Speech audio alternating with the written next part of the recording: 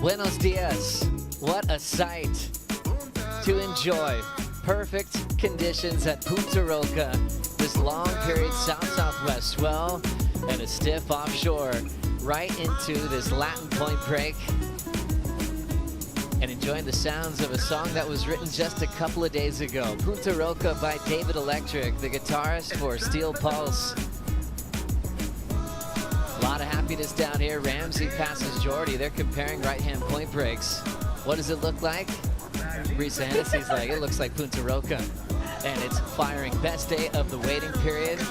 A world champ and now a coach. De Souza breaking it down with Alejo Muniz. And world number one is maybe comparing it to Valle Formosa, running right in his backyard. How about these waves? Jordan Michael Smith laying down a huge, beautiful down carve to set up a big day of competition.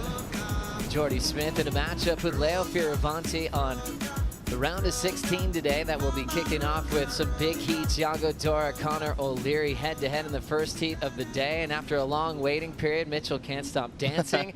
Looking at waves like this, a lot of happiness around this area, a lot of stoke. Everyone is looking forward to kicking off big heats this morning. Oh, it's amazing out there, Joe. I mean, props to our comps team. They really waited for the swell, and they knew what was supposed to be on arrival. Strong offshore winds from the northeast, Joe, and we're expecting big things today.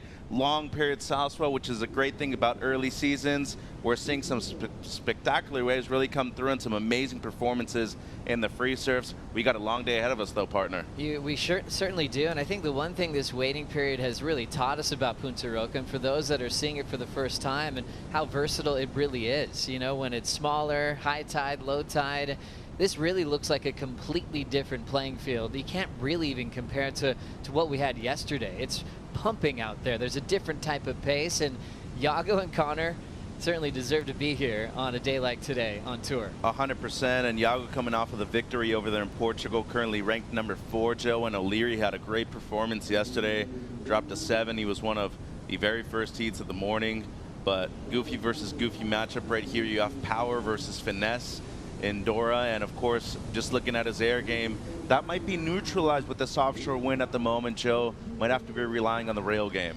Wow, slugfest of the backhanders. You look at what Connor's done. It's impressive to see how vertical and powerful he can get in the lip line here at Punta Roca. You just heard that horn in the distance. It is on. What a day we have in front of us with these solid long period lines coming around the corner at La Punta. Connor O'Leary coming off a quarterfinal back in 2023, but this year feels a little bit different for Connor. He grew from his mistakes in the opening round, looked really classy yesterday's conditions, and when you got the size of Connor O'Leary and you got the wave growing with you on a day like today, I'm only expecting Connor to get some bigger points from the panel. Absolutely right, Joe. I mean, this is his type of wave, what we're looking at, strong offshore winds, something that really allows you to surf in the pocket. And you have a big contrast in style with Yago, who, coming off of the win in Portugal, showed his variety, his creativity at a difficult beach break. Excellent barrel rider too, but right here, once again, with a strong offshore wind, it's going to be hard to go to the air, Joe, but it's going to be goofy versus goofy battle out there right now in Heat 1. How stoked are you right now, Rosie? So stoked, Joey. We love waking up to lines like this. George Patel was out there prepping for his heat. George, what are the conditions like?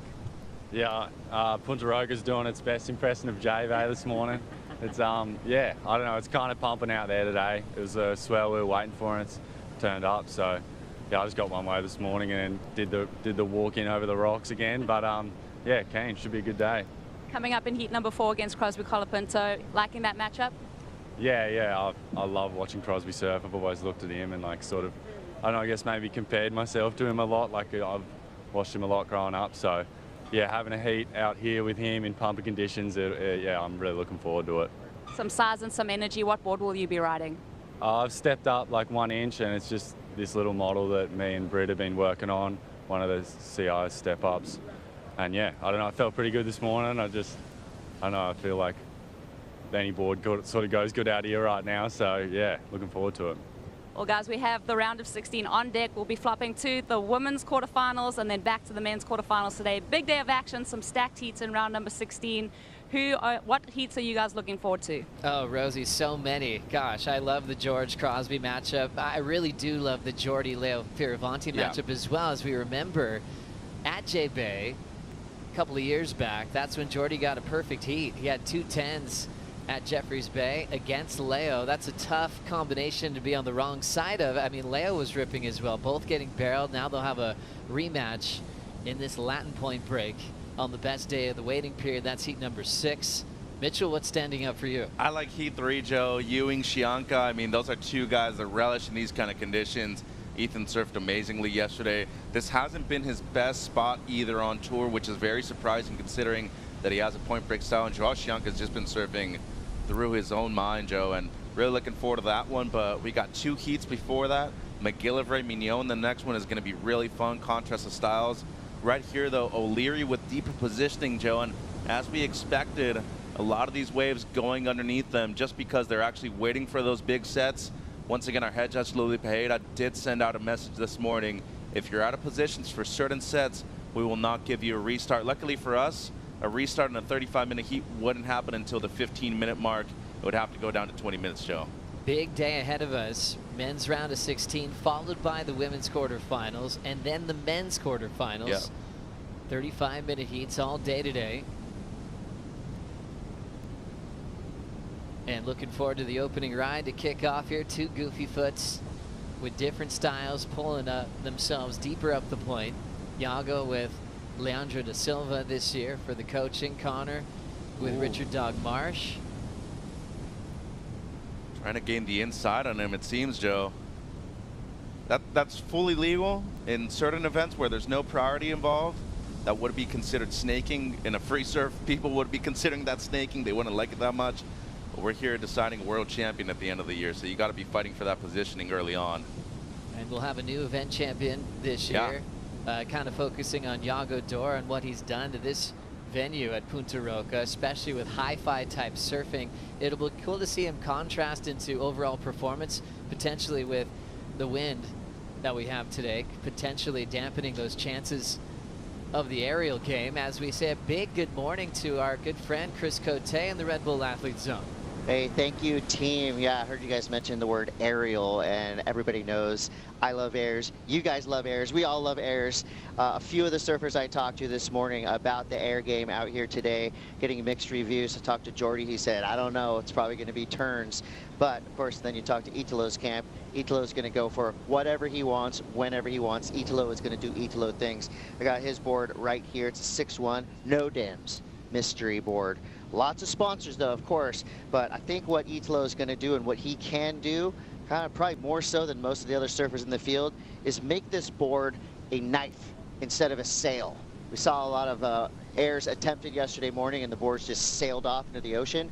Well, the surfers that can figure out how to use the wind, cut through the wind, most likely go straight out to the flats, like we know Italo is capable of doing on nearly any wave he surfs.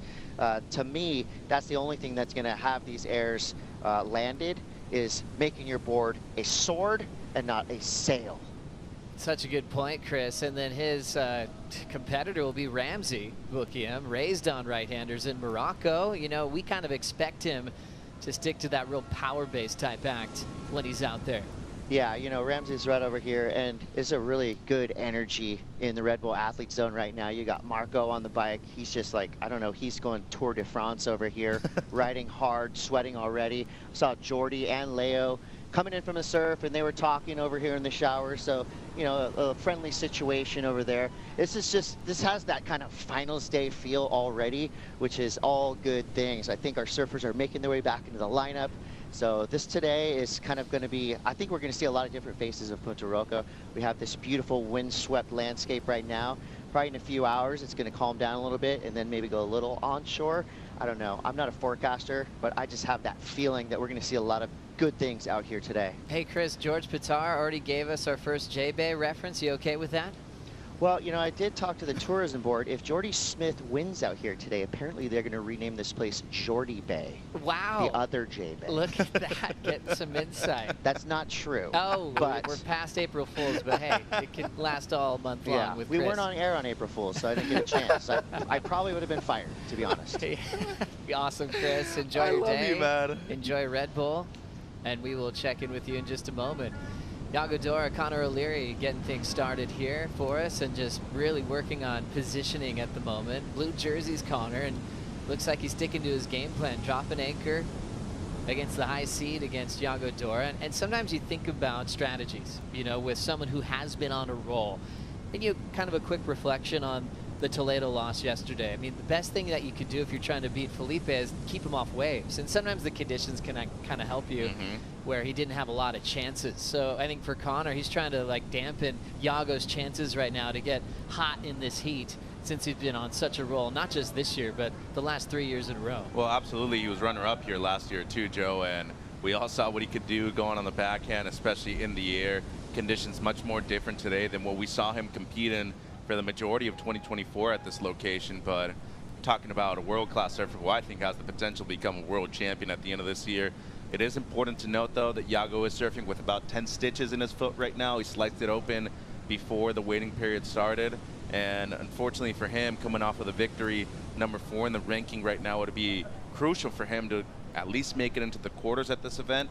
But just considering how bad of a result he had a pipe to start off the year, Joe, anything is better than a 33rd. So you're at least guaranteed a 9th right here in this round.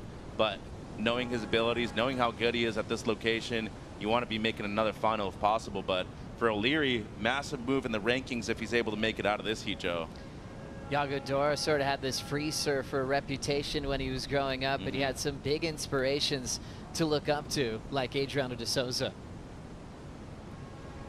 The biggest one for me was Adriano's title because I was like really close to it. I don't know, it just showed me how some things play out and like how the universe works and it makes things happen like in the way they're supposed to happen sometimes. Like on the finals day, everything was happening where like felt like Mick was gonna win the title that day, and then like somehow everything changed again and Adriano ended up winning, and it was like, yeah, just a weird feeling, like how things connected to him, not only like the surfing itself, but like how everything played a part in like making that day being his day. Yago reflecting on the world title run from Adriano de Souza. He was very close to it because Yago's father was coaching Adriano through that world title run that year. We're going back to 2015. That was a wild world title race. We got to Pipeline, which was the season finale back then. There was 6 contenders on the beach at Pipeline before that first heat kicked off. Felipe had the most wins that season. Mick had been through so much looking for number 4. Adriano had started calling up Jamie O'Brien to say, help me at Pipeline, and he said, absolutely. And next thing you know, De Souza went all the way, won at Pipeline for the first time in his career, and won that world title that he was so dedicated to, which the transition now for Adriano being a coach himself, I think is just remarkable. He had to kind of rewrite his own playbook, kind of without resources, and believed in himself when nobody else did. I mean, that is a powerful coach now to hand everything he's learned to surfers like Alejo Muniz. And a major thing to come out of that too, Joe, is that he proved that to be a world champion, you do not need to have an ego. He went out, asked for help if he needed to, obviously got the help from Jamie O'Brien. It seems like Yago's asking for a block. He wants priority. I don't think there was much of a block right there. Dora had an opportunity to go on that wave too, and it was just a miss one. And that's what I'm talking about with the head judge text that he sends out this morning. You have waves out there, especially with this kind of swell. We waited around for a long time to get this swell, Joe. You better be in position for the waves when they actually come through. Well, and they understand that sign language upstairs. You could hear the tower announcer kind of replay what's going on for us. No block whatsoever. I mean, Yago still kept on paddling after Connor pulled back, so good a call. Non-priority still, Joe. And they let them know, hey, the clock's running. Nothing happened there, no calls. We say big good morning to Strider Wazalewski. Best day of waves we've had all waiting period. How's it looking in the ocean? Wow, what a difference it looks. I mean, just being on the beach watching it, just lines roping through offshore winds, just, I mean, really looks picturesque. You get out here, it's a whole other story. This wind is whipping up the face so heavily. You know, I was talking to Ryan Callanan, he's out here caddying. He said that on your turns, you have to lean into it twice as hard. You have to like switch up your entire technique just to bite through the wind. It's that strong. I mean, these chops come up the face. It's like a full swell in Cocoa Beach right here. Look at these sets coming in. Here we go. We got our first wave, boys. There we go, Strider. We've got Yago Dora getting things started. 22.5 on the clock. There's the pace. Let's see how he handles this really strong wind. It's going to be a short opening ride, but at least we've got the priority rotation started. Connor O'Leary just demanding that inside position. We'll see if it pays off. It won't be much of a score for Dora, but he's now repositioning further down the line here at Punta Roca. Fun looking wave starting out for the Brazilian as he carves off the top, starting to run down the line now. Section's growing quickly on him, and he might have to settle for one big finish. It's a gigantic full rotation in wind that doesn't seem friendly for most, and Yago takes advantage of having an unbelievable landing rate no matter where the wind's blowing. What? Joe? How? Absolutely baffling everybody on the beach. Connor is going, how can you even go for that in winds like this? Leandro da Silva loving the adaptation of Yago Dora, moving down the line, 2-3-3 created space, and pulled a big full road where you're really not allowed to do a maneuver like that. This is just incredible. I mean, fully absurd, and we're talking about a specimen out there in the red jersey. I mean, he was eyeing the section the entire time. Great read. Only way he pulls this, Joe, is by pulling it and throwing it towards the beach. He does that. But boy, I mean, just considering how strong this wind is, it is so much stronger than yesterday too. And a full rotation on the backhand, Joe. Just incredible stuff. I mean, that is picture perfect. Technique always on point by Yago. And once again, surfing with 10 stitches in one of his feet at the moment. How crazy is that, though? You've got to be kidding me, Joe. Not many people could have done that in the history of this sport. That was absolutely insane. Yago Dora pulling off a big full road. Strider, did you see that coming? Holy smokes, I did and I didn't. I was thinking, you know, the wind is whipping, maybe he's gonna go for a big hanger, you know, maybe 2 for 1. And the next thing you know, I saw him just building and building and building, and I was like, oh no, he's gonna do it. And I was thinking, this is gonna be, you know, this could break you in half the way the wind is, and he just flew it into the beach.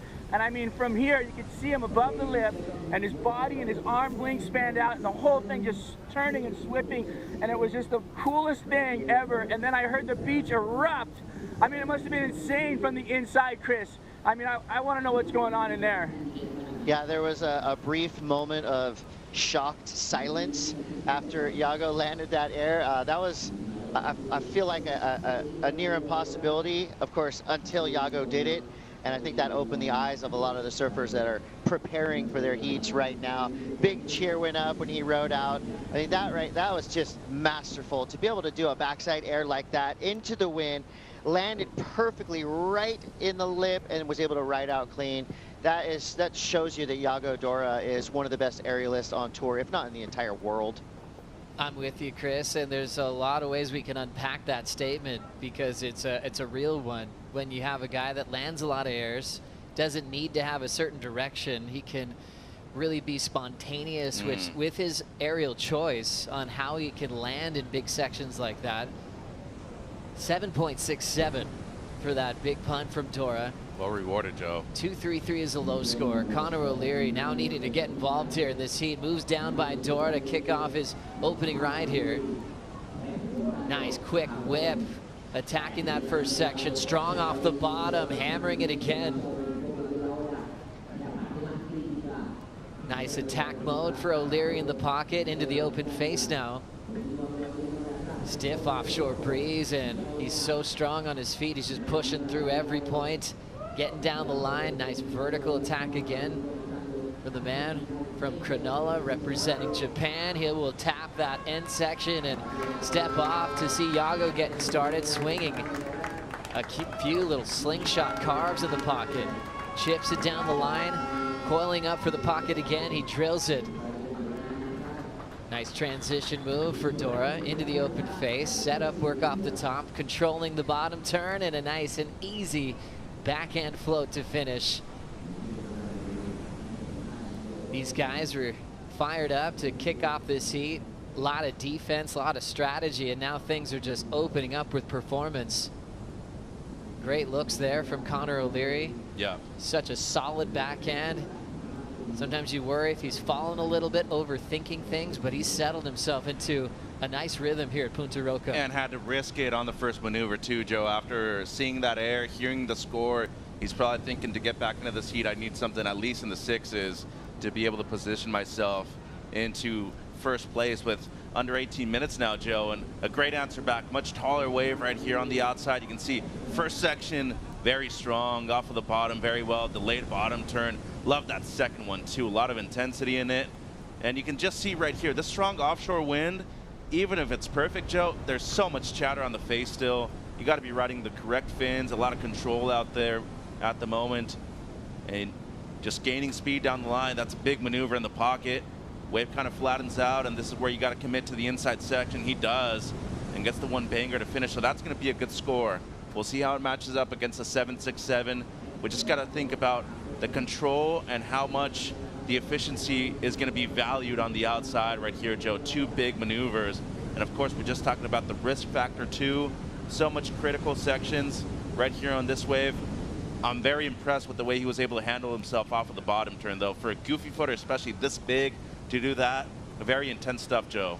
Really committed power hacks from Connor O'Leary, just what you expect from him.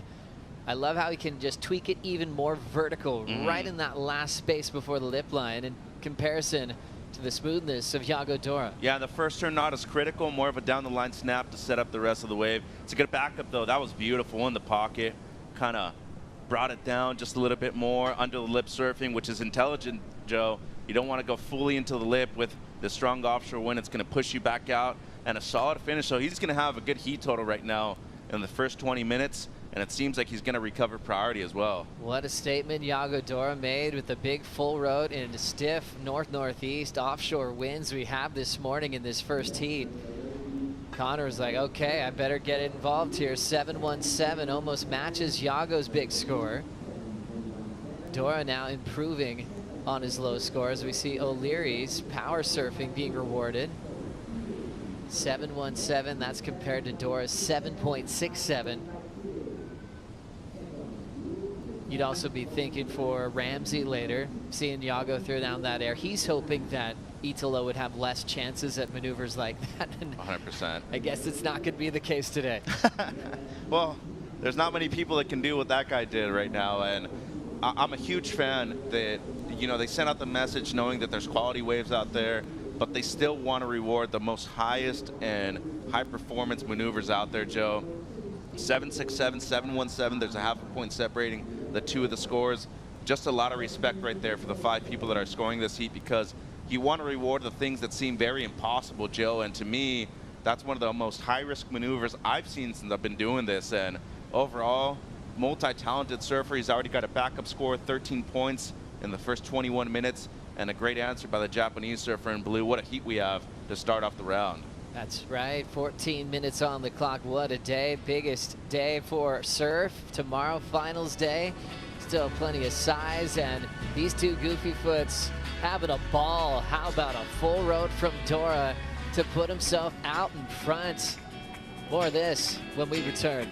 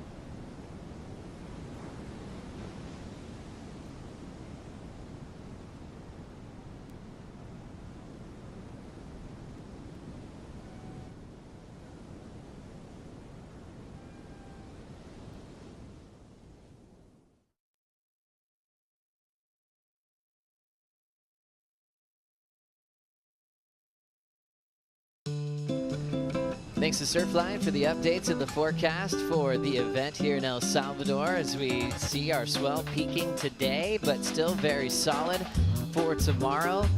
And just identifying the wind direction, looking at shifts in the afternoon to the south-southwest and southwest, and seeing that offshore to side shore in the morning. Exactly what they forecasted, what we're seeing right now, this first heat of the day, Mitch. Yeah, some of the best faces we ever seen right here at Punta Roca, 6 to 8 feet at least on the sets. And then you see that side offshore, very strong. It turns onshore, but it's going to be relatively light this afternoon, Joe, which is great for us. We have both quarters going on this afternoon, and then tomorrow it's going to be really fun. That's finals day, and we have more time to choose, so we can pick and choose with the tides depending on how good it is early on in the morning. You can wait a little bit longer, but tomorrow, guaranteed finals day, we have our semis and finals, and we will be crowning new champions in both divisions, Joe. That's right. Look at that, 6 to 8 foot faces with this longer period south-southwest swell. Thanks to Surfline for all the reports. It's been a busy one for these guys throughout this waiting period. A little bit of everything, a lot of holds, trying to get through the tides that were unfavorable at the low on the smaller part of the swell. But now, this is the swell we've been waiting for. It was forecasted a long time ago, and we're scoring. Yago Dora still out front. Big score still, that big full road through the offshore wind. Connor O'Leary, though, right in the mix, just under the 767. His 717 was all with big power turns. Number 93, trying to get a backup to go with the 717, Mitch. Yeah, well, he's looking for basically a 6-point ride to move up into first. This was under priority, and recognizes that after the first setup turn, that wave not going to give him a whole lot. So Yago right now playing the patient game with the lead, Joe, and just looking at the way he surfed. I mean, you brought up an excellent point that I actually asked Jack Robinson a few years ago, too.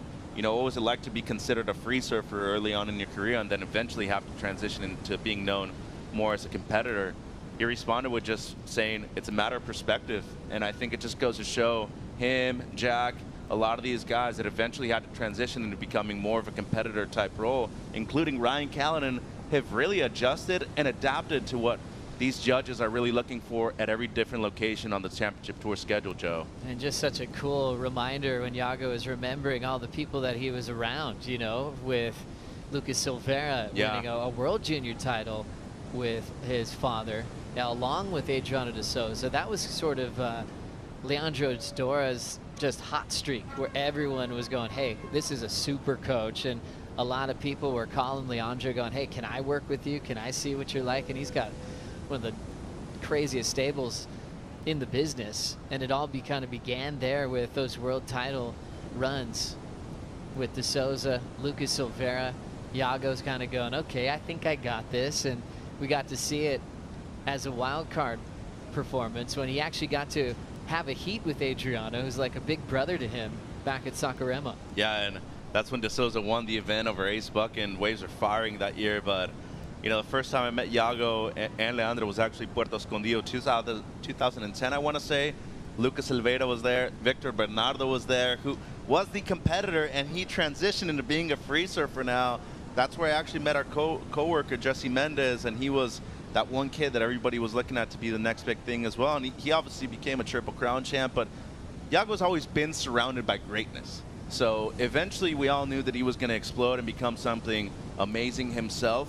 But he was never the one guy to look at as the biggest of competitors. And look at him now, Joe. I mean, since that wildcard performance in Saquarema in 2017, he qualifies that same year, U.S. Open champion, multiple finals at the CT, and now already 2 wins at the same level. Yeah, what a role he's been on the ascent of Yago Dora, putting himself in a Final 5 spot very early, earlier than he has in the last 2 consecutive years, where he's finished 6th in the world, 7th in the world, very close to competing for a world title.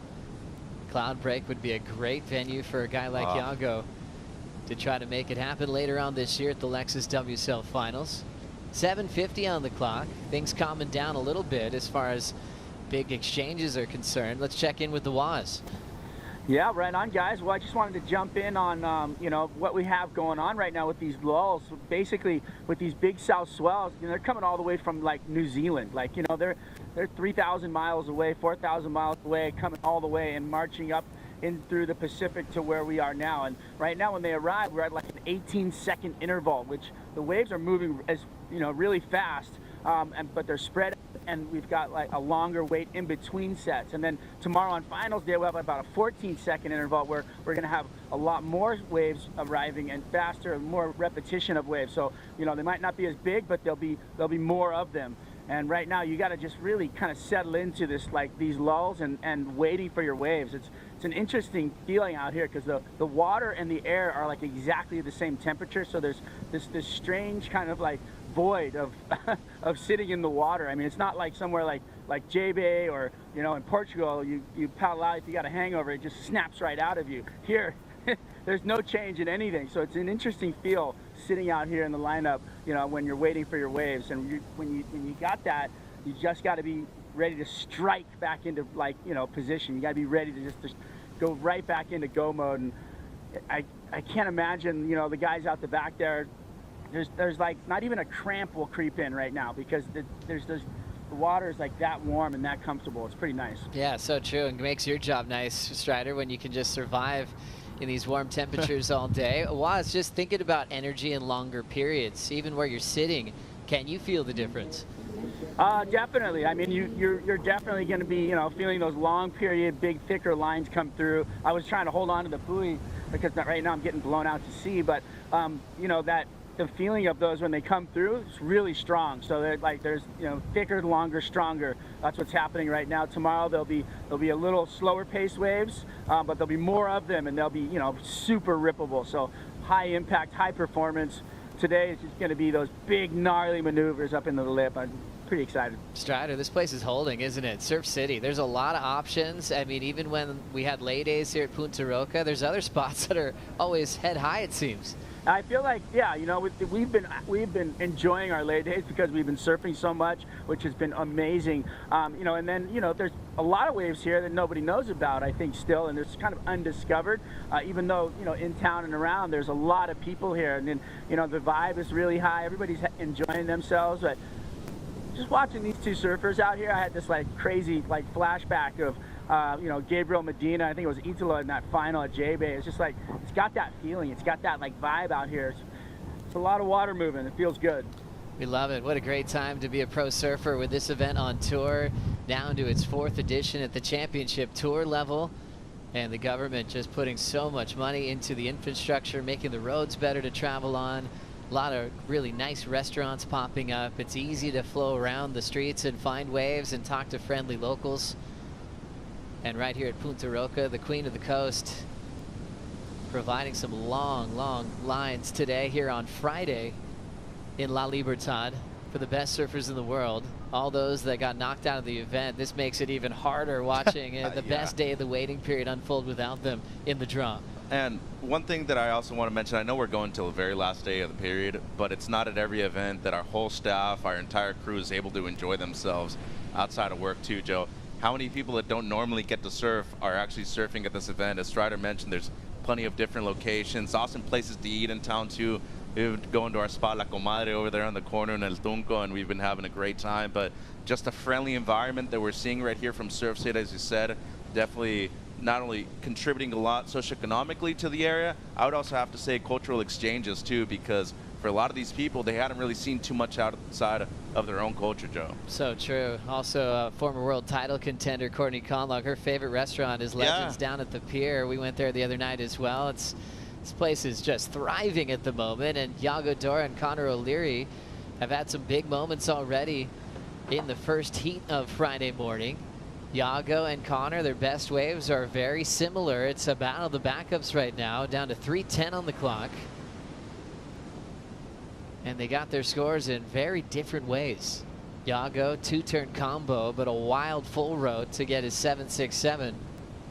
And Connor O'Leary played aggressive defense, just controlling the lineup, going deep, and then moved into position. And you could tell he's still fired up. Big 7.17 for some big vertical hammers down the stretch. And Dora asking for time right there. O'Leary on screen. He's needing close to a 6, Joe. And, you know, just looking at the way both of these gentlemen have competed, it was obviously the inside positioning that O'Leary was looking for at the beginning of the heat. It actually cost him because Dora was able to kind of disconnect from him, got the 2.33, broke away, and then got the 7.67. In Connor's defense, though, not many people could have surfed that wave up that well. I mean, that That wave had maybe a 4 on it at the most. He went way up, close to the exit range, Joe, and I was, you know, just thinking to myself, if this were a heat later on in the round, later in the day, that 767 probably would have been higher personally, but it's the first heat of the morning. You don't want to go too high and break out the scale, so props to our judges. 2 minutes to go, Joe. Here's the heat recap. Getting things started was Iago Dora, just feeling his way down the line. You're going, our air is going to come into play today. Iago kept stretching this out, found a nice place to launch, perfect with his footwork, a perfect landing, and everyone put on notice that Iago's got every weapon that he can reach for on a day like today. That was just unbelievable, honestly, Joe. And then the answer back by O'Leary right here, some good surfing as well. More traditional stuff, but still beautiful and radical in the pocket the entire time. To be able to manage the offshore wind the way he has, 717 on this score, Joe. Good combination of maneuvers and excellent read of what the wave was going to do as well. He was out there during the free surfs, had a couple of impressive waves. You can just see he's done his homework leading up to this event, and of course, just working with Doc Marsh and his entire crew. Gabby Bryan, who's looking for her first victory here. They're doing good work. Minute on the clock. Dora with priority and the lead. Connor O'Leary chasing a 6.01. They've been sitting for a while now. Iago shadowing Connor, looking to keep him off this wave, and he will. Fourth wave ridden for the Brazilian from Florianopolis. Tracking down the line, just speeding, setting up his first turn. Great connection, working really hard on his backhand attack over the years. Quick reaction off the lip line, and is able to frame it vertically through this offshore breeze. Great response from the grandstands here at Punta Roca. Dora looking to better a 5.5, 13 seconds to see if Connor can find a wave. And our surfer representing Japan doesn't look like he is in position to catch this wave in time. O'Leary will go down to Iago Dora here in the round of 16. And Iago already in a top 5 position. Could find some momentum to jump some spots. We've got some big names out like Baron Mamiya, so there's some space for Iago to move as he takes that first win of the morning and goes to the quarterfinals. Up next is Matthew McGillivray versus Marco Mignot. We'll be right back.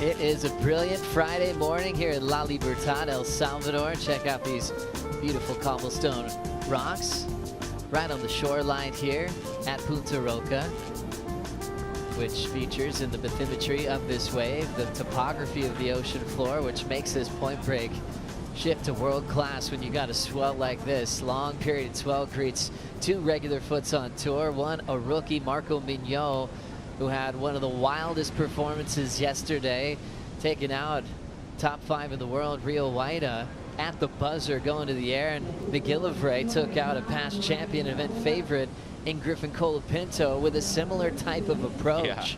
Now these two going head-to-head for a chat at the quarterfinals. Look at these waves, Joe. I mean, they let that first one go. It is just cooking out there at the moment. Here's Matty. Matthew McGillivray raised on a right-hand point break, which is on the calendar on the championship tour. Wave called Jeffreys Bay in South Africa. Throwing down some hooks, using a lot of the face. He's able to lay low through the turbulence to ride out of his opening ride. Mignot on the next one will slip off.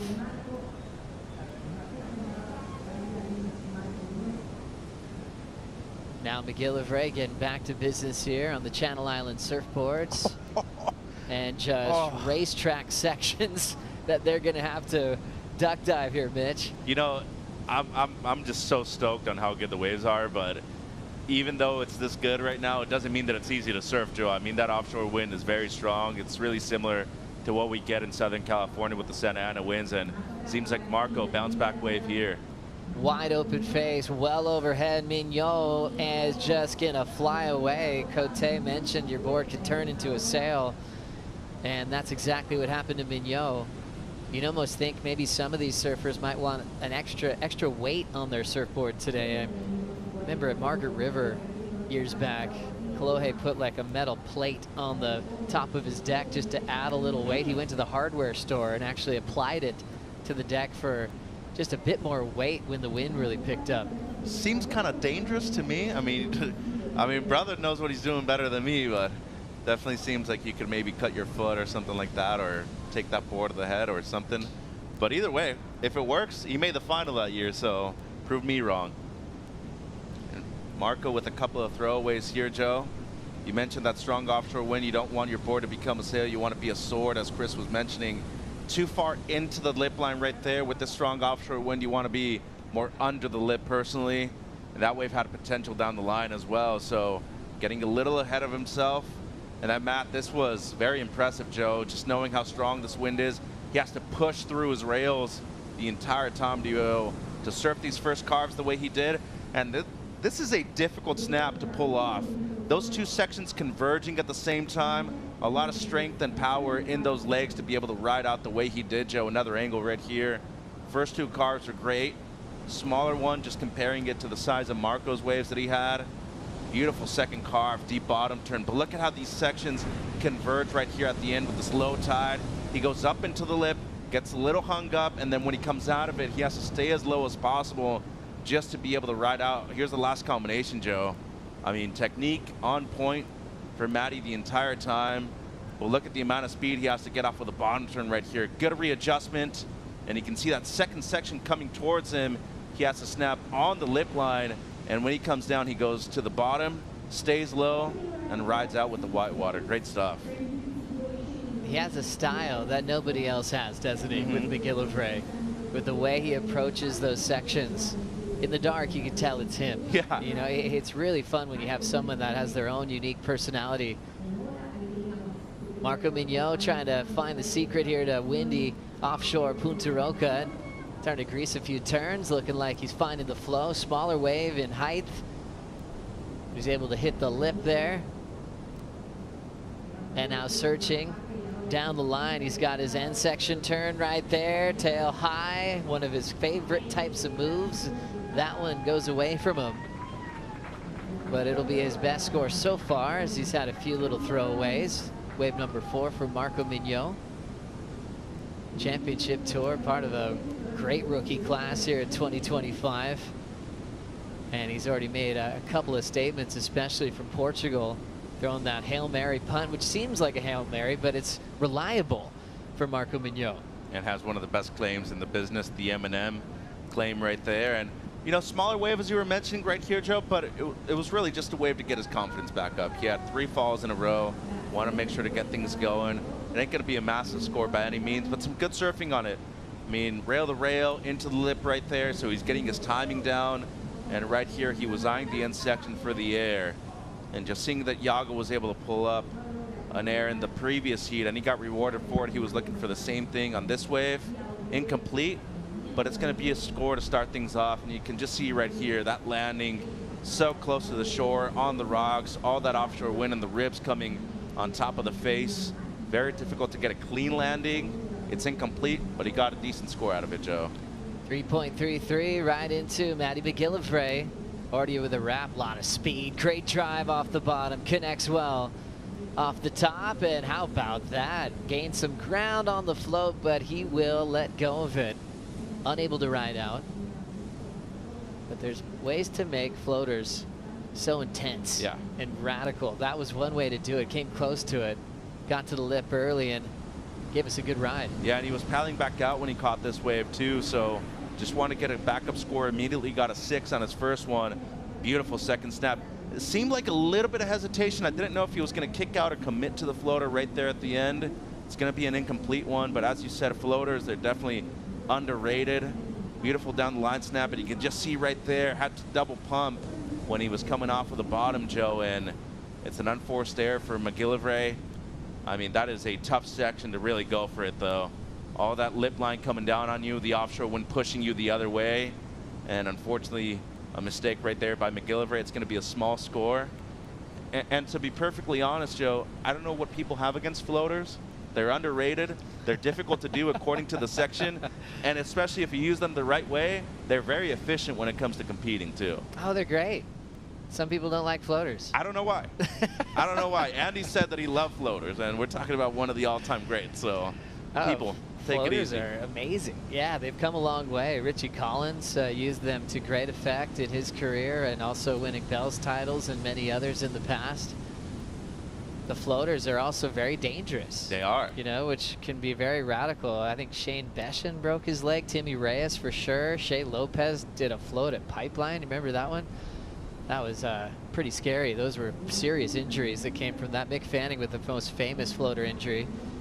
Recovered and won 3 world titles. As we look at Marco pushing hard on those points. Couple ribs on the face that he's going to use as a ramp. Way to identify a place to punch the tail out, and we are in the tube with McGillivray for a moment. Of course he would find an opportunity to pull in. A point break specialist, and you can see his strengths really coming out right now. Boy, he traveled a good amount of distance right there too, Joe. I was hoping that he was going to make it out of it.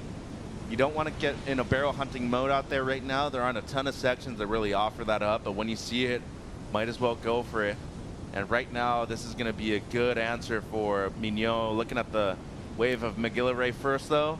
I mean, look at the amount of travel, amount of distance he covered, Joe, right here. He was close, just got a little too high, wanted to stay just a bit lower, and that wave eventually just clamped on him towards the end. Good answer back right here by Mignot, under priority as well. A little stuck on the carve, but here, just kicks on the tail pad and makes up for it with that beautiful slide of the fins. And then straight into the reverse. That is his patented maneuver right there, Joe. It's going to be a great wave for him. He's going to be back in the heat with this one. Let's hear from Yago Dora with Rosie Hodge. Well, what a way to start the day. A 767 was unbelievable. Yago, can you talk us through that wave? Yeah, the waves look amazing from the outside, but when you're out there, it's like really a lot of texture on the wave. The wind's like really holding us back when you're trying to surf. Like Dave has to have like a right timing, like to be good to surf. And I saw that wave was kind of running away, and if I went like top to bottom on that wave, I would probably not like get all the score I could out of that wave. And I just saw it running away. I was just like, this is it. I'm just gonna go for a big air.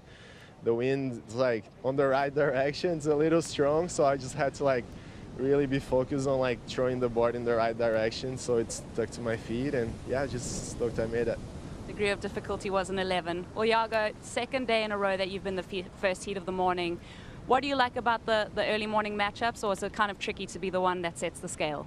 Yeah, I usually don't like being the first heat. Not because I'm not a morning person, because I am. I love waking up early, but just like about the scale, and like they're still trying to figure out what they're looking for, and it's always hard for us to figure out too. Like in the first heat, it's always better to watch a couple of heats before you go out. But I was just like, I just did the air, and like I was not trying to think about what scores I was gonna get. I was just like, I just want to do the best I can do on this wave that I got, and I did the air, and they set the scale on that wave. And I know Connor got a really good wave. I didn't see what he did, but the wave looked amazing. And yeah, just got a bit slow in the end, and the wind got even stronger, so kind of went bad in the end of the heat. But this heat looks good again.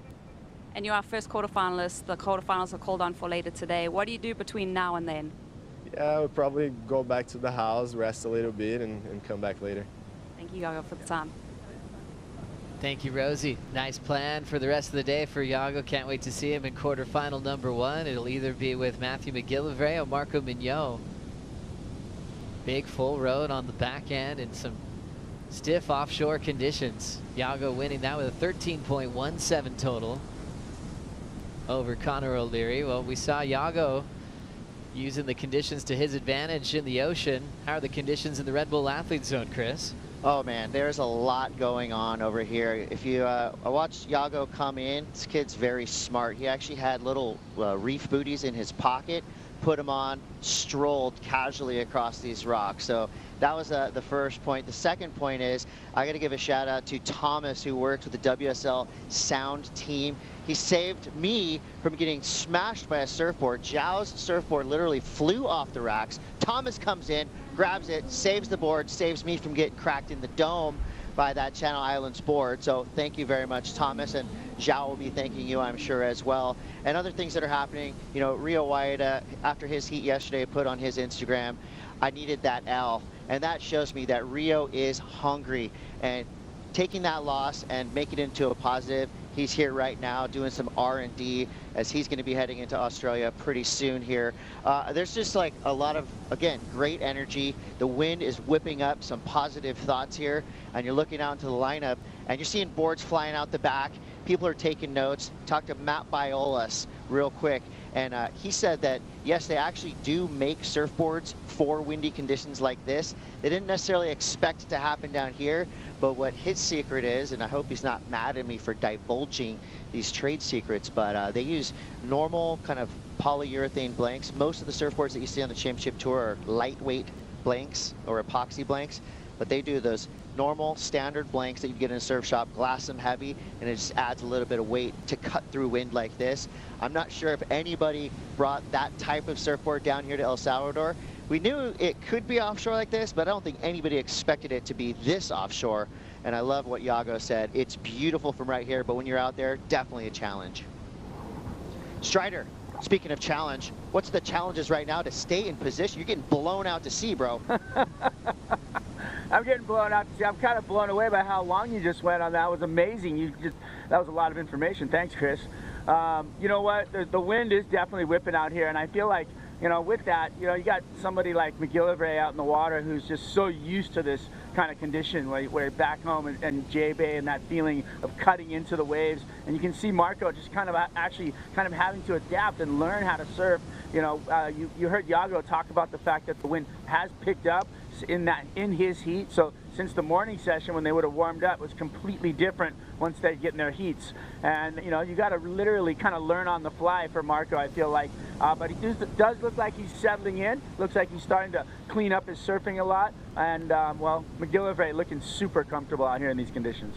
Strider, this whole situation is reminding me of one of my favorite Stevie Wynn. Chance, take it. That feels like what Marco is doing out there. Is there a section that you've seen that is kind of like the possible section, the spot where maybe you could squeak out an air like we saw from Yago, or is it kind of like whatever happens happens on these waves? No, I think honestly, there's this little ledge that happens. You saw McGillivray pull into that barrel. There's kind of a slab little ledge right in the middle of the wave there when they take off and they get one turn off, and then it runs really fast. And then in that section, if you did a big air on that section and rode out of it and kept onto the wave, you're going to come away with a huge score. So they're out here, and I feel like, you know, these guys are the best in the world. Marco's already proved that he can do it. I mean, that stomp that he had in his heat to start yesterday was ridiculous. So, you know, it's out here. It's just waiting for you. Just got to find it. I'm excited to see it. Hopefully we'll be back in the high life again here any minute now. Chris, have you seen Ethan yet? I did see Ethan, and Ethan was doing Ethan things. He was just super focused, sunglasses on, not necessarily hiding, but over here in the corner, not talking, just watching. And, you know, when you feel that kind of Ethan energy come through the Red Bull athlete zone, you know he's here to do business. You know, he's not joking around, he's not laughing, he's not hanging with his homies. He is strictly in the Ethan zone. Thank you, Chris. Thank you, Strider. Marco Mignot now lighting up a section with the tail blowing out. Tries to control that one through the turbulence, off the lip this time. Mignot, the rookie on tour from France, belts that lip line again. Ripping it in the open face. There's the drive through the inside wall there, and stays on his feet through some wild sections there. The French-Mexican representing France, growing up in Sayulita. As we look at McGillivray from Jeffreys Bay, South Africa, looking to better a 2.67 here, loading up for the punt. A nice lofty cool front side reverse through this offshore flow. It's funny when you see Matt do an air, it's a little harder to predict than most aerialists. You can kind of see it coming. You could easily see him shift into a top turn if he wants to. And he can kind of use it as a bit of a surprise. And I think now it's like, you know, he can do this on demand, especially when he has a section as good as this. Yeah, and as you said, on the fly too, just being able to adjust and kind of read the section in the moment. As you see right here, I mean, he has so much speed, but I like the way that he doesn't go fully above the lip though. And I just think it's a testament to how strong that offshore wind is at the moment. That's a cool shot with the two surfers still riding on the wave. And you can just see right here, see how he doesn't get super high, Joe? I like that he didn't go super lofty. Has a 6, only looking to improve on the 2.67. There's no doubt that that's long gone by now, but he made sure just to be on top of his board the entire time, and that board wasn't going to be sailing on the outside. And I thought this wave, for how it was, Joe, personally, very well surfed. I mean, great pacing to it, a beautiful first turn, dynamic as well. Second turn, a bit more stuck, wasn't fully committed that section, much better right there. And the recovery he has had after his first 3 waves at the falls, very impeccable. And right here, I'm thinking to myself, 418 is what you need. Maybe start going pedal to the metal here at the end, try to fit in an air, decides to stick with the rail surfing. So before Matt's wave, maybe yes, maybe no on getting the score, but there are some beautiful moments of presentation of surfing, especially on rail here, Joe, from a kid that doesn't normally surf a wave like this at home, but with these strong offshore winds, you got to present your best stuff. And to me, I feel like we still have some repertoire that we haven't seen from Marco in this heat. Combination of maneuvers, though, I mean, when it comes to surfing into the lip line, have been great. They've been on smaller waves, though, Joe. Marco Mignot turns in a 4.67, gets the lead off McGillivray, but McGillivray is waiting for his last score. That should put him right back into first, where he did the punt on the end section. But Marco getting in the mix. He's starting to hear what the judges are scoring. He now knows what 2 back-to-back 4 Rangers felt like, and he's going to try to break through the scale. Number 73, the rookie on tour, throwing some fireworks into the lineup yesterday with some big airs at the buzzer. Let's see if he can keep that connection this morning here in Heat 2 of the round of 16 as Joao Chianca prepares for Ethan Ewing at Punta Roca.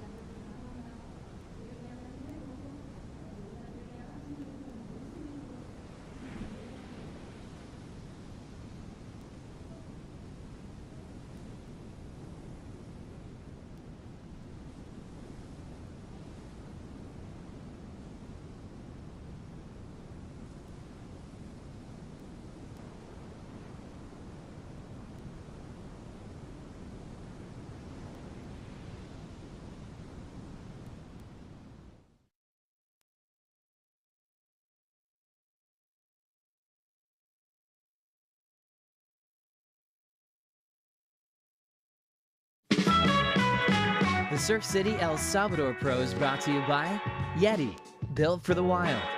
By Corona Cero, made with 100% natural ingredients. And by Surf City El Salvador, home of the right surf. Ethan Ewing head down, all focused. Likes to let his surfing do most of the talking. Can't wait to see him at any venue on tour, but the right-hand point breaks. You're just waiting for a display of maybe the best modern-day rail surfing we've seen on the championship tour, getting big props from guys like Mick Fanning and Joel Parkinson, past world champions of the sport, that say they cannot miss a heat when Ethan Ewing's in the water. He's taking on Joao Chianca coming up next. Stylistically, basically opposite when it comes to how they drive down the line and set up big moves. Joao Chianca understands the rule book. He knows every win is so important, and for Ewing, he's been a little bit quiet, winless last year, but right there in the great spot in the title race once again. Coming up in about 11 minutes. That score did lock in for McGillivray, where he went to the air. A 5.33 right back to first. And has priority. Mignot trying to work his way through the lineup to get another opportunity here. Yeah, no, and with 11 minutes on the clock right here, it's obviously a major moment with him still holding priority. And Joe, most importantly, he's been very efficient, had the barrel ride that if he pulls that, he's probably looking as one of his top two waves, the 267, same maneuver in the end section. But overall, McGillivray's been a solid competitor here in the past, made the semifinals last year, Joe, and he's one of those guys, when you look at a right-hand point pick, you know he's going to do well. Bells Beach, Jeffreys Bay, of course, here at Punta Roca. We have 3 events in a row at a right-hander, though, and Burley Head's now being the stop over there on the Gold Coast. Of course, Bells Beach, and Margaret River could be an amazing event for him as well on the schedule. Years already flying by, 3 events complete. Going back to Pipeline, tie-break decision in Baron Mamia's favor. He was able to go back-to-back on his home break to kick off the season. Then we saw the Italo Ferreira show with Rio Waida in the final, which was great to see. Iago Dora picking up just his 2nd win so far of his career. He's been all over the event in Saquarema, but first time he's gotten a win in the first half of the season. And now we're here at stop number 4. Certain surfers being upset early in the round of 32. As we focus in on that exchange that we saw earlier, Matthew McGillivray and also Marco Mignot riding the same set. Let's have a look. Yeah, and this was the 5.33, the backup so far. McGillivray, just really a setup car for him on the open face. And then right here, Joe, look at the amount of speed he gains. And pedal to the metal right there, but he doesn't throw it towards the outside, he throws it towards the beach. With right now with this offshore wind is very intelligent. So stop it right there, guys. We're gonna look at the lip line that he's eyeing up right here. With this offshore wind, you can already see the coping going on the outside, right, Joe? So run it for me. And then right here, he's gaining a little bit of speed, eyeing the section down the line, and let's stop it right there. So right here, you can already see all this texture, all this whitewater just going on the outside. And if you run it, he's already on his base with the wider stance that he normally has anyways. And you can see right here, when he starts rotating, he keeps a level head and his entire board moving towards the beach the entire time, because if he does that, he's landing in this spot rather than on the outside where that offshore wind is pushing him. So Joe, perfect example of what you should be doing, landing towards the beach rather than landing with the offshore wind on the outside. So great stuff from McGillivray, adjusting on the fly. Solid Mitch, great breakdown of that punt from Matthew McGillivray. I remember an old interview with Taj Burrow. He was so solid with airs on tour. One of my favorites to watch. His heats you just had to watch. He was like surfing in a movie part every time, and he always felt that the throw tail reverse was easier, more reliable, because your motion is staying with the motion of the wave, where your landing is going the right direction when you kick your tail towards the beach. Where sometimes those just clean front side airs can be a bit tougher to get yourself to re-enter the wave. Correct, you're disengaging with the wave when you actually get some pop in air, and you can see his results so far this year, 17th at every single venue, and he hasn't surfed bad, Joe, but he's just needed some better waves at certain moments, and clutch performance right here in the round of 16 up against somebody who's really been on a roll too. You mentioned him making the quarters, defeating Griffin at the last event in Portugal. And yesterday he defeated number 5 in the world in Rio Waida, so no slouch out there as the kid in blue, Mignot. McGillivray providing some great backup and support for Jordy Smith representing South Africa. Jordy sometimes is the only surfer on tour representing that great region in the world. Sometimes he's got some backup like McGillivray, who's been reliable, Mikey February recently in the mix. You can go back to some great South African performers like Greg Emsley, who enjoyed a stellar career against the best in the world. More recently, Ricky Bassnett was sort of the answer to Dane Reynolds at the time. The guy was so talented. Had a tough year just result-wise, but still one of the best to come out of that region. Royden Bryson, wow, he was one of our favorites to watch. Davey Weir had some success. That guy, when he won the Mr. Price Pro, I want to say he beat Austin Ware in the final, I want to say. Dude, Davey Weir winning at home in Durban was awesome. Like, that generation of South African surfers was great. And at one point, I wanted to text Logie when Mikey February and Jordy were matching up, like, throughout the entire year. I was like, hey, I understand cheating, but, like, can we kind of help the brothers out? Like, we need to keep at least 2 South Africans on tour at the entire time. Yeah, so much talent from that region, all the way from, you know, Durban and beyond, down all the way to Cape Town. So much world-class surf. And, you know, when we go to J-Bay on tour, it's the wild card stories are brilliant from locals like Dylan Lightfoot, Dale Staples. That guy rips. Steven Sawyer. Stevie, longboarder, Joe. And a shortboarder as well. It was very competitive in both disciplines. It's pretty rare to see that. Basically ride anything he wants. 5 minutes on the clock. Matthew McGillivray with priority. Drives into that first section. Setup work deeper off the bottom. Big snap there. 2 great turns. Deep bottom turn and punches it out again. McGillivray finding beautiful flow here at Punta Roca. Lays it over again. That section's going to keep him behind for a moment, but he's back out in front.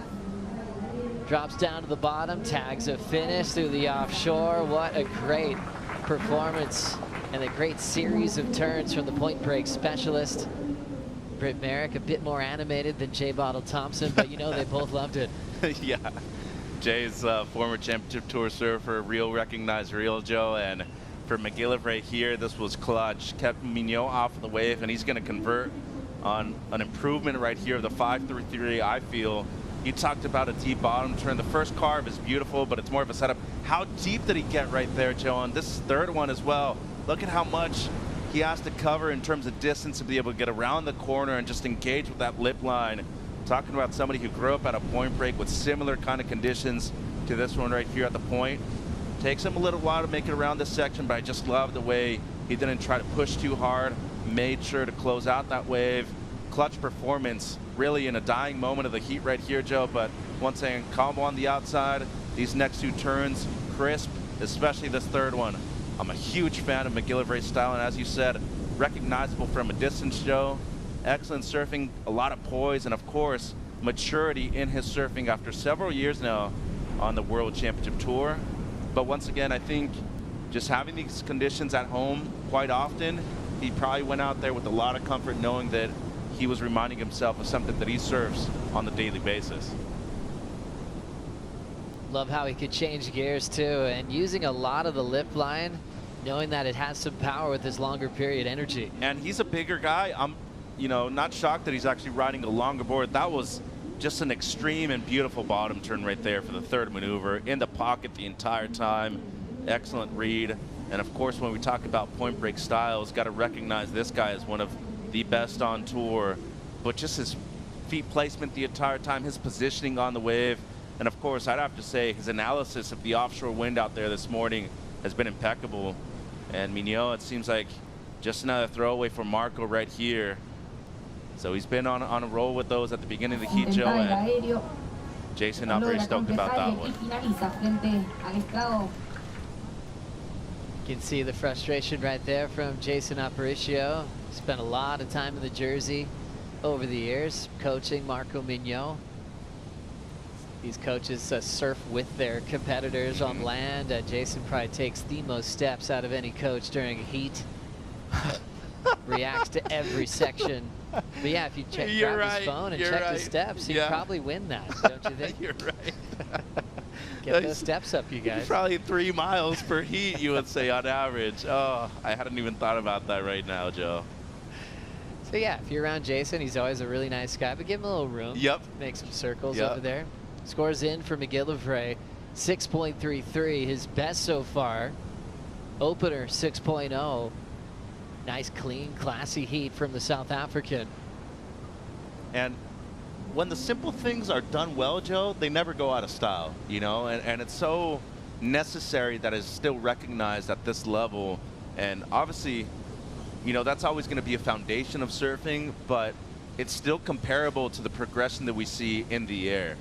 And as Rosie actually said on the lineup the other day with Dave, a great episode, by the way, if you haven't heard it, progression is also done on rail. And it's a true testament to what we see with a lot of the guys in the top 10 right now, including the 2 gentlemen that are going to be coming up in heat number 3, Joe. We're under 1 minute. Heat 3, Ethan Ewing, Joao Chianca. Precision on the open face from both those athletes. Right there, asking for a time call is Marco Mignot. Remember, he can save himself in the final minute. His dad does not want him to take that wave. He's got to go on something, though. Christoph. Maybe one more, Joe? Maybe one more. 20 seconds. 15 seconds to go. Christoph 10 seconds. now taking a deep breath along with Jason Aparicio as they look out to sea and not seeing any chances heading towards Mignot. Settled with a couple of 4s, but didn't have the fireworks at the buzzer like he had with Rio Waida yesterday. It will be Matthew McGillivray getting into the quarterfinals. And we haven't seen McGillivray in that final series really since going back to El Salvador last year, where he finished equal 3rd. Coming up next, it's Ethan Ewing and Joao Chianca. We'll bring in Cote and Jesse Mendez for the call.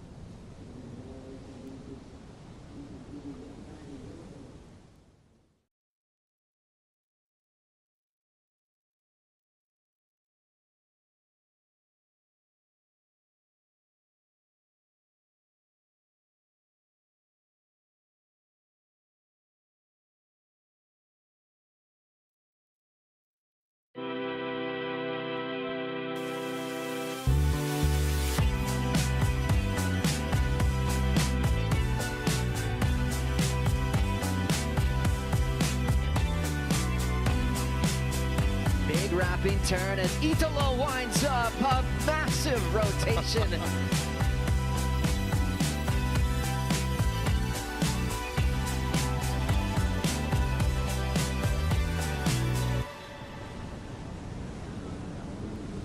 Punta Roca is about to get sliced and diced. Ethan Ewing going up against Joao Chianca, Chris Cote, Triple Crown winner. Jesse Mendez right here to my left. I'm excited. Are you excited? What are we about to see with this heat? I mean, how could you not be excited? First heat of the day, second wave, Iago kind of like misreads the first one. Second wave, he stands up and goes for a massive punt with winds blowing kind of cross shore, like, I don't know, 20 miles per hour. It's freaking very strong, and I'm excited to see what's ahead of us because there's a long day. Yeah, Iago unlocked the air early, and I was sitting right there in front of a bunch of competitors, and when he did that air, you saw people kind of looking at each other like, oh, okay, I guess we're allowed to do that. You can do that. So we'll see what happens. I think in this one, it's going to be all about the precision, all about the rails. Ethan Ewing, one of the best surgeons in surfing, past, present, future. He is known as one of the cleanest surfers there is on the face of these waves. And every surfer that's come in and said, it looks beautiful from the beach. You go out there, it's rough. There's a lot of chatter coming up the face. If anybody is going to be able to pretty much like foil through these waves, it's going to be Ethan Ewing. Do you think that this is kind of a lopsided heat, or do you think Zhao, who, as we know, is super quick, lightning fast, and he can go on rail as well? Do you think this is going to be an even matchup, or do you think it's leaning towards Ewing as the favorite? Well, it's hard for you not to lean into Ethan because of the previous results that he had in waves of similarity to this, like big long point breaks. But I think with the situation that we have today and the waves that we have on offer, it actually helps level out a lot with João. And I feel like the bigger the waves are, the more powerful, the more challenging. João steps it up because he's a very powerful surfer and uses a lot of his body and his energy to it. So it's obviously a pretty even match. If you look at numbers, yes, Ethan has the edge on it, no doubt about it. But I feel like it's going to be just a rotation of priority. Who is more present in the moment to make the decisions, it's going to take the win. These 35-minute heats, pretty much everyone has started with just a slight stalemate, and that's what we're seeing right now. Separation between these two surfers. See Zhao in the blue way up the point. And here's your head-to-head between these two surfers, 2-1 in Ethan's favor. Big difference there is the max heat score, 17.60. That is an incredible average max heat score. 9 points max wave score. I mean, like you said, Jesse, the numbers leaning Always towards Ethan. And that's why he's been on top 5 for the last few years. You know, João had cracked that once, but not there yet. Obviously, a little bit younger, hasn't been on tour for as long. But yeah, you can't take numbers away. This is reality in front of you. Another quick look back to the lineup, and there have been so many just poster moments. You see these sets rolling through, and it's going to be Zhao Qianca. Nice airdrop to start this wave, gets way out in the open face, having some trouble dealing with the chop coming up the face of this one. Here he goes, up and into the lip. A little bit out of control here. He's got his hand gestures. What is going on right now? So Zhao Qianca speeding down line. He goes into there. Helicopter. That was literally a helicopter rotation. Yeah. He was out of control basically that whole wave. Yeah, and that's all because of that chop. We have obviously those north winds swinging a little bit to the northeast that blows into the face of the wave, and today much stronger than yesterday. So I spoke to Ian Gouveia this morning, and he was mentioning that it was trouble. It was very hard for him to actually read the wave and engage his rail because of that wind. So with 28:42 to go, looks like we're seeing a situation in the lineup, a board change. Yeah, I think that's warranted. Strider, what the heck just happened with Zhao Qianca? Well, he was riding a wave, and you could see him like kind of trying to get his feet, get his flow, find that section that he wanted to hit, and then he ramped out on that one ledge section, and then the inside when he came to that closeout section and just full hell. I mean, he was way above the lip line when he did it, and I think when he came down, he impacted the board, and I believe he's buckled it. So he looks like he does not have a caddy in the water though. So somebody's going to have to run across the rocks right now. This is going to be interesting. This is why you have a caddy out here. This is why we allow them, because the rock dance is not easy. Obviously, we've been seeing everybody throughout this entire waiting period crab crawl across those rocks. So this is going to be interesting. I think somebody's in there now trying to get out to him. Maybe that's Brent. Wow. Brent Power. Yeah, Strider, no, it almost looked like he was signaling for a new board halfway through that wave. So maybe the turn that he did and kind of landed flat buckled the board, but that's a huge mistake for the team to not be out there. Yeah, like where's a the pit minute crew? could be a huge difference right now. And he might get lucky because it looks like there's not much happening out the back, but just the stress itself that you have to go through of needing a backup board, and you know you could have a caddy in the water and them not being there to provide that. It's a big mistake for the team right there. Unfortunately for João, losing about a minute and a half in order to get his backup board. All right, he's on now. That's a pretty rare occurrence that you see that right at the beginning of the heat. Maybe it's a bigger board, maybe it's a heavier board, maybe it's just a feel, but you could clearly see that he was not in control at any part of that wave. So 26:40 to go. Zhao Qianca now, different board, back into the takeoff zone. No sets rolling through. Let's go down to the glass, Rosie Hodges, with Matthew McGillivray. Yeah, pure power this morning, Matt. And, you know, coming from the part of Eastern Cape where you're from, arguably the windiest place in South Africa, was that a little bit of an advantage this morning? I feel like I've surfed in these conditions quite a bit, so I was feeling like I was back at home on a windy offshore day, so that was definitely nice to be comfortable. It still makes it tricky though, and I did struggle, especially this wave. It like where the sections come, they creep up on you. Like a section will come out of nowhere, and then suddenly you'll be stuck behind. So you have to like keep your speed up on the wave, and like I don't know, just be ready for anything. Our first quarterfinal is set. It's yourself and Yago Doro. What do you make of that matchup, and do you change anything heading into that heat? Yeah, I think I'll just stick to my game plan. Yeah, everyone's been surfing so well. Like even coming up against Marco today, I was so impressed with his surfing yesterday and how he performs under pressure when he's needing a score. So I wasn't feeling comfortable at all out there. Like right till the end, I was like, if a wave comes, he can take off and do a massive punt, and it can change right there. So yeah, I'll just stick to my own game plan, try play it smart, be on bigger waves, and just try to do some nice big surfing. All the best, Maddie. Thank you for your time. Yeah, for a fearless guy like Matthew McGillivray to say he was uncomfortable going up against Marco Mignot at the end, that shows how much respect he has for Marco. And I think Marco has earned every bit of that in the past 3 events. Fiery rookie who will now be heading to the Aussie Treble with a lot of confidence, I'm sure. And some good results to back him up. Yeah.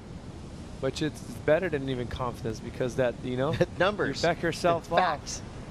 With facts once again. So well, here's the facts too. That little board transfer, wave ridden, paddle back out for Zhao Qianca gave Ethan Ewing about realistically 2.5 to 3 free minutes in the lineup. Fortunately for Zhao, nothing came in those minutes. And so while it was a pretty, big waste of time in the span of a 35-minute heat, Ethan Ewing wasn't able to capitalize on that moment alone in the lineup. I mean, it's just a matter of what the ocean provided him. There's nothing that came to the lineup that he needed to pull the trigger, but sometimes it could have been the other way around. And I think just the fact, like for now, João is going to have to reset, because that's stress that comes to your mind. They're already dealing with enough stress. Cuts, points, money, everything, sponsorships. So they have all of that creeps in their head, and added that pressure is not good. But a wise man once said, it's not about, everyone's human. You're going to have those thoughts coming to your mind. It's just about how you rebound from it, how you reset and move forward. So for him right there, luckily he's going to have a lot of time to think, reset, and go move on. So worked out in his favor. So that first wave for Zhao Qianca came through at 2.83. He did have kind of one turn out the back, and then that late hit where maybe he buckled his board, maybe the board got buckled on the air, maybe it's not buckled at all, maybe it's just the case of, I want something different. I would think the heavier the board, the better. Yep. In winds like this. I got a chance to talk to Matt Biolos just briefly in the Red Bull Athlete Zone, and basically saying like, look, there are boards designed for every type of condition, and that includes offshore winds like we have here today. But did you bring it? You only can bring, what, 12 boards? Yeah, probably 12 boards max, which sounds like a lot, but you're probably bringing 6 that are identical your magic boards, maybe a step up, maybe a fun board for a day off, I don't know. But I wonder if anybody brought those kind of extra, when we say extra heavy, it's like an ounce or two. It's interesting to think, because this is not the case in air that people would come over to El Salvador thinking that they're going to have those kind of conditions with strong offshore winds, that you're going to need some of that weight on your board. So maybe not most of them, I'd say. Different than Jeffreys Bay, different than Margaret River. I remember one year, Kolohi and Dino actually went to the what do you call, like a wear store, like Ace Hardware store in Australia, and bought weight, and he put it on his board to have a little bit extra weight because the waves are going to get big and very windy. Yeah, and he made the finals, right? Yeah, so it works. We got 21 minutes, 40 to go. Nothing happening on the outside just yet. That gives us the chance to check in with Strider, who's on the case of the board swap with Xiao Qianka. Yeah, I had to find out what was going on. So Brent Power, he actually had to go in with McGillivray's board and then come back out with Joao's board. And in that exchange, he was hustling. Probably, he actually did say he cut his feet up a little bit, just trying to get back into the lineup. And then by the time he got here, there was Joao just sitting there waiting for him. And he had the exact same board for him, except the fin template. So the fin template went from the AM, and then he stepped into a bigger fin on the back, on the trailer fin, which is the Mick Fanning fin. So he just wanted that drive, something to hold him into the water, something that's going to give him enough, stability. Because on his first wave, he just felt like he was all over the place, and switched out. Same board, different fins, pretty quick change. No waves came through, so no harm, no foul. Oh, new tires, like an F1 car. And Brett's gassed right there. You can see that. Oh, he just put in work. I guess then it's not really the fault of the team, just throwing it at someone else. Ethan Ewing now.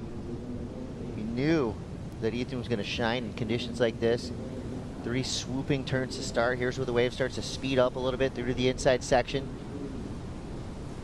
Even Ethan is, being slowed down a little bit by these winds that are not necessarily offshore, but really kind of like upshore. They're going straight into the pocket, and you saw that he was kind of hung up on his turns. He still turned through them, sliced his way down the face, but almost like your body becomes a sail. Yes. It's like you can't do much. You can't make yourself more aerodynamic. So what he did right there, staying in the pocket, using all the push that wave had to offer, helping him get down the line.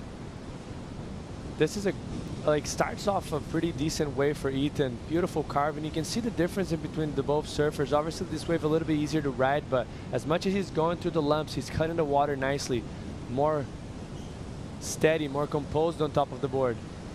Gets steeper right there. Nice carve for him, and then the wave kind of just dies out. That wave felt like it never really gave him the opportunity in front of him.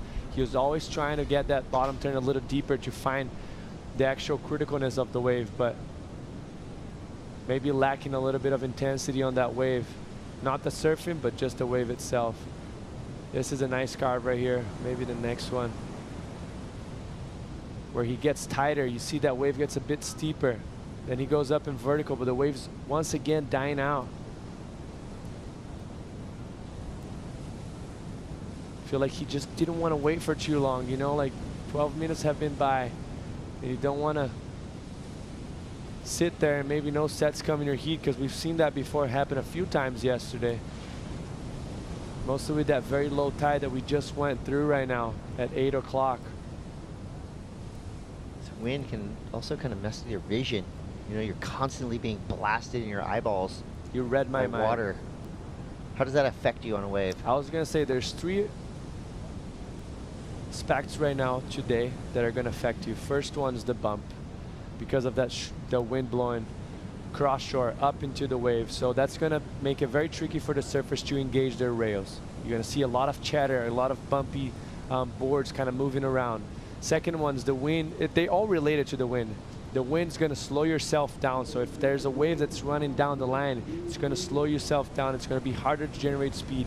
And the third one that you cannot see on screen, but the surfers are having to deal with, every time they're doing a carve, as soon as they're finishing, all that spray is coming on top of their face. So they kind of have to regroup and blink a few times and get the water off their their eyes to start seeing it again. So all of those things really affect and make a difference, because we're talking about inches of timing and precision that one drop in your eyes can make the difference on you finishing a turn or not. I mean, some tips you could use, maybe wear a Speedo for speed, wear goggles. For speed as well. And put your biggest fins in your board and put weights on your board. I think that's probably the recipe for success. I'm with you. I Might don't know not why look no super one's not cool, doing but that. I don't know. I should be a coach. Built for speed. 17 minutes to go here. Here are your best average heat scores in El Salvador. Ethan Ewing right there with a 14.67. That is his average down here at Punta Roca. It's a pretty radical list to be on. Felipe Toledo, John, Griffin Colapinto, Iago Dora. Felipe almost has excellence as an average, which that sounds crazy. Yeah, that's a telling number right there. But the big news from yesterday, Felipe Toledo, an event favorite, out. Big names went down yesterday. Some rookies rose up. Al Cleland Jr. looked very comfortable. And we're going to see more of Al Cleland Jr. today. And I'm liking Cleland's chances. Strong-footed. You know, he kind of has that presence and that power to kind of get through the wind. Yes, I carve into the wind. Heavy, very heavy-footed, stocky. He's a smaller guy in size, but very thick. So the weight that he puts on the board, it's going to help him today, no doubt about it. Score comes through for Ethan Ewing, a 5.33. And as expected, I think he knew it, we knew it, everybody watching knew it. That was a placeholder score just to get something on the board. And a 5.33 today is a pretty solid chunk of points. I mean, you look at what Marco Mignot had in his last heat, 9.17. McGillivray won with a 12.33 total. So those 5s and 6s today, at least this morning, pretty important. No doubt. If you look back at the first heat as well, I think Connor only rode one wave, had a 7, but he hadn't had a backup. And we, like I mentioned just about a minute ago, we just went across the low tide. So that means the tide shifts always has a little break in between. Once it starts pushing, probably going to start pushing that swell back in again and get more consistent. So just smart of him. And if you think about it, 15 minutes left, that's half of the heat. Well, with 15 minutes left to go, Ethan Ewing on top for now. But don't go anywhere. We're going to be back with a culmination of Heat 3. Is it going to be Ethan? Is it going to be Zhao? You're going to have to wait and see what happens next.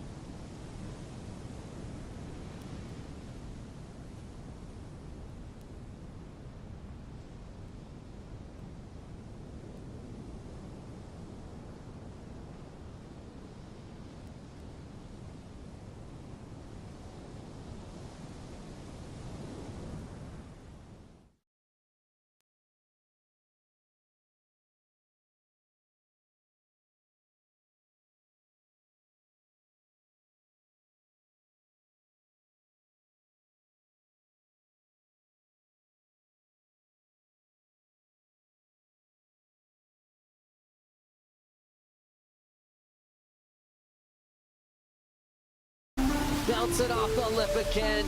The countdown is on for the all-new GWM Aussie treble. Can you believe it? The crowd goes bananas. The world's top surfers will battle it out at 3 iconic events. Bells Beach, Gold Coast and Margaret River. In a game-changing series. Who will rise to the top and drive away with a GWM Tank 300. Watch every wave, every moment live at worldsurfleague.com. GWM Aussie treble around the corner, and whoever did that voiceover is scaring me, and I like it. That is going to be a fun series to watch, and so is this one. Crosby Colapinto heading out there to go up against George Pitar. Now we're back to the lineup. Zhao Qianque looking a lot more controlled now. Watch out for that rock. Oh my goodness, that was sketchy. And that entire wave, again, not doing Zhao any favors. A couple good turns out the back, but the whole thing was kind of complicated. Yeah, it didn't click together. That's just a very deep wave on a super low tide and smaller in size. So what that does, it like comes in a little bit more and gets way more straight than you probably hoped for. Steele was looking good on that wave. Obviously a little cleaner in the face. That wave probably felt like there was like a second or third wave. So the wall was less windy, helped him engage the rail. You could see the difference on it. But that's not going to probably make a difference in a heat like this with Ethan with priority and a 5.33. I expect him to back it up and probably most likely get the best score of his heat so far in the next exchange. Yeah, so we're on 11:30 to go. During the break, there was a priority switch. This was the wave that Zhao Qianque took off on, and that's not going to help him. He handed priority back over to Ethan Ewing. That looks like a smaller wave in size, but he had a good pace to it. You can see he's not running down the line too much, which today is going to help the surfers with all that chatter. You don't want that too fast of a wave. And right in the corner of his eyes right there, having to go over that big rock. Mama Roca? That was Mama Roca. She's right there. Look at her. She's awake. She's threatening. She right goes now. to sleep in about 3 hours. Yeah. Like, Mama's mad. Look at that boil too. I mean, and that's right where you would be thinking floater, air, but don't do that because Mama does not mess around. well, we've seen a fin get busted through. We've seen some carnage. 10:30 to go here. Zhao Qianque trying to recover from a few early wild waves. That's how you do it. Big old layback slash for Zhao. Comes through the inside section. Things get dodgy in here. Dry reef, watch out, and he is now on the beach, on the rocks. Watch out. Ethan Ewing right behind him, second wave of the set. We'll see if this one has a little bit more water underneath it through the inside. He is flying down the line. Big float, late hit. He goes down. These surfers are getting Napoleon blown apart by these waves. That's better for João. Like, that's the cleanest I've seen him surf, and that wave was very chattery, but he was able to engage that rail on the first one. Second layback was spicy, but just the only downfall on that was just the wave selection. Obviously had no priority, so he had to pull the trigger and try and get something. Here's Ethan on a much bigger wave, not much bigger, but bigger in size, and just stretched out down the line way better. Goes for a pretty big floater, comes around the section, but right here you're gonna see his front arm. It's gonna move up while the board gets down, and that's just the perfect recipe for you to fall off. Right here, he starts to bottom turn, puts his board up in vertical. Look at his front arm. It's gonna start to go up, and he loses balance. Tries to regroup, but that's too late already with all the elements that are happening in the wave. So this is something that it's not usually happens with the pro surfers, but every once in a while you can catch up to it. This is the layback that I was talking about. Pushing that back foot, lots of release, but see the wave dies out, dissipates, disappears, and there's not much in offer afterwards. So unfortunately for João, but he's building, you know, getting the momentum. Smashed right there. That was question. Straight up dry rocks on the inside. I love how committed Zhao Qianque is. And you know, this is a kid who will surf any wave. I mean, all the Qianques will charge anything, but right here, just not even worrying about the boiling cauldron of boulders right in front of him. This is a beautiful layback. Look at that front foot almost comes undone and then gets that release. He's gonna get rewarded for just this turn itself. I can't believe how much adjustment went down in the span of one turn. Yeah. Front foot, back foot, and then he was able to come out of it with speed. That was highly technical surfing from Zhao Qianque. If he can apply the same surfing in a bigger wave or something just like what Ethan had right behind, And Ethan, Look at right that. here, you're going to see him looking halfway through the turn. Like, you can see that he's eyeing it down. It's like, oh my gosh, I'm in trouble right Yeah, here. he saw the rocks and he still went for it. Ethan Ewing with priority. Grabs this one. Looks like a mid-sizer, but a clean face for Ethan Ewing to work on here. That was a solid turn. Just using both rails of his board to perfect effect. Quick float through to the inside. Best wave of the heat so far? Yes, no doubt about it. 7:14 to go. Ethan Ewing now just laying down the law. Joe, I heard applause and cheers coming up. It seems like Ethan Ewing is your favorite surfer's favorite surfer. I'm right there with you, Chris. It definitely has appeared that way over the last few years. Everyone appreciates the rail work of Ethan Ewing. You can tell how engaged everybody is in the Red Bull Athlete Zone. I actually tapped Richard Dog Marsh on the back, and Leo Fioravanti's like, hey man, he's locked in. Everyone is just glued to the action. Looks like we've got a rider up. Just Zhao now answering back, flying down the line. Big layback snap there. Love this high speed approach from Chianca. Another big slam there. Oh no, I hear a cliche coming. He's throwing caution to the wind and flying again into this inside section. Just does not care about his body, his board. He's doing it all. That's better for João. Unfortunately, probably overcooked a little bit more than he needed. He had done some damage on that wave. He was going to be right back in the heat. Probably was going to capitalize with that last turn, just being on, staying on rail. But Ethan obviously getting the edge on that. And he's going to apply a lot of pressure now with João falling on that last wave. So Zhao Chianca so far this year, a 9th, a 17th, a 33rd. I'm actually pretty surprised at where he stands. You know, he is coming back from injury in 2024, where he finished 34th. And going up against Ethan Ewing, I mean, you got to do everything perfect because that's what he's doing. Yeah, this is when he starts to load up right here. This third turn here, once the wave got very steep, very aggressive, and finish it off down the line with the lip line, but that's all he needed to do. He didn't need to do much more than that. He already knew he had a solid wave in front of him. Just gets up in vertical, presses on that back foot, and then pushes. Make sure the rails are clean by pressing on the back foot and putting the bottom of the board through the lip and over the lip instead of catching. And this is João on kind of a cleaner wave, less chatter on the face. Sets up very nicely for the second carve, layback carve here. Maybe had a little bit more that he could put on that wave, on that turn itself. This is beautiful. Very tight on the pocket. And right here, I felt like he just kind of needed to finish the wave more than try to push and force and blow tail reverse. This is the only down point for me here. I felt like probably thought the wave was going to run down the line a bit more. There's more room to be filled in that turn specifically. And that kind of set himself up a little bit ahead of the wave. And this third turn here wasn't as critical. So that little detail made the difference of him getting even a bigger score than he's probably going to get, which is probably going to be his best score so far. Judges now deliberating, working on scores. Ethan Ewing's number comes through, a 7.33. So easily the best wave of the heat, judges agree.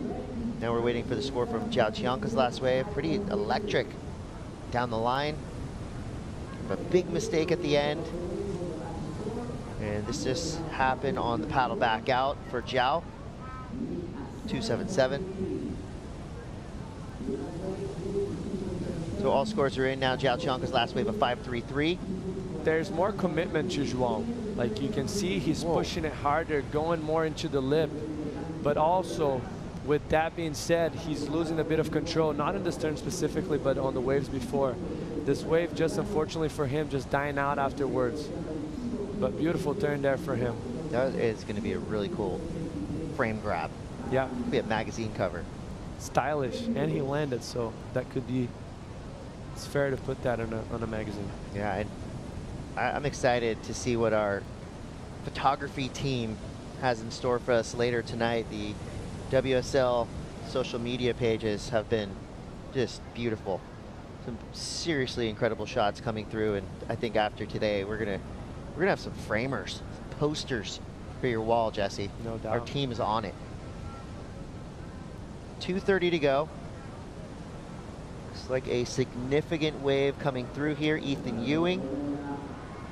Here we go again. The windup. Opening turn is a beaut. Second one, solid. Mixing up his maneuvers down the line, goes vertical.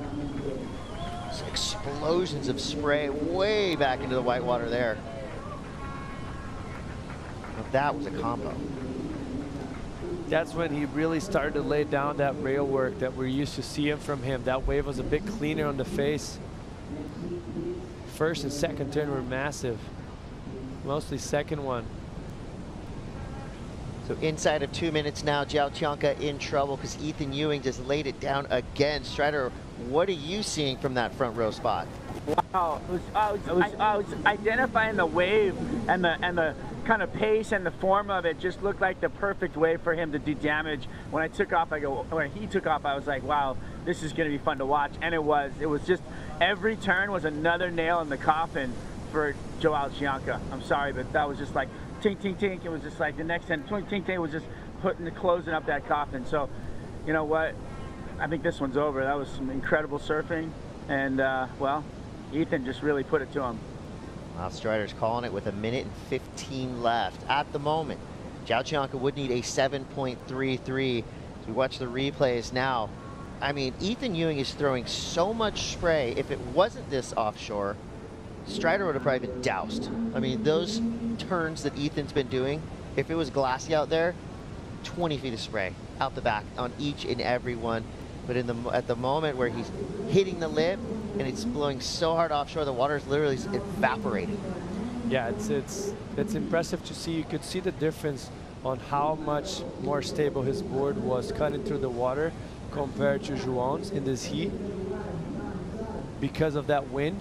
So there's more of a difference there, and what that does, it just helps him be more stable on top of the board and apply better maneuvers on the lip and be more controlled. So I feel like that's the kind of the point of difference that there was in this heat compared to the both surfers. Mostly in João's first wave, I felt like that wave, the 283, had potential for a very good score. But it looks like he's going to get an opportunity here. Needs to go massive. Yeah, now looking for a 9.43. Ethan's last wave comes through a 7.43. There's the speed. Just looked like he missed the grab, which would have been crucial to try a maneuver like that. Ethan Ewing just put on a clinic. His last wave, that 7.43, shorter, but he went harder. And that's why he got that bigger score, 7.43 and 7.33. Let's up his heat average now. Let's make it a 14.76. An incredible showing from Ethan Ewing, and props to Jiaoqianka. Gave it a go, but just came up short. We got more action to come. Crosby, George coming up next. Stay tuned.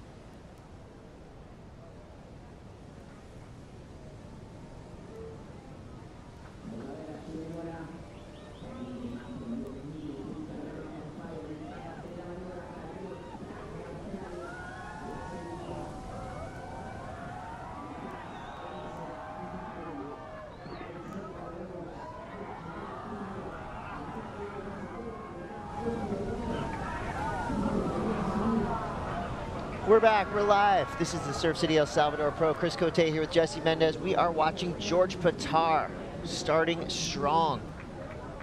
Just about a minute and a half into this heat, and he's way down the line.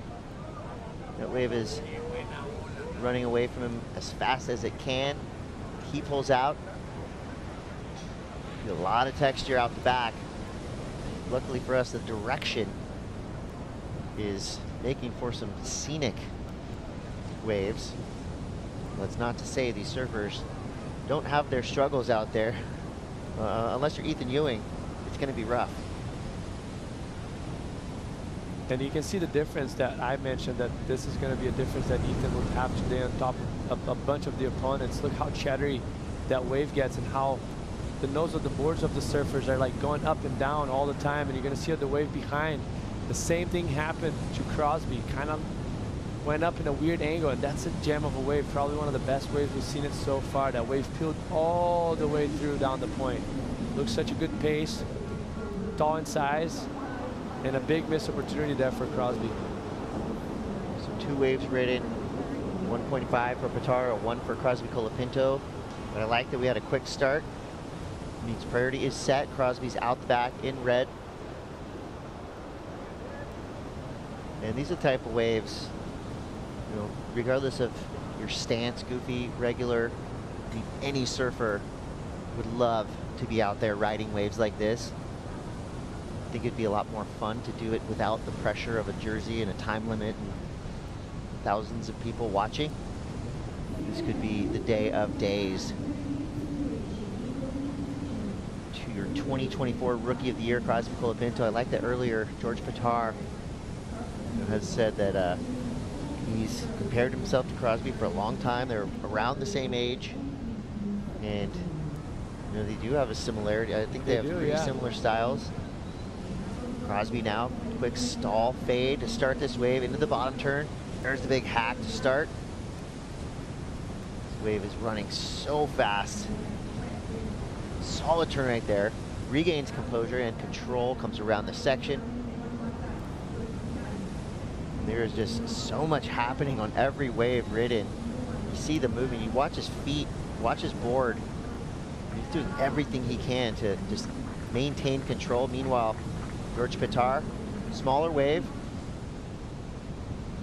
but equally as chattery on the face of that one. Yeah, that's good surfing from Crosby. He had a wobble after that second carve, if I'm not mistaken, but he was able to regroup and put in some good work. On the beginning, kind of middle, had that wobble and then cleaned up on the end. So this is going to be a decent score for him to build up to and apply some pressure at George right now, who sits at the small lead that obviously doesn't really matter for this moment of the heat so far. It's a beautiful first open up carve. Look how much wobble there is on that wave, a lot of chatter. Second one a little bit tighter. He gets up in vertical and then he carves through, and that's when he loses that inside rail, but regroups pretty well, cleans up. Wave is very hard to read right there. So much going on. And finish it off with a nice lip line, pushing just enough of that back foot. If I'm not mistaken, this is the first carve where it's kind of like a beautiful power carve, but just to set up and make sure he's in a good timing for this next one. You can see he has to high line, and then he goes off the bottom, but goes more vertical on this carve. You can see he stomps on that back foot in the beginning. Almost felt like he was, you know, like similarity to the bottom turning for a snap, but then he carves through it, which the judges will take notice of that. So it makes the turn looks bigger. Takes a different type of power surfing to cut through the face of the wave right now with all the bumps coming up through it. Yeah, and sensibility as well. That's very nice from George. We missed that on the back as we were seeing Crosby wave. Good surfing from him, a bit more aggressive. But I got to give the edge for Crosby on this first exchange. I feel like there's more damage done, more power involved as well. You know, Jesse, I was this many days old when I learned that the reason why Crosby has a 66 on his jersey, it's Griffin's number flipped upside down. No way. Yeah. That's kind of cool. Yeah, we've got some great statisticians behind the scenes giving us this Cool information. And that's why I tell you, like, even those surfers that seems like, oh, they're more free surfing competitors, everything's thought out. Yeah. Like, they're not there just because they fell off the tree onto the tour. Like, even Alan Cleland, you know, has a more chilled back, relaxed approach to it. Lives life a little bit different than most of the surfers on tour. It's still, they know exactly what they're doing, and they're having a game plan when they paddle out there.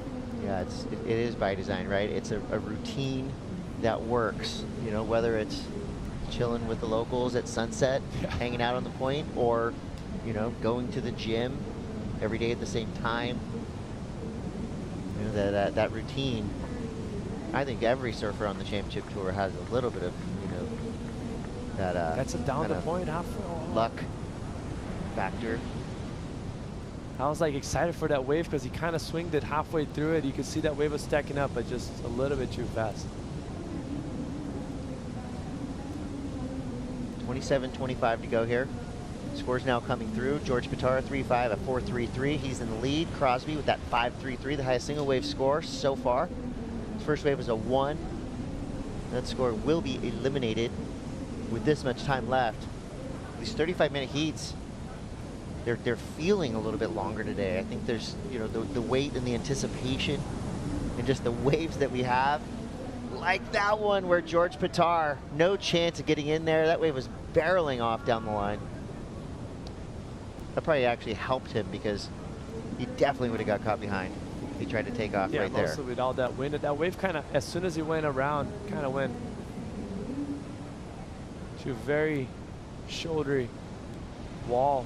But no matter what, already Crosby had second priority determined when he was paddling first, so he still lost priority. So what a win for Crosby in that exchange right there, just by paddling. Yeah, now he's in the perfect position to block and or take the next wave that George Pitara has a look at. 26:17 to go. Red Bull Athlete Zone, no doubt heating up. It is naturally air conditioned by this wind right now, but you tell us, Joe, what's going on in there? Yeah, this is a fiery one in the Red Bull Athlete Zone, that's for sure. Just the whole support crew for Crosby Colapinto over my shoulder there, from Gabe Garcia, Jackson Bunch, Cole Hausman.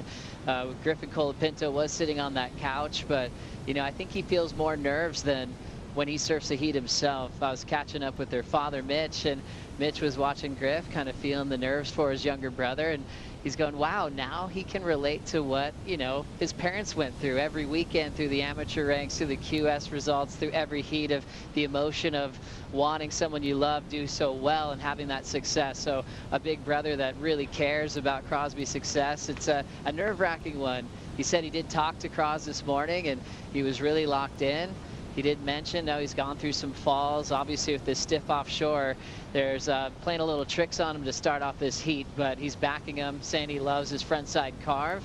Matt Bialas said he thinks he's on like a 6.2 out there at the moment. So big heat for Crosby, and as we know, it's been a struggle for Griffin Colapinto with results. On the live rankings, he's already down to 25th now here at Stop 4. We're used to him being in a final 5 position already, especially in the last few years. For Griff, though, he told his dad last night, he's like, well, I'm more prepared than I've ever been for this. You know, his surfing's there, his headspace stronger than ever. He's stronger physically than he's ever been. And he also noted one thing maybe he can improve on, his nutrition moving forward into the Australian events, to put himself ahead of the cut, which is really the focus now, and then to go into the final 5, Chris. There you go. Insight from Joe Turpel, and now we're looking at outsight as Crosby Colapinto streaking down the line. A couple big turns on the outside section. Nice carve there, staying right in the pocket to maximize the power of this wave. Speed control, crucial today. I mean, you're gonna have to use every bit of your energy to just try to keep up with these waves as Crosby lines things up, blasts that end section. The perfect maneuver choice for the end of that wave, and he knew that that score was building as it went down the line, hammering it back and forth. And I like that there was no mistakes on that wave, because you saw him almost telegraphing in air. Got us all a little bit nervous, but then he just dropped a hammer. Big layback at the finish. That's going to be a good number for Crosby Colapinto. 23:35 to go as Crosby makes his way back into the lineup, and the scores begin to lock in. Let's go down to the glass. Rosie Hodges with Ethan Ewing. Yeah, Ethan, it is so calming watching you compete. You're just so efficient. Can you give us some insights into your heat management and your prep before you go surfing? Yeah, I mean, it kind of changes with who you're competing against. But today it's been super slow, so I knew Giles was going to be like super aggressive at the start, so I was kind of just going to let him do his thing and wait for the bombs. But we had a super slow kind of whole heat, so yeah, it's always tricky when there's not too many waves. But I was just lucky I was in the right rhythm for the sets, and yeah, kind of capitalised. It's not so much luck, but a lot of that preparation. And currently your opponent for your quarterfinals is being decided. George, Crosby, or it doesn't matter? No, it doesn't matter. They're both super good surfers. Crosby's been on fire, surfing really good in the free surfs, and George is always putting on good performances. So yeah, either way, it'll be fun to match up with either of those two. So it'll be good. What do you do between now and the quarterfinals later today? I'll just see how long I've got, maybe go home and kind of reset a bit. It gets pretty draining down here, especially with the heat, so just try and switch off for a little bit. All the best for the quarterfinals. Thanks, bro. It doesn't matter, but it does show his cards, does he? It doesn't matter, but it does matter, because he obviously said previously to that heat that every heat strategy is different depending on your opponent. So obviously, if there's two surfers that are very similar, would be those two guys in the water right now. That would be more even, but this is beautiful surfing, just textbook. Perfect reading on the wave, applying rail, keeping the speed, flow. Nothing so crazy critical, but just very well surfed wave, very well put together. And an exclamation point to finish it up. Like you mentioned, it felt like he was like in urgency for an air right there, but just pushed that back foot, gets a nice layback into kind of a foamy, very tricky section to hit. So yeah, his heart was telling him air, but his brain said layback snap. And that's I guess it's the perfect example of being in the moment, like being present. You know, like obviously your heart wants to do crazy things, and you just gotta kind of remind yourself, hey, stick to what it's needed to be done right now. Yeah, and if the opportunity comes later, maybe I'll do an air, but that's not the situation in the moment. I'm at work, not at play. So 21 to go. Crosby's score for that last wave comes through, a 6.17. Pretty solid lead for now. George Pitar needs a 7.17. That would be the best wave of this heat. So as we see another just beautiful medium-sized wave come through this lineup, Strider has been watching these moments throughout the morning unfold right in front of him. Strider, give us some feedback. What's the feel like in the lineup right now? Well, right now I feel like the tide has turned, right? So we got that low tide out of the way. We had that slack tide, and now we've got a little bit of a push. Tommy Whitaker noting that, you know, the rocks are starting to get covered up a little bit more in there, so it's definitely, the tide's definitely coming back in. And with that, we're seeing more waves, which we've seen in this heat. We've seen a nice little flurry to start it out. We've seen a lot more waves, you know, kind of pulsing through, and I feel like we're going to get a lot more as this thing comes around the corner to the midway to the end of the heat, which is exciting because we get to see a slugfest. These two surfers, super strong, big carve game, long bodies, you know, really amazing torque. And we're going to get to see kind of a good battle of the rail, I feel like, and power. So it's going to be a fun one to finish out. Crosby's got the advantage at the moment, but we'll see what happens right here. Pitar looking at it. George Pitar on a perfect looking wall. Good snap to start right in the pocket. Big Ethan Ewing-esque hook on his forehand. Comes around the section again. Just placing his turns right in the proper spot. Wave dissipates beneath him. Good cadence right there, just surfing to the same speed that the wave offered. I personally feel like this is the best wave surfed we've seen in the heat so far, but just no closeout. So let's see what the judges are going to think about that, but Crosby on a bomb. Oh, this wave's bigger, potentially better than George Pitar's last wave, the second wave of the set. Nice and clean on the face. Great combination there, bottom turn, top turn. Done with power, done with speed, some flair, and a little bit of pizzazz at the end of them. Hammers the section again. So, you know, a near carbon copy to that 6.17 that he just dropped. Maybe a little less urgency, but a bigger wave, And again, just the speed is just perfectly matched with the wave. Yeah, it's impressive how well he's competing right now against George Pitar, and always applying pressure. It feels like George is just about to catch up to him, and he's probably going to better once again. So very smart and selective on the waves as well. I love this first carve here. As much as he loses a little bit the rail, but he maintained the speed for that second turn that is pretty big, opens up, and the third one. Out the back with a lot of face in front of him. He makes sure he uses every inch of that wall. And right here, the wave starts to double up, starts to get scary because he's kind of down the line, but he finds that only little room that he had to get it vertical. So beautiful surfing here. Very well put wave together like the previous one. Like you mentioned, maybe a little bit less urgency, not pushing as hard, but that wave was tricky. You can see how many ribs going against him right there. This is a perfect angle from the drone for you to identify how tricky it is for guys to engage the rail. And a meaty section to finish it off, which the judges have been loving lately. Has to go lateral on that closeout because of the angle of the board when he was setting up, but still critical. And this is George, and that's why I felt like this was the best surfed wave. You can see that he's doing deeper bottom turns and getting up in vertical, more critical. In this turn here, he's gonna drive through, not this one, I'm sorry, this next turn. He drives through that section, and you can see the body torque on the top, but the wave just dies out, dissipates, it has no closeout. So that exclamation point that we used to see on Crosby's wave didn't apply to this one. So let's see how the judges are gonna react to that. But a lot of great surfing done for George right here. Look at the body torque on that turn.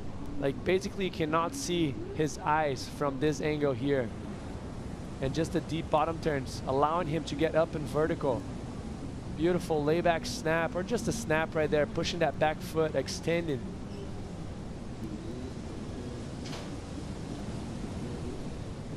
And then in a little bit ahead, he had that turn that was very impactful for me. Very average section, but he made the most of it. If these guys swapped jerseys right now, it would be pretty hard to tell them apart. I mean, yeah. Similar style, similar build, now similar scores. George Pitar, 610, Crosby a 683. So now George needs a 690 with 15 minutes, 45 seconds to go. And don't tell Jordy I said this, but yeah, it does have a similarity to me, to J-Bay, but I'm also more so feeling Cape St. Francis vibes from Endless Summer with this offshore wind. Think about it.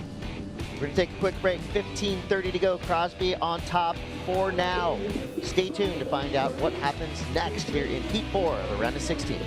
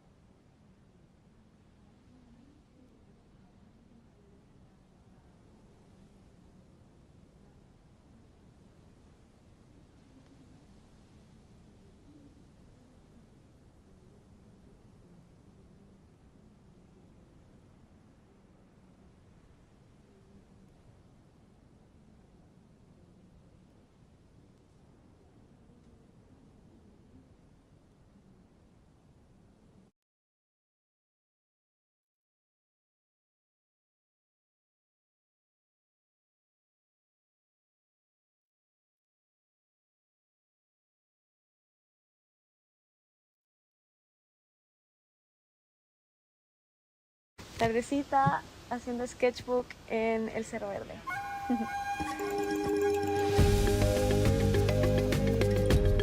El Cinturón de Fuego es una línea de volcanes que atraviesa prácticamente todo el país, de punta a punta, y forma una parte súper esencial de la geografía del país. Los volcanes son un elemento que representa un montón a El Salvador y también a mi arte, porque es un elemento fuerte, quiere decir que el país también está lleno de mucha fuerza.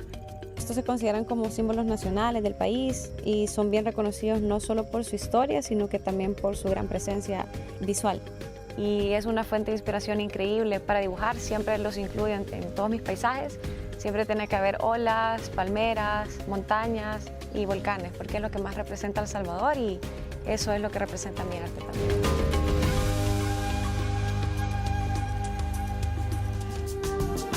We are back. This is the Surf City El Salvador Pro. 12 minutes, 40 seconds left in this heat, which is tightened up. Crosby Colapinto with a slim lead over George Pitar. George now needs a 6.90. And Chris Cote next to Jesse Mendez. We've been having some fun. It is a lot easier to surf these waves from inside my mind, inside this booth. They are absolutely beautiful. It's stunning out there today, but these surfers definitely are facing a challenge of, making it look easy, staying on rail, even attempting an air or two with winds this hard, extremely difficult. I give everybody who's put up any type of score a lot of credit today. If you're free surfing again, it'd be super fun. But in the context of a heat, stressful. Uh-oh. This guy's ready. This guy has been sent from the future to terminate Sarah Connor and make sure Skynet doesn't happen. He has the Terminator's goggles here. He has the goggles already. I wonder if he's going to paddle out with it. He should. If anybody could pull that off, it's Italo Ferreira in that yellow jersey, wearing it well. He'll be going up against Ramsey Bukiam, a battle of the powerhouse goofy footers. This is going to be a fun one to watch. And you notice how, like I mentioned a little bit ago, like Crosby's always like a step ahead in front of George. As soon as he catches up, he betters with the best score of the heat. So very precise there so far from Crosby Colapinto, just making the right decisions. And a lot of that had to deal with that wave that George Pitar paddled for and missed it and switched priority to Crosby going into the 617 and into the 683. So those subtle mistakes that sometimes are not seen on screen, but those surfers know exactly what happened throughout the heat, and sometimes it's hard to digest and it could cost you the heat, sometimes it could cost you the mid-season cut, sometimes it could cost you the title. 10:40 to go. Surfers waiting to activate on the next set that rolls through. Italo getting in the zone.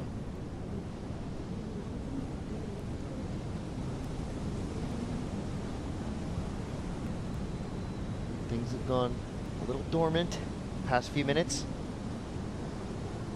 And that's actually, I think, a good thing, because that means we've got time for a couple more opportunities. And this one's tight. George Pitar needs a 6.90. Crosby has 5 waves ridden, George with 4.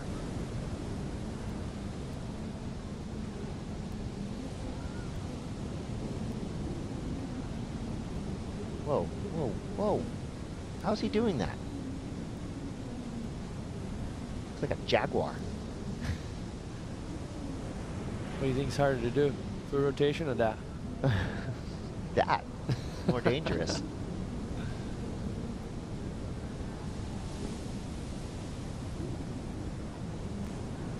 I mean, that's more normal.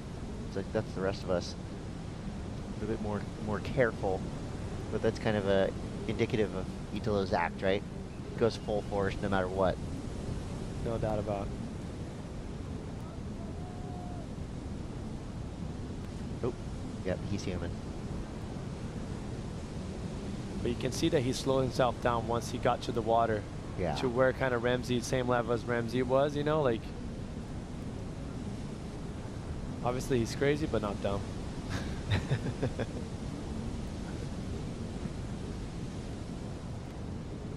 It's going to be a fun, pretty even match with the conditions we have on hand as well. Are you ready for some backside blasters? Yes.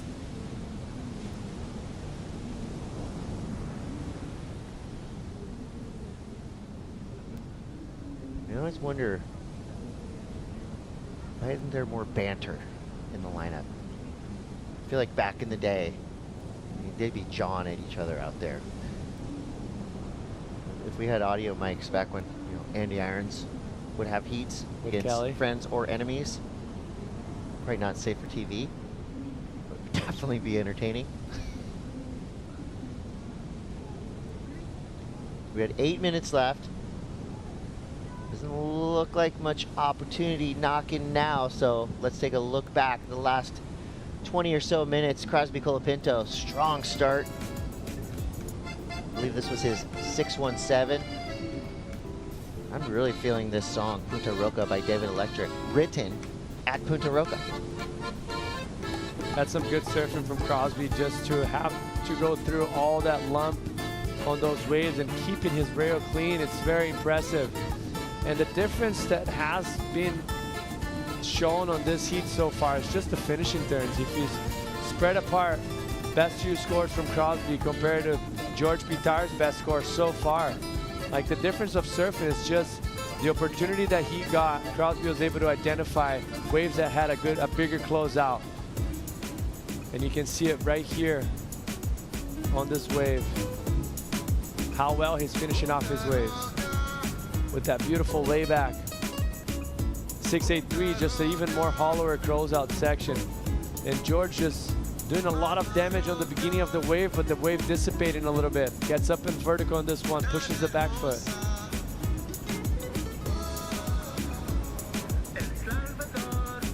All right, let's listen in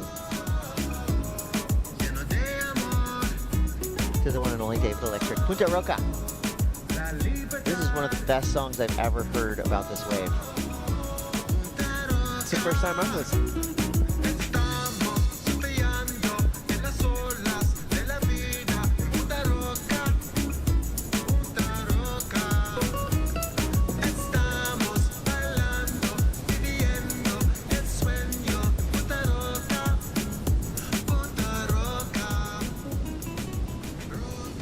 I'll tell you, it's not easy to write a song about a wave and not sound corny. That song right there, that's a banger. That's a gem. I'm gonna get that on vinyl. Can you get I'm that gonna on find vinyl? it. I don't know, maybe. You're gonna produce that. I on know vinyl. David Electric. Follow him at david.electric. Just pumping out hits for fun while on a surf trip. Guy's working. 5:45 to go. David Electric is in the Colapinto camp.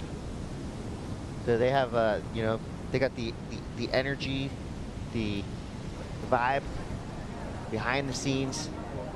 David Electric providing the sound, mind, body, soul. There's father, Mitch. Is that him right there? That's Mr. David Electric right there. And there's Did not know Mitch. that. He actually is surfing all the time. I surfed with him a few times this past few years here. These guys look like they could be male models. Selling the dream of thriving down here in El Salvador. 5-minute mark. Still quiet. Bit slower second half of the heat so far, which is not good for George Pitar, but there's still 5 minutes and hopefully for another set. Chances for both of the surfers. That music back in. Set the vibe for the last 4.5 minutes. Grandstands, lively. And for how many mornings and how many times we came down here and went through a few heats. Sure feels like this is a long event. Totally fine with us. I mean, when you get to come to work at Punta Roca, that's a good day's work. But we do have a lot of surfing left. We are in the round of 16. So after this, that means we've got quarterfinals for men and women, semis, of course, finals day. Plenty of swell today and tomorrow, looking good. I hope we go till 5 today.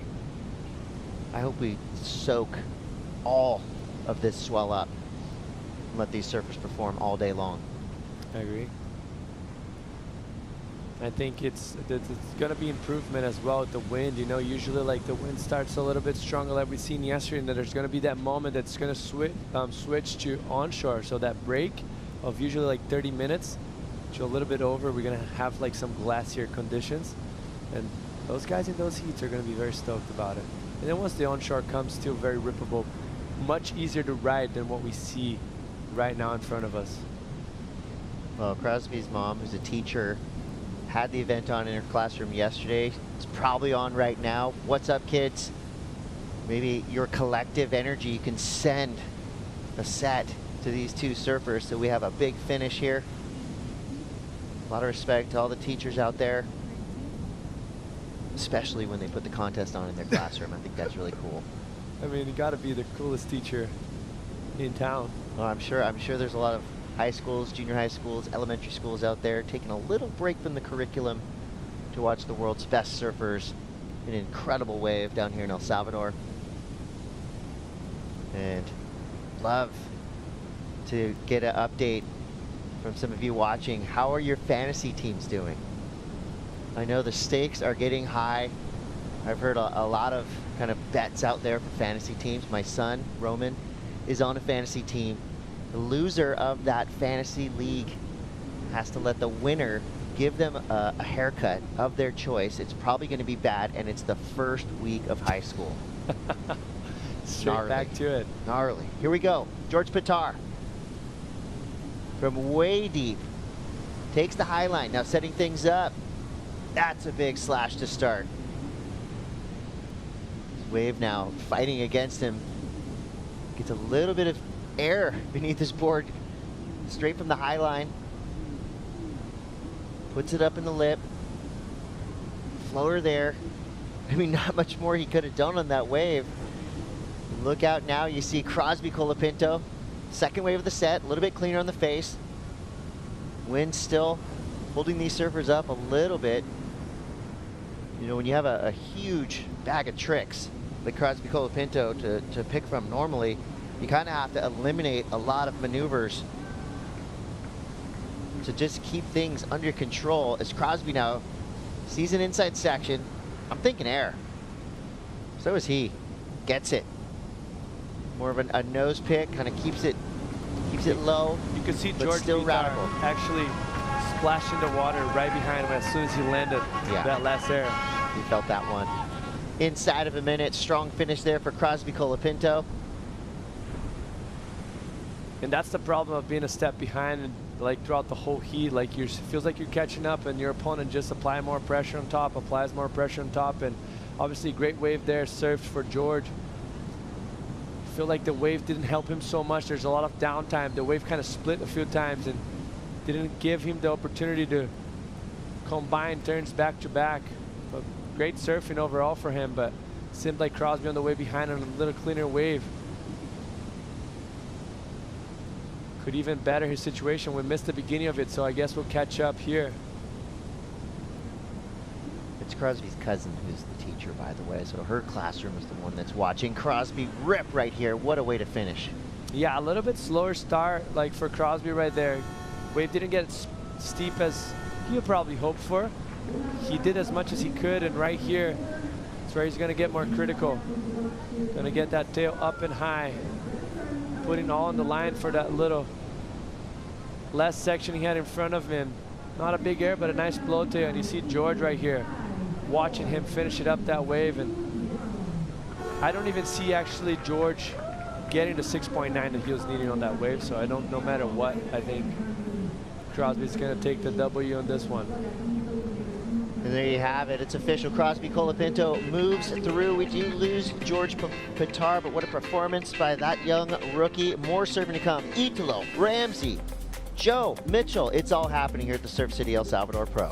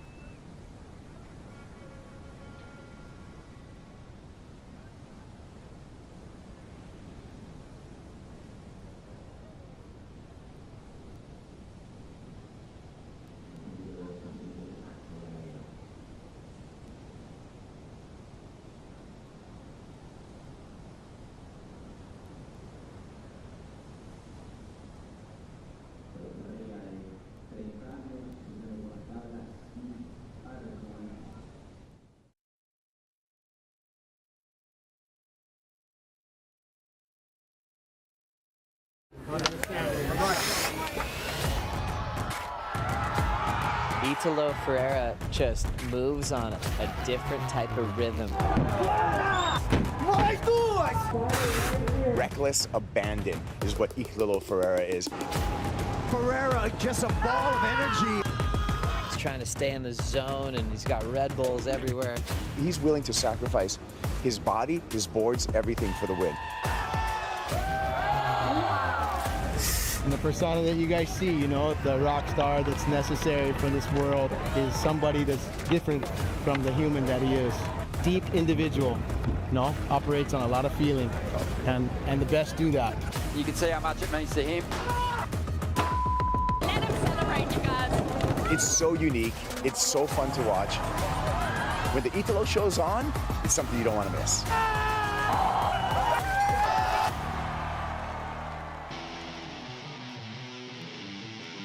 An explosive fire of Italo Ferreira, something you've got to watch here at Punta Roca. This running right that has shown its best up today in an all-goopy foot battle with Ramsey Bukiam taking on world #1. Italo looking for another big world title run. It feels like a runaway type season that really catapulted in the back half of the season last year with wins in Tahiti, wins at home in Brazil, coming close in a crazy rampaging type form in the WSL finals last year to finish runner-up in the world, and he's only gotten better. Joe Turpel with Mitchell Salazar here for the call in the round of 16. He #5, always an anticipated matchup when you've got the guy who's setting the mark on tour of the most radical surfing with consistency. He was up at 5 this morning, believe it or not, and everyone in his house has to be up at 5 because Marcos told me if they're not up, he will leave without them. So he gets the house going, everyone's turning music on, and they've got to set their alarms because they don't want to get left behind. Well, we've had a lot of mad men on tour before, Joe, but I think we're seeing the maddest of them all out there right now. This guy has a lot of energy. Most of it is very positive, but working with Reynolds Hayes, a big contrast in just personalities and, of course, kind of attitudes when it comes to surfing, Joe. Yeah, definitely. Then you got the contrast of how Ramsey might approach this 100%. heat. Just solid surfing, especially famous for his backhand, coming from Morocco. And how sweet was that, watching him be the local favorite when the QS had to stop there following the Abu Dhabi CT. Ended up finishing a runner-up to Jorgen Kuzenet that day, but the fans were just so proud of Bukiam representing Morocco around the world. That was insane to watch. And I want to say both of them in the final had more than 19 points. It was a close one. Jorgen ended up winning, but talk about a talented surfer and one of the few surfers that have actually represented Africa as a continent and the only Moroccan surfer to qualify for the World Championship Tour. We've known him for a long time, Joe. He was part of that Young Guns crew with Quicksilver, Kanoa, Griffin, and of course that entire generation of surfers, including Leo Fioravanti. But he's really been flying the flag for Northern Africa and, of course, living in France for a good period of time right now, accustomed to different types of waves. But as you said, his bread and butter, his specialty is really this type of the wave on the backhand, Joe. Strider, what are you expecting out of Ramsey in this heat against world #1? Just straight Moroccan hammers. I mean, he is just so gnarly on the backhand. Is one of the most impressive things I've ever seen, and one of the most beautiful things I've ever seen was, you know, seeing him surf at home in Morocco. It's just some of those edits, and on his Instagram, if you go check it out, I mean, it's poetry in motion. It really is. His hammer, it's solid, it's just strong, it's technical. He puts all the elements together, so, you know, it's going to be really fun to watch when the waves arrive. But you're really going to have to put together a smart heat. He's going to have to, you know, really capitalize on each moment because his opponent, you know, he's a jackrabbit. He's going to be all over the place, and he can get a score on the inside on a closeout. You know, he can throw a huge backside 540 on you know, any given little section. So he's going to have to really kind of make a separation with his size and power, which is what I think that's going to be the difference in the heat if he wins it. Strider, update on the conditions so far this morning. Everything staying the same? Any changes you're noticing? No, we got a little bit of a slight decrease in the wind, which I feel like is a good thing, and that's kind of given us you know, a little bit smoother face to work with. Right now, the tide is starting to push in, so I'm feeling like we're supposed to, and we're going to see more waves. The last one died out in the end. I was in the heat, and wasn't a huge amount of waves in the end there, but there was an exchange. So, you know, everybody in that heat getting a lot of waves, which was really fun to watch. And now, you know, with this one, not even starting yet. I'm hoping for the same. I'm hoping we get that flurry and we get that battle, because I mean, it's so fun to watch surfers just really just dissect a wave, each one, and kind of separate the differences by their style or their power or their technical ability. You know, there's so many little elements that play in. I just hope we get to see it all. That's my point there. I feel you, Strider. Yeah, you got the stage set. You're hoping all the elements combined, and you get to see every venue on tour at its best. But it's also a statement to these athletes how well they adapt through a waiting period. You know, our relatives in skating and snowboarding, they're pretty much just being able to get repeat practice on exactly what they will be performing on the day. You know, for surfers, they might be feeling these conditions for the very first time on this entire trip, trying to figure out their equipment on the fly and to adapt. Italo and Ramsey are moving up to the top of Punta Roca as we start anticipating all these lines. The direction coming from the south-southwest. Longer period. Italo looks inspired to control the start here. Staying deep on the Moroccan. He's not going to take it. Ramsey holds back. Pulled him too deep right there, Joe. Unfortunately for Ramsey, he followed him. And as you said, long waiting period. We have 11 days. And what's going to test you even more, Joe, is a long period southwest swell that we're seeing in the water right now. Look at these lines and just out of position. Definitely not going to be a restart here. Italo now will take this wave. A lot of foam on the face of this one, but it does clean up down the stretch here. He's going to redirect under that crumble. And looks like he's about to emerge into some clear water. Nice first snap down the line. Carving back into the pocket again. Continues to track with that Timmy Patterson, and now we'll start searching for something on the inside track. Italo on the hunt for something big. Gets in front of the wedge, closeout section, late, and a perfect landing with that backside full row. The Italo helicopter move is effective here at Punta Roca. Just like Iago, doesn't matter where the wind's blowing. But that one was pretty radical, Mitch, the way he projected out. What a psycho, Joe. I mean, literally right at the end, gains enough speed and just able to catapult his way towards the rocks. I mean, don't be expecting a large score just due to the slow start of that wave, but should make up for it with the end section, Joe. Wow, that got everyone excited, including Rosie and Crosby on the glass. Yeah, of course, watching that kind of surfing. Crosby, we're just watching Italo. I mean, what the guys are doing on their backhand this morning has been impressive.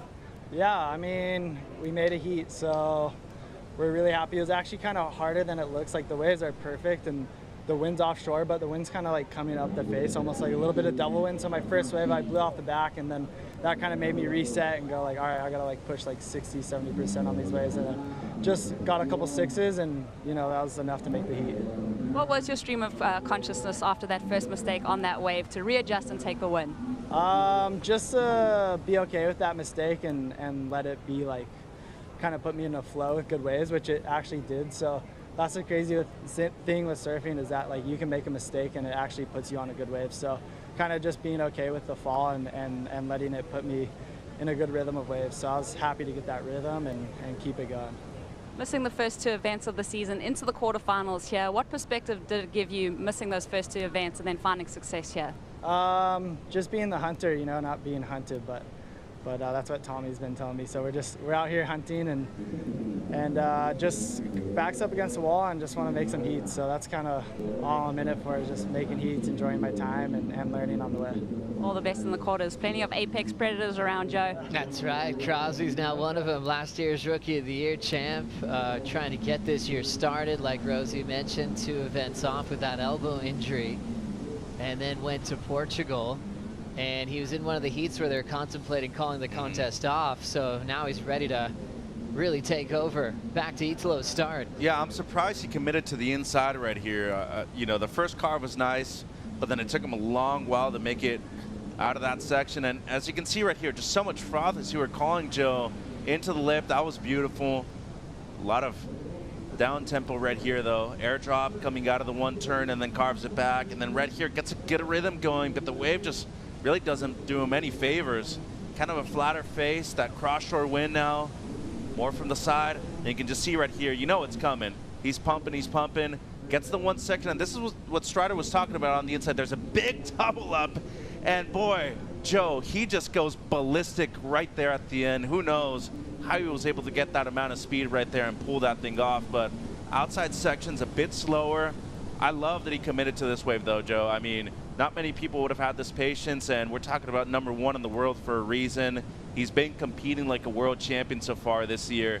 You can just see right here, you know the double up's coming, closer to the rocks, especially with that tide now switching incoming. You got to be thinking that double up's going to pop up every now and then, and he got it, and he just launched it towards the shore. Perfect landing, Joe. What a moment for #1 in the world. Italo, former world champ, Olympic gold medalist. Kid can do it all. And as we call him here in Latin American, Joe, Animalitalo does it once more. That's right. Check out. Oh, back foot fully comes off, Joe, and replaces it right there.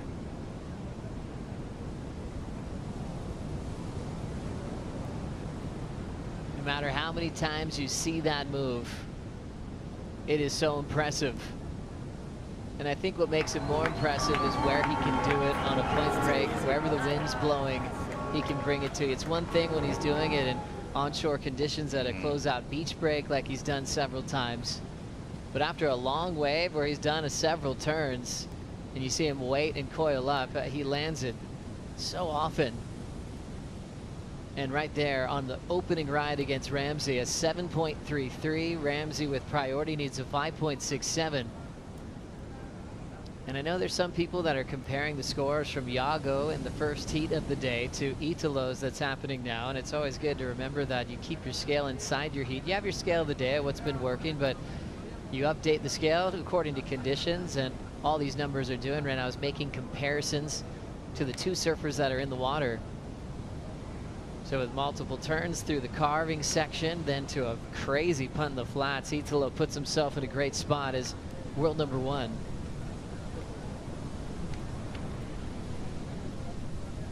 Let's catch up with a CT standout a few years back. Jesse Mendez has worked his way to the Red Bull Athlete Zone. How's the vibe, Jesse?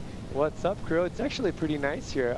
The waves are firing, obviously, as you can see on screen, and I was just behind the dock crew right there with Ryan and Connor as I showed up as soon as that wave popped up from Italo and had to go around the first section, but he did some damage out the back, finish it off with a massive turn, with the massive punt, which I personally think is probably one of the biggest ones we've seen so far in the event. And the boys were kind of like throwing eights and stuff because of how committed that was, how critical that double up was in the end, and he was able to project down to the beach and landed perfectly, stomping it as good as he gets. And then he came out a little under. They're kind of like, actually kind of shocked that the score came that low for how much commitment he had, and previously has done some damage out the back as well. So, but it's a good vibe. Everyone's frothing to watch that wave and see the commitment that Italo's been throwing down this year so far. Thank you so much, Jesse. He brings up a good point. You know, when you think about a scale, they set in a heat, and for Italo, you know, he's thinking about what a score feels like when he goes to the air, and when it comes in at a 7.33, he's probably going, okay, let's see how the separation goes on the next exchange as we focus on the key factors for scoring airs. Yeah, critical nature of the section. We saw that with the amplitude, the height, and the projection. Here he goes again, Joe. Now heating up, clear for takeoff. Italo chucks that board out the back. But you can tell he's inspired to throw bigger airs in this heat against Ramsey. Yeah, a couple things that can happen. If you're thinking, okay, I just got an 8 and it's a 7.33, it can slow your confidence. And I even think we've seen that with Italo even a couple of years ago, especially at Bells Beach when he had a chat with the panel. Thing is, sometimes you got to take a breath and get your next wave, just see where the comparisons are, and it doesn't matter what the score sounds like, just got to make sure the separations are there. 100%, Joe, and we talk about degree of difficulty. It was obviously involved right there. A lot of amplitude, height, and projection, which is at the top of the aerial judging criteria at this event. Of course, the section was present right there. I mean, just look at the technicality right there, Joe. More of a horizontal rotation, but that's because he's throwing it towards the beach, which is the smart thing to do with this offshore wind. Back foot completely comes off and then has to readjust. And yeah, as Mendez was saying, there was damage done on the outside. But if we're truly picking it apart, and I'm in the judge's defense right here, there's disruption of flow, Joe. And there's been a couple higher scores so far throughout the day. You have Iago 7.67 as a case, 7.17 from O'Leary in the same heat. And we're just talking about waves that had better connection throughout several maneuvers, major maneuvers too. And I'm not saying the surfing ain't good. It's great. But the best surfing was done at the very tail end of the wave. And that's the most impactful maneuver out of the entire thing. So right here, you know it's coming too. So there's a little bit of telegraphing involved too. It takes away the element of surprise, Joe. But once you see this, it's spectacular. It's astonishing. And not to take any credit away, the guy's doing something that very few people can do. Nice committed snap to slide from Italo. Rips it back down to the bottom. Belts it off the lip again. Crushing sections down the line, and Ferreira's got more. Nice flow through that section to find his pace again, as it's gone a little off speed, but he's crushing the pocket. A little bit of reverb heading towards him on the face of the wave, but he's got total control. Now creating speed for the backside whip, loses connection. Now 2 falls going to the air, following the gigantic helicopter he got the 733 on. And he paddles back out to see Ramsey now making a decision. Bookium starting to set up a fired up backhand. He will just extend the flow. Great start to set up a big bottom turn, and solid Ramsey backhand snap. Rips it back into the pocket, air drop controls it. Hits the lip again, and now trying to make the inside wall. It's really moving on him, so he's got to lay down.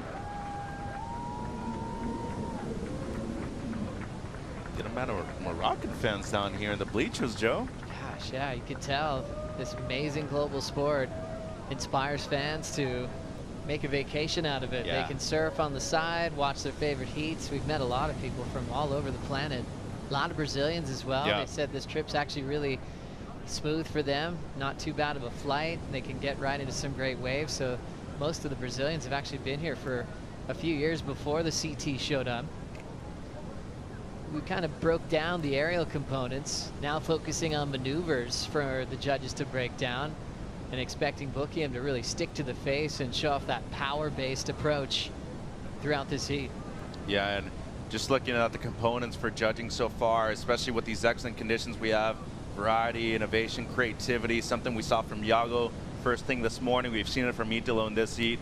Commitment and degree of difficulty. They want to see you on the best sections out there, the steepest ones, big airs, innovative maneuvers, of course, combos and major maneuvers. But to me, with how good the waves are today, flow, speed is really going to be the 2 biggest elements, Joe, and I'm already seeing it in this heat. There's such a radical difference in speed between these 2 guys out there right now. And the only way Ramsey should try to beat Italo in this heat is going for his power surfing. I mean, yes, you're not going to beat him in the speed element, Joe, but if you see the right section, you just need to go for it the entire time. That's the only way you're making it out of this round against world #1 right now, because Italo's just 2 steps ahead of you, if not even 3 when it comes to speed advantage right here. Last of Ramsey. Yeah, this came in as a 5, Joe. Not bad, but as I said, took him a little while to get to that floater right there. And you can just see that delayed bottom turn is kind of his point break style over there in northern Morocco. And as of right now, it's efficient, it is very smart, but it's not cutting it when it comes to the 733 and already the backup that we've seen from Italo. So it's a mid-range score, some solid stuff, and it's a start, but he only has less than 15 minutes really to get going right here in this big heat for him. I mean, surfing's good. Anybody worldwide would want to surf the way he's surfing right now, especially as tight he is in the pocket, Joe. But talking about a guy who has just been on a roll and in a separate level so far throughout the year, it's been Italo. And once again, I mean, just crisp surfing on the backhand, great combination of turns. Unfortunately, as of right now, it's not going to be enough for the lead, Joe.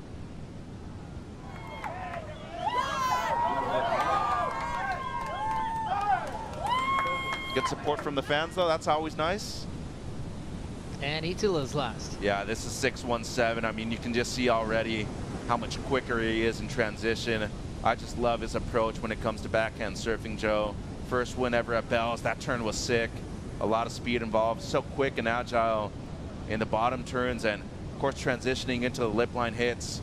A lot of variety on those maneuvers too, and you can just see the amount of spray he throws for a guy his size. He's not super tall, Joe, which is major impressive. It just comes down to the timing of these maneuvers right here, and try to force in the air. Got to watch out for that board not flipping on you, but some real good quick surfing. When we talk about quick transitions, where he's from, Bahia Formosa, these kind of conditions super similar. He's got to be feeling right at home, Joe. Definitely. He showed how versatile this backhand can be with the big win at Bells, like you mentioned, an event that's been tough on the goofy footers over the years. That whole idea is changing with Cole Hauschman, Matty Wilkinson, and then Aki back in the day. But also that final that Italo had with Medina at J-Bay was unbelievable. Carving now looking like he wants to ramp up again, and just like a kite flying in the sky, he will kick that one away. Italo's so good at identifying ramps, knowing where to land, and if it doesn't feel good, he just gets that board away from him so he doesn't land on it. Italo at the moment giving us some big moves. 7.33 was his start on the big backside helicopter. Ramsey chasing at 8.5.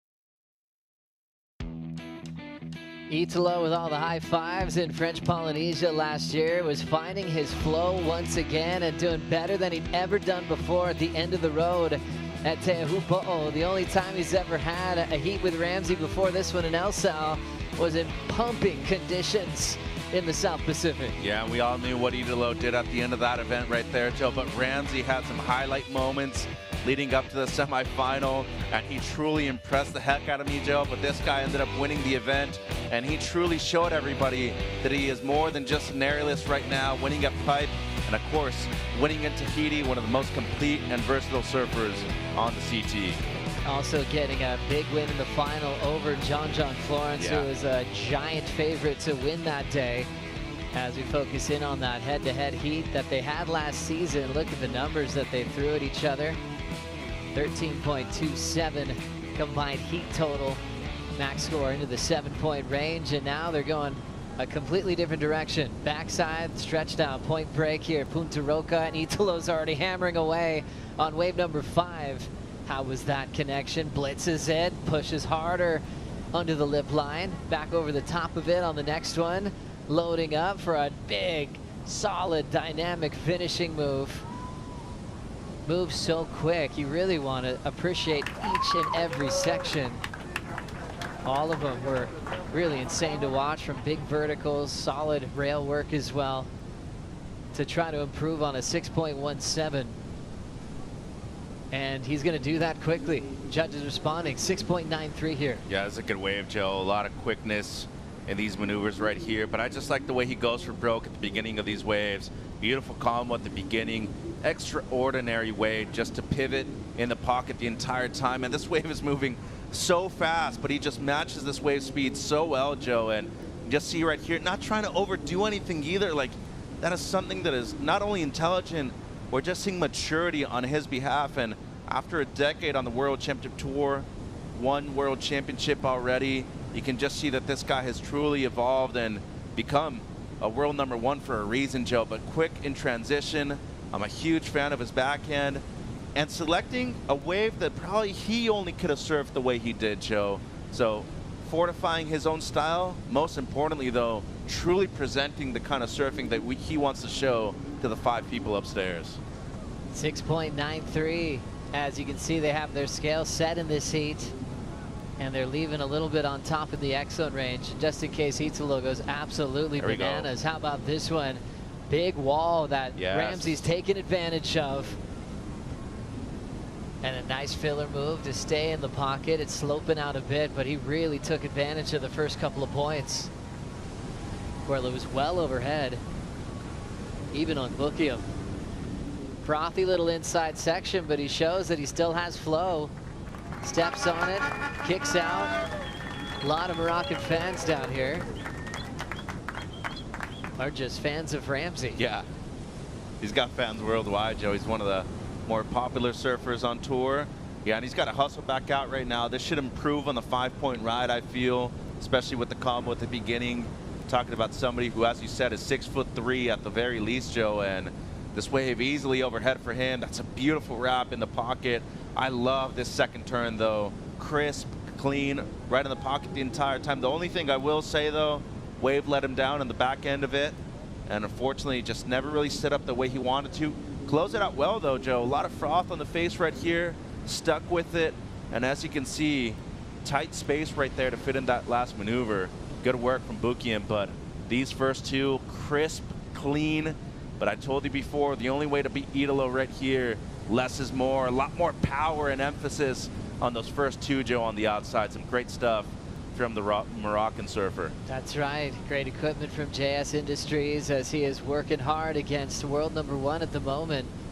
And remember, we talked about separations where Ramsey's absolutely ripping, but to keep the scale right with Italo's 7.33, they want to keep that one out there as the best number. So you look at Ramsey's scores, and it can feel weird to say a 5 and a 5.43 with that type of ripping, but the key thing is their separation from the start of Italo with a giant committed backside helicopter and then a 6.93 to back it up. So right now they've got yellow with a solid lead by a good margin, and Bukiam will have to adapt and really chase down something big. He needs an 8.83 at the moment to stay in this contest. And it's not impossible, but he's looking to be on the best wave out of the event so far, close to a 9, basically a 9-point ride, Joe, and 5 minutes to go.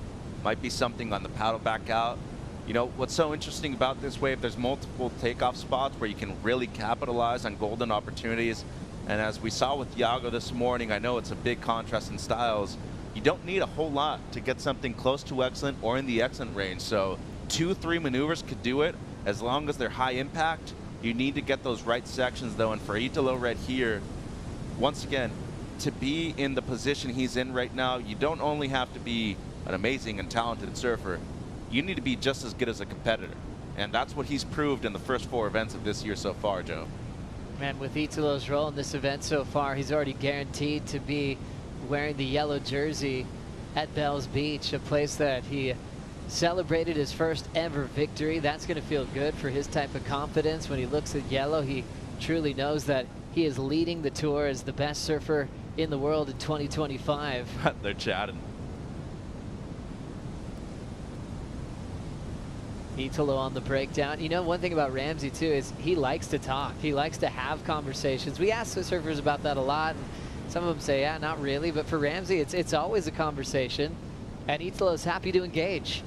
I was never a huge fan of that myself personally. I was always like, hey, talk to me right now. We're probably going to have some words on land once you get back to the shore. But Ramsey's a cool dude, obviously, and he knows what he's doing. I mean, any kind of advantage you can get over your opponent.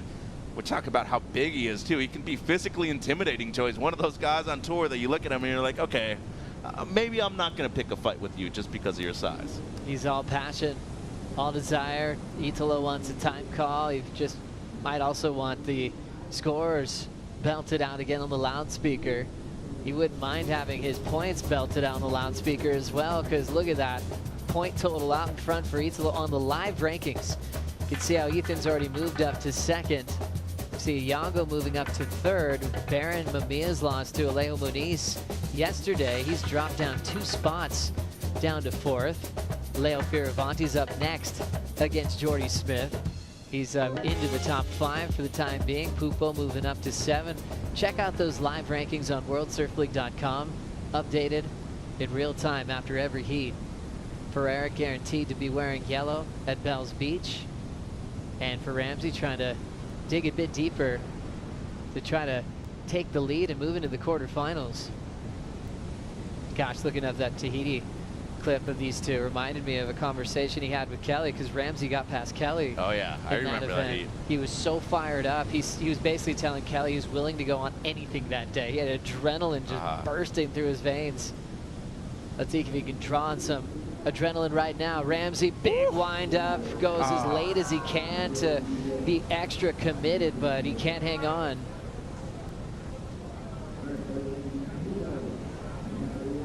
.210 to go. Ferreira making a smart move to watch Ramsey. He's not going to take this wave off him. Didn't look like much. And kind of just breaking down Ramsey's best wave. It was really the wave that kind of decreased in size at the end of it. Even though he was perfect with his turns, it didn't have that big wall that opened up that allowed him to do about 5 majors. So they really counted that first 1-2 combo out the back.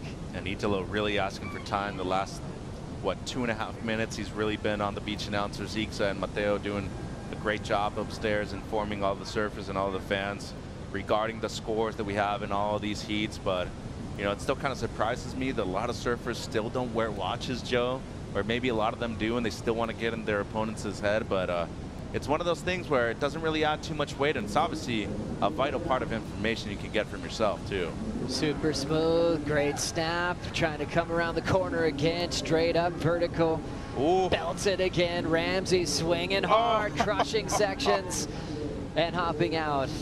One thing was, it wasn't a set wave, and he needs the best number of the heat by far. You know, over 1.5 points to Italo's best score. Gosh, think of that type of surfing on one of the set waves. That would be incredible. That's what I'm saying. Like, you get on the right wave and you just do 4 of those in a row and you're getting a great score. But for him right here, definitely not going to be close to the 9 that he's looking for, Joe, with 35 seconds. Italo should be going on this wave or the next one just to keep him off. And seems like he's going to let him go, but Ramsey too far on the shoulder. I mean, if there's one thing to take out of this, there's positives from the 2 5s that you had, and from this one, it's a confidence builder heading into 3 right-handers that are really good for your point break style. And as you can see right there, the score drops in though, and it's a reflection on the wave. The surfing was there, Joe, just not the right sections at the right time. 5.33 for Ramsey with some just enormous backside snaps. Left chasing at 8.83. World #1, Italo Ferreira, moves on to a quarterfinal here in El Salvador, adding more points to that total as world #1. He is completely owning the tour so far this season, and we'll see him compete later on today. Up next, Jordy Smith takes on Leonardo Fioravanti.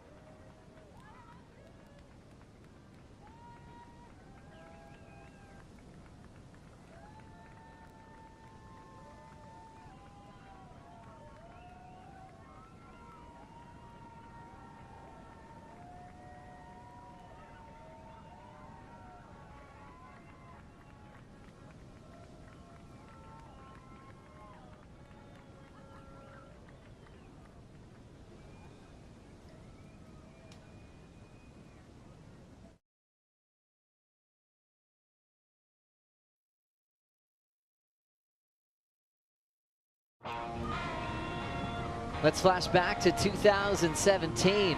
Jordy and Leo, a bit younger, still ripping. This one was one for the history books. Leonardo was absolutely ripping, but Jordy Smith was able to achieve a perfect heat.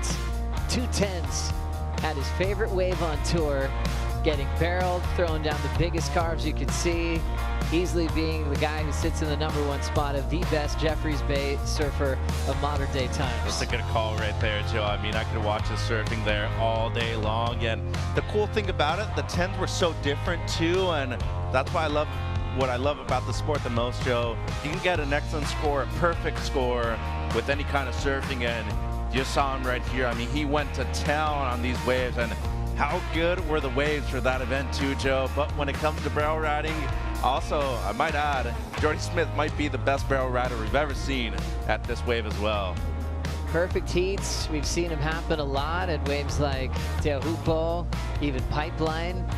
It was a very special moment having 210s at a demanding point break like Jeffreys Bay, where there's a lot of room where you can make a mistake and lose that perfect heat total. But it was Jordy Smith to own that. He's won that event a couple of times. Got that perfect heat. He might be thinking about that moment since he's got Leo in the water now. Lots changed since then. Fioravanti getting things started, attacking this ride at Punta Roca. He's a little bit behind, but now he's out front. The Italian squares up, drills it with that solid hammer in the pocket, full wrapping comeback. Back to the lip again with a beautiful arc. Starting to chatter that board. He's just getting a little hung up with that whitewater right on his feet on that inside rail, but not giving up. Who knows how solid a finish can look here at Punta Roca, and lights it up. And oh my goodness, Jordy Smith special is unloading around the corner, leans into a lean back down carve under the lip. He will dance inside the pit at Punta Roca. And now Jordy lays down that front side carve, driving into another clean hook. Smith sets up a nice re-entry off the top, easily gets out in front and kicks out as it races down the line without him. That is just classic Jordy Smith. You get goosebumps seeing him on a wall that perfect with that kind of size. I think people have been telling him over the years, just wait, Jordy, it can get bigger, it can get more lined up. When he was getting those early J-Bay comparisons, he's like, I haven't seen it yet, Hey. Brew. And, well, maybe he has now. I learned my lesson the first year, Joe. I learned my lesson. I ain't calling it the Latin American Jeffreys Bay anymore. But you know what? That just goes vintage Jordy Smith right there, close to 20 years on the tour and just as good as ever, Joe. Strider, what a great start with these two. Oh my gosh, came over the lump, you know, before you can't really see the whole thing open up, and all of a sudden, boom, it was just like a surf movie started. And I was like, oh, you know, and you saw Leo just trying to skirt around that section. And the second wave, after I was like, wow, Leo's gonna, start off with a huge score, he's gonna beautiful wave, blah, blah, blah. And I just, all of a sudden, the next wave was revealed and Jordy was just on the bomb. The pace of that wave was better. The wall just looked more approachable. I mean, everything about it just looked incredible. So, I mean, that was just a great way to start the heat, and it does seem like the #2 wave of the set has the best line on it. It's a little slower, and it's got a better pace, and it just has that canvas. Oh my gosh, look at this wave. Jeez Louise. Oh man, this is like a crime. Watch this. Check this out. Here we are scoring. Jordy Smith is up again. He's slamming on the brakes. What? Jordy Smith gets blown out of the pit. Come on. Lays down a rail and just is in sync with the rhythm of Punta Roca. That was incredible. An absolute masterclass of maneuver choice. Absolutely pulling in ultra deep. He's acting like he's at home with that rhythm strider. How good was that? Are you kidding? I looked over, and I'm in the middle of a surf movie again, and then the wind is laid down. About conditions have completely changed. Canvas is clean, sheets are pulled tight, and I looked over and I was watching, in the middle of my rant, and I looked over and I just was baffled by how incredibly perfect that wave looked coming in. And if you're Jordy Smith looking at that wave, you're just salivating. I mean, you could just see him licking his chops before he dropped into that. Reactive too, that slap right into the bowl to stand in the tube. Just what? I mean, come on, we haven't seen waves like this all day, and now we're seeing the best of it from today, and Jordy's getting the best of it for himself. He's just cleaning the plate right now. Just I love it. I'm frothing. I'm sorry, but I am super psyched. And that was incredible surfing right there. Oh my gosh, that is amazing. Thank you, Waz. Thank you, Jordy. Thank you, Punta Roca. Just this master class of style and flow from Jordy Smith. It almost feels like he's in charge of the tempo when he's in this kind of rhythm. He's not chasing things. He's not coming from behind. He's almost willing this wave to barrel when he needs it. That is just Jordy at its finest. Oh my goodness. Let's talk to Italo with Rosie. Yeah, what a heat. Italo, you are just too good. The 733 that you opened up with, can you talk us through that wave, please? Yeah. We missed the first one. We kind of like deep. And then I saw like the second one, and I knew that was like the wave that would be like a lot of white water, and then it was like hard to turn. And then I wait to the end, like to the closeout, and I was like, okay, let's try go high on a last move so they can push a little bit more the score. And then yeah, and then I landed like on a flat. That was like one of the goodest move on that wave, and I got like 7 point something. And then yeah, that after that make me more like confident to like try the small ones, you know, and then try to like build the scores, because he had priority. Probably he was waiting for the big sets. And then yeah, and then I had like the small one to get a lot of like different scores. But yeah, it's part of the game. It's super fun out there. It's kind of hard to find a big wall, but even a small one, it's pretty fun too. And we don't often see it, competitors chatting in the water, yourself and Ramsey having a couple words. What were you talking about? We talk about the first wave, because he was kind of like bummed because we missed the first one, and probably that was the one on that hit. And then he asked me about my wave, and I say I went to the end and then tried to something big, and he was like, fuck, you know. I was like, okay, but anyway, that is one more set's coming. And then yeah, and then the finish hit, and then the hit finished. But yeah, that was always fun competing against Ramsey. He's so good on the backhand too. And you're easily going to hold on to this #1 ranking heading into Bells. Does that feel good? Kind of alleviate the pressure for you?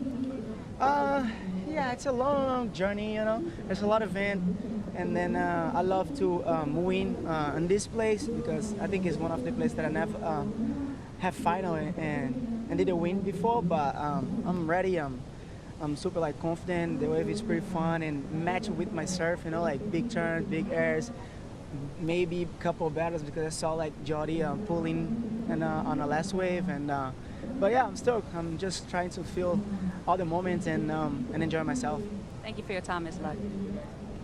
Great energy coming off the glass there from Italo Ferreira, world #1, and great respect between himself and Ramsey in the water. He actually had time to break down the waves, and that's when you know you're in a good place on tour. Waves are pumping. This is why you work so hard to qualify. Yes. You know, for heats like that. Tough one for Ramsey to lose, but a great one for Italo. As he mentioned, he's got goals here to try to win this event for the first time. Strider, we did notice a board change from Jordy. I mean, he just threw down an 8.5 and a 6.17. What'd you see there? Well, you know, he was on a mayhem for the first couple of waves, I think, and he was, I mean, looking spicy. Gets, you know, throwing down an excellent score, but then he's like, you know what, that last wave felt like I needed my V12, I think it is. He's like, it's a Smith Shapes model, and he's on another board. So we'll see, you know, what he does on that thing. I can't imagine. I mean, he's just going so hard and so fast through these sections, but he paddled by with a really amazing sense of confidence. It was like that. That's right. What, I got this, now I got that. Like what? Now what? Let's see what we do now. You know, it was almost like he was ready to ramp up even harder, which is, I mean, great to see, fun to see.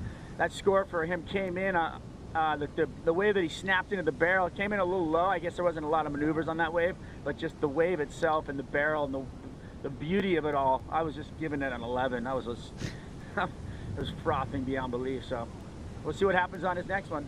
11 on the WAS scale. I like it. Jordy Smith, 8.5 and a 6.17, 18th year on the championship tour. And there's something really special when the vets, the journeymen, the guys that have been here consistently putting up insane performances, score great conditions on tour. for Jordy, he's like, hey, it's still a great lifestyle. Right. With waiting periods and all the event windows that are really put in the right place on the calendar, everything's in motion to try to score the best you can. And as we know, we're dealing with the ocean. You never know what you're going to get. For Jordy to have a heat like this, it just shows that he's still in form. He can still compete with the best in the world and fight for a world title. That 8.5 now the best of the event from Jordy Smith. Here's Leo Fioravanti on his 7.33. I thought he was fully pulling into that first section, Joe, but first maneuver was consequential. I mean, we're talking about a major turn all the way on the outside, and this guy still has the highest heat total of the event, close to 16 points yesterday. A lot of flow, great power though, and really selected his maneuvers well for how the wave was running down the line on him. So took him a while to make it back up onto the open face right here, Joe. Stuck with it, and that's why we say that he is one of the most fit surfers on tour. But the size of the wave on the outside, it was huge. And I mean, look at that wave right there at the beginning. I mean, easily overhead right there, Joe. And I would have to say the meat of the score really came based off of that first turn. Pedal to the metal right there. One judge gave it an 8. I don't blame him at all because that was impressive stuff. But you just see the intensity that he's surfing with right now. A top 10 member, Joe, and as I told you yesterday, he is definitely an alpha in the lineup, and his repertoire on the rail has just been excellent. I mean, his maneuver selection, the way he's been able to place his board in certain sections. We got 2 of the best really going at it in this heat number 6.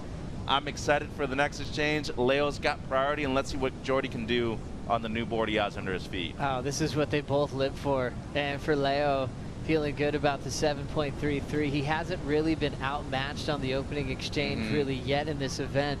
He's been so reliable to get his keepers early, kind of take control and shut it down. So here's the first test for Leo to adapt to this situation. 100%, and as Strider was pointing out, he did go on the first wave of the set, and Strider mentioned that it seems like the second one just a bit steeper and a bit cleaner on the open face, so it favored Jordy in that exchange, Joe. Leo Fioravanti telling us sometimes when you feel nervous, it can be a good thing.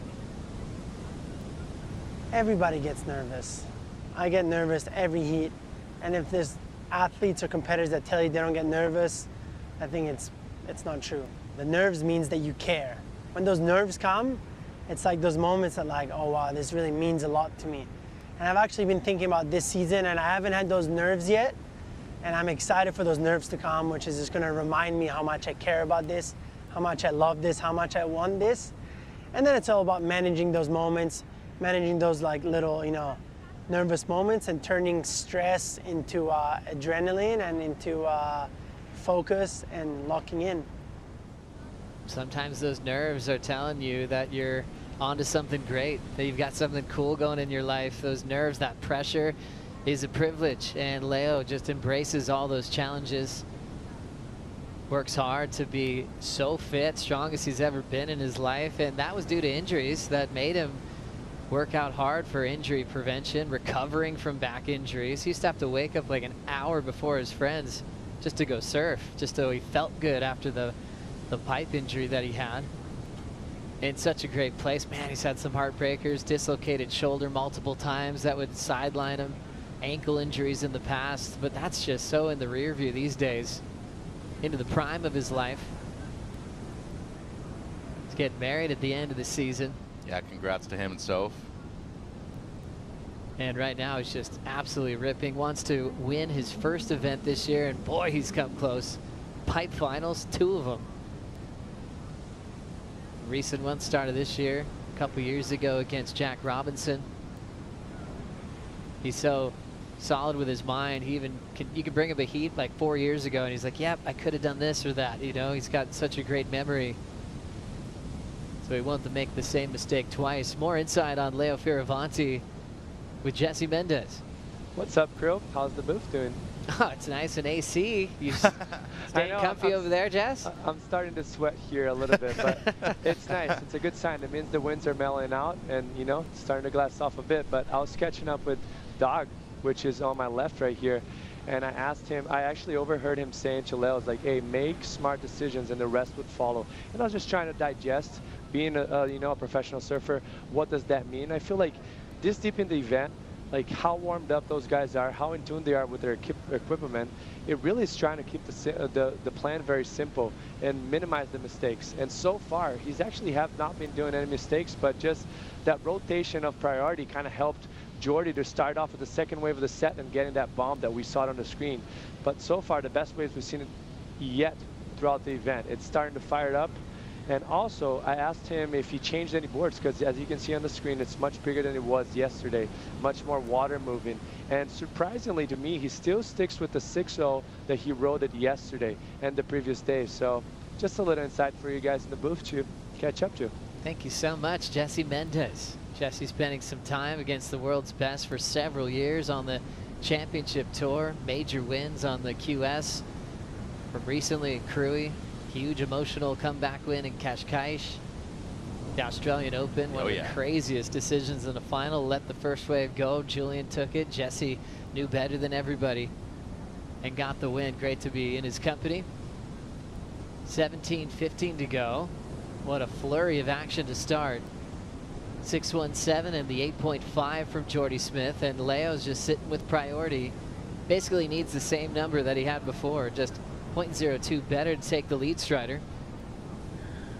Hey, yeah, definitely. I mean, there's not much of a separation there. I feel like, you know, Leo's looking amazing right now, and he's on point. He's probably surfing the best I've ever seen him surf in his whole life, or that I've seen.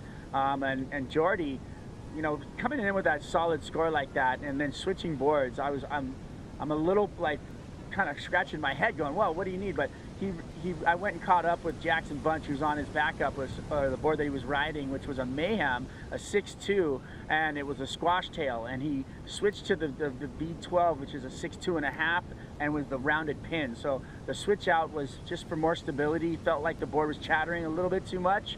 I kind of like the uncertainty of that board, but let's see what happens on the B12, baby. Thanks for the insight, Strider. It's nice to have, you know, some competitors, so some colleagues just hanging out and saying, yeah, I'll caddy for you. Sitting out at a specific location by the water patrol in a buoy.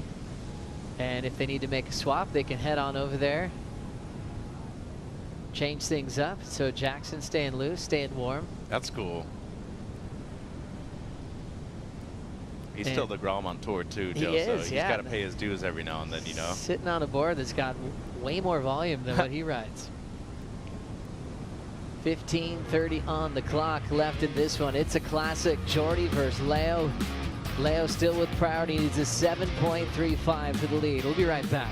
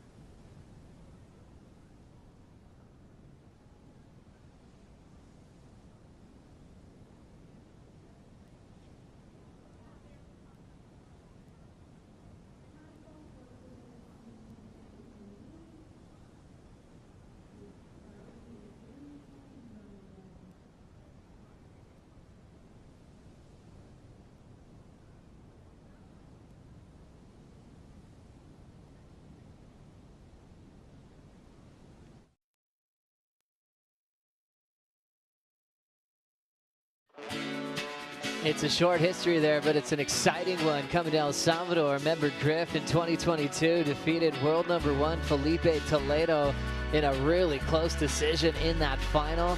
Chunky section, some onshore wins, and that was exciting, but Felipe got the rematch the following season and got Griffin back.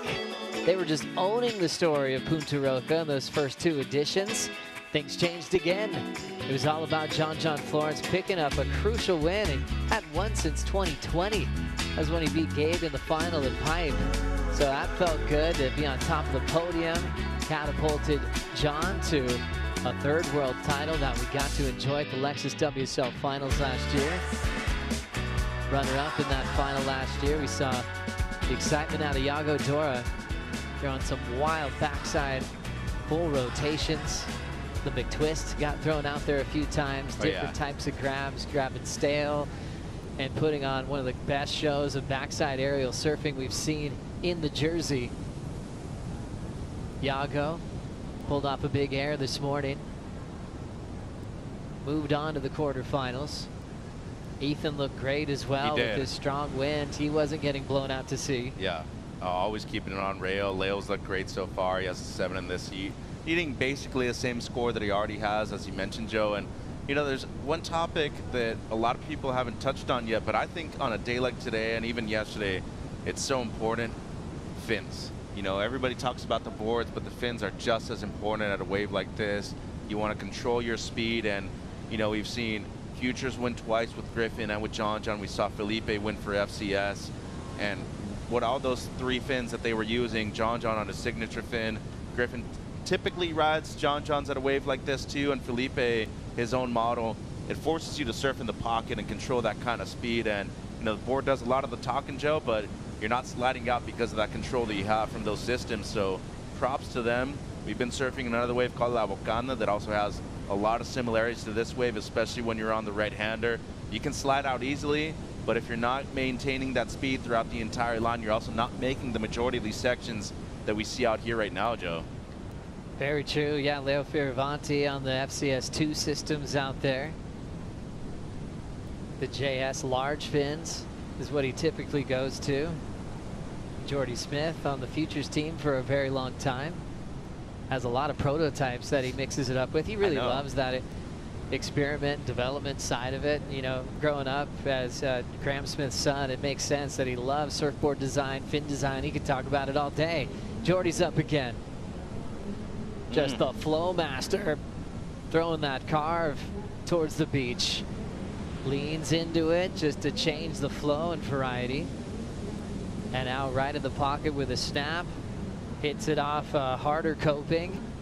Throwing out that whole board out in front. Remember the board change that happened. That board's looking great as well.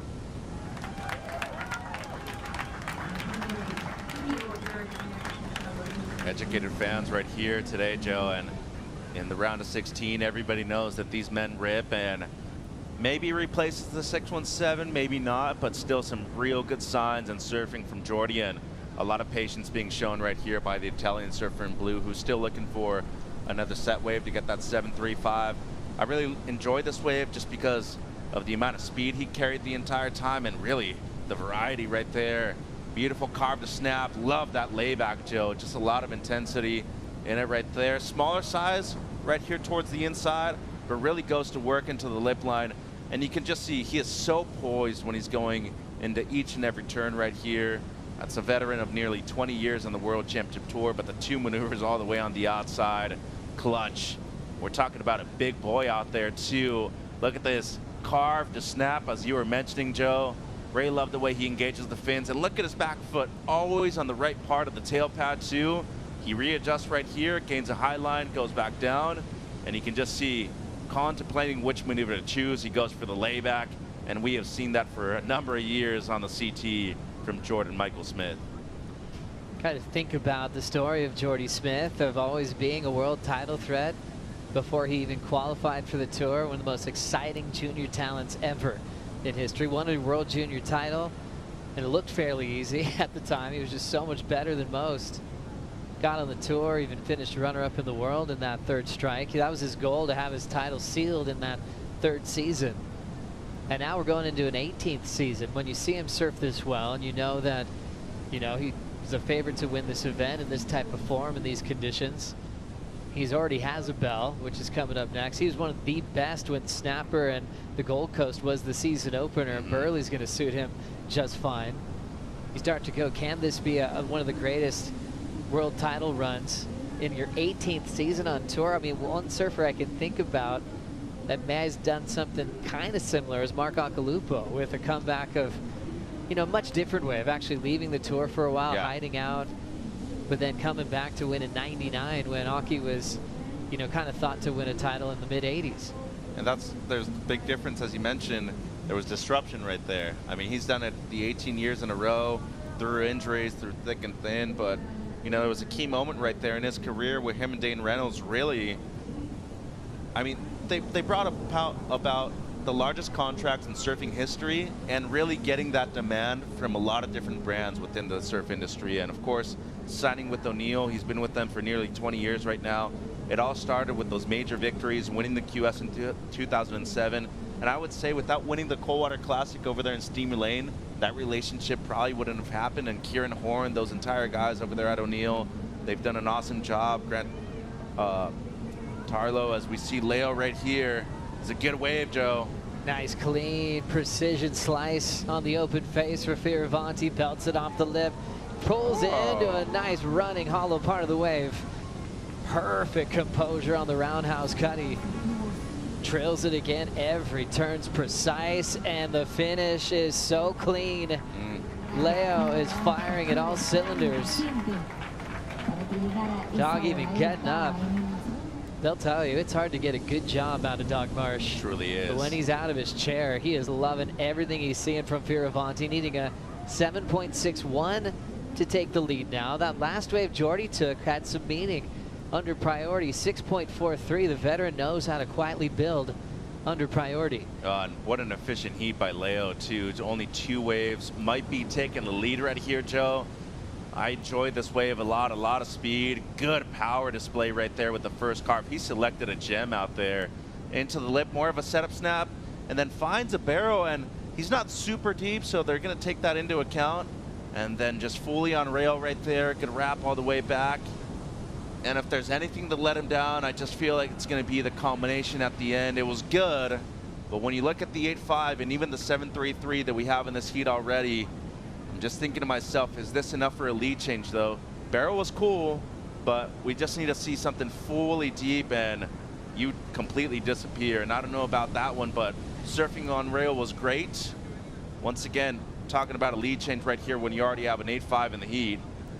Couldn't have surfed this wave any better though, Joe. I mean, really surfing the wave for what it was worth. Every section good enough. Fully on rail right there with the roundhouse cutback. In the end though, was this enough to really get you something close to an 8-point ride? Even though the surfing was great, was it close to excellence? That's the real question. Leo Fioravanti absolutely shredding. And with that barrel ride, I didn't mind it at all as far as keeping your flow solid. And this whole package of painting a picture for the panel on a right-hand point break, you know, to be in rhythm with the ocean and the tempo of it all, it's like every little bit goes into it. Even those filler spaces where, yeah, you'd love them to get drained, but to stay in a good section, to follow up with some majors, to follow that running barrel section, I thought he did that really well.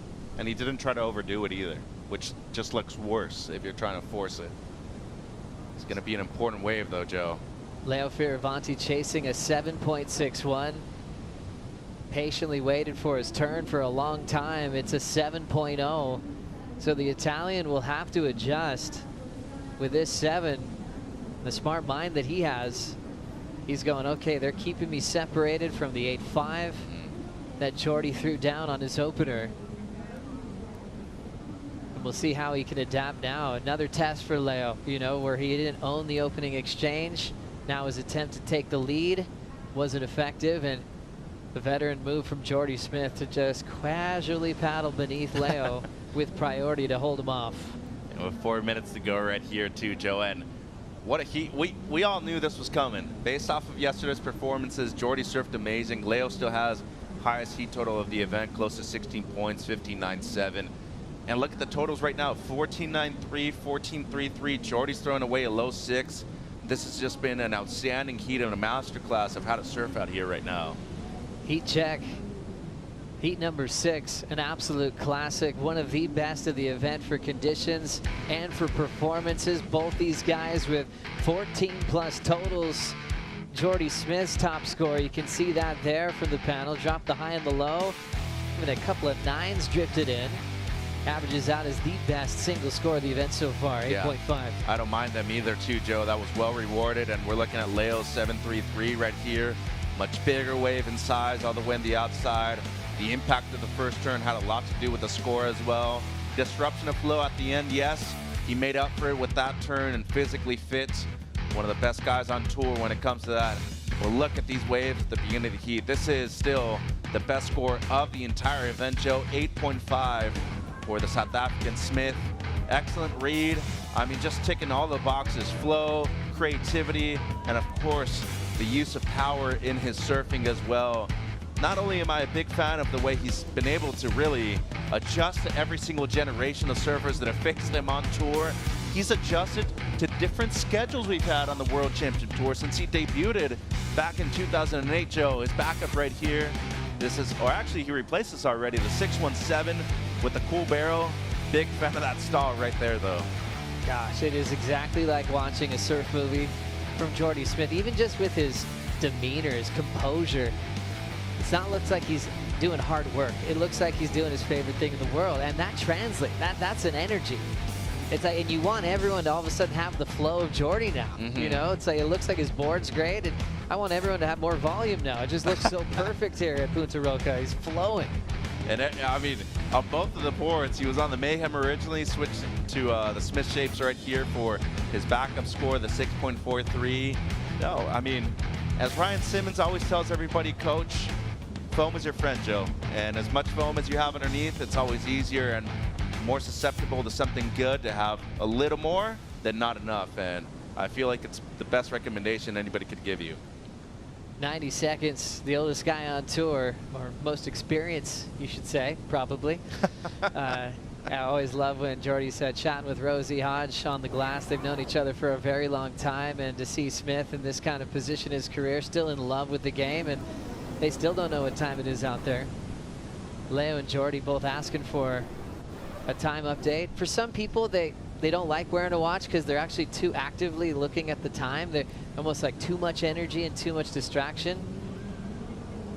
Maybe that's the case for these two. Jordy will use priority to take Leo off this one, and he's just coasting. Wow. And then laying it all over. Vintage Jordy Smith.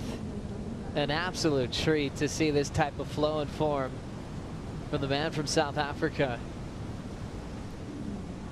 We've been enjoying this type of surfing for, gosh, well over the 18 years that he's been on the championship tour.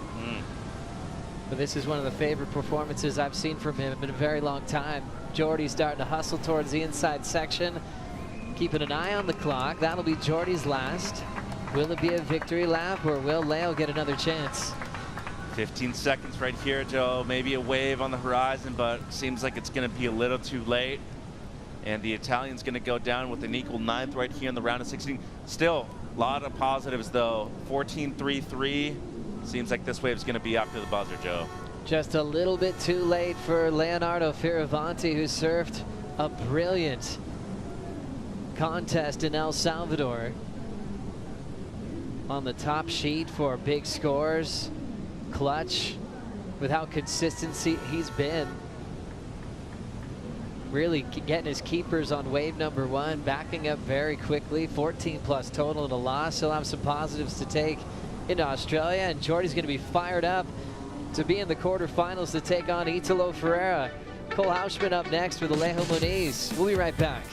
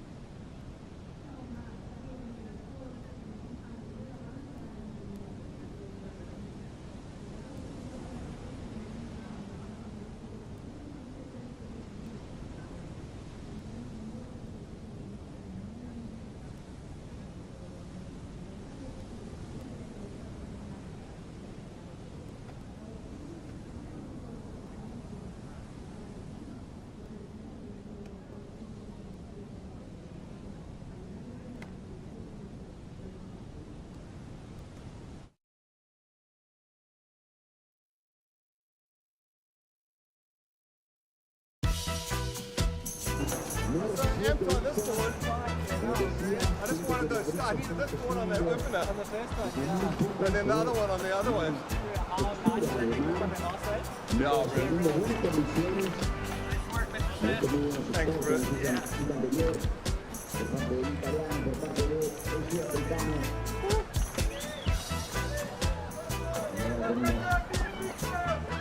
Give my hat. I'll do anything.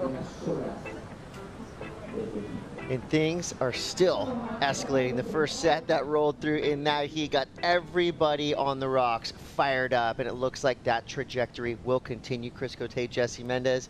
We knew it was going to be good today, but did you know it was going to be this good? I didn't think it was going to be that good, first of all, because I thought the winds were going to be a little bit worse, but it just kind of turned on. And even now, like, we have obviously the heat warming up on the sand, so on the rocks, so that onshore breeze starts to come. So in between that gap, it gets like just how it was at Jordy Smith. In the next few heats, it's going to be kind of more glassy and just perfect conditions on offer for us right here. Just pin line perfection. You've got two hammers in the lineup now. Alejo Muniz, Cole Hausman, both surfers under the cut line for now. So this round of 16 is huge for both of these surfers who need a big result to build some momentum going into the Aussie treble, and the scores coming through are already massive. This is Cole Hausman's first wave right off the buzzer, an 8.5. I mean, let's catch up with what happened, demolishing that first section into a second one. So precise on the backhand, up and vertical, but doesn't get too tight. Make sure he opens up always and finish it up with a banger. Amazing way to start the heat so far. And Alejo, looks like a beautiful open wall in front of him. First carve to set up, second turn, gets up in vertical, pushes on that back foot. Nice drawn out carve on the third one. Big section to finish it off. That's going to elevate that. The criticalness of that last section really is going to bring that score up higher for Alejo, because up to that point, couldn't really match what Cole was doing, but then that finish, very strong and critical. You can see him airdropping off the skies, keep himself composed on top of the board. I mean, you got to give the edge to Cole still. Those first two turns with the finish, this combination of maneuvers were pretty impressive. And then Alejo with that last finish was as aggressive as he gets on a day like today. Well, it's safe to say the swell has arrived. The big dogs are here, and they're eating. So good to see. Jordy Smith with a 14.93 total, a massive, massive heat for Jordy. He's on the glass now with Rosie. Well, one of two of the only 8.5s that we've seen, the highest wave of this event. Jordy, even with the 8.5, the equipment change, just talk us through the wave and the decision to change up the equipment. All right. Everyone wants to hear me say it. It's definitely more like J-Bay today, that's for sure. I retract my statement 4 years ago. That wave, that second wave that I got after Leo, I mean, there hasn't been two wave sets the entire time. And I was like, went over his one and I just went, oh, good lordy, here we go. And yeah, the thing just produced. I mean, I was on this squash tail and I was pushing through it, but I just wish I was on my V12 on that set, and then kind of vice versa. Matt made me another board, you know, that I rode on the squash tail, and my dad's one on that set. But yeah, I'm stoked, man. Stoked the waves have come. I'm stoked the WSL have waited. And I'm stoked I'm in the quarterfinals. Well, talking about the quarterfinals, I mean, a contrast of styles. You'll be coming up against Italo. What do you make of that matchup?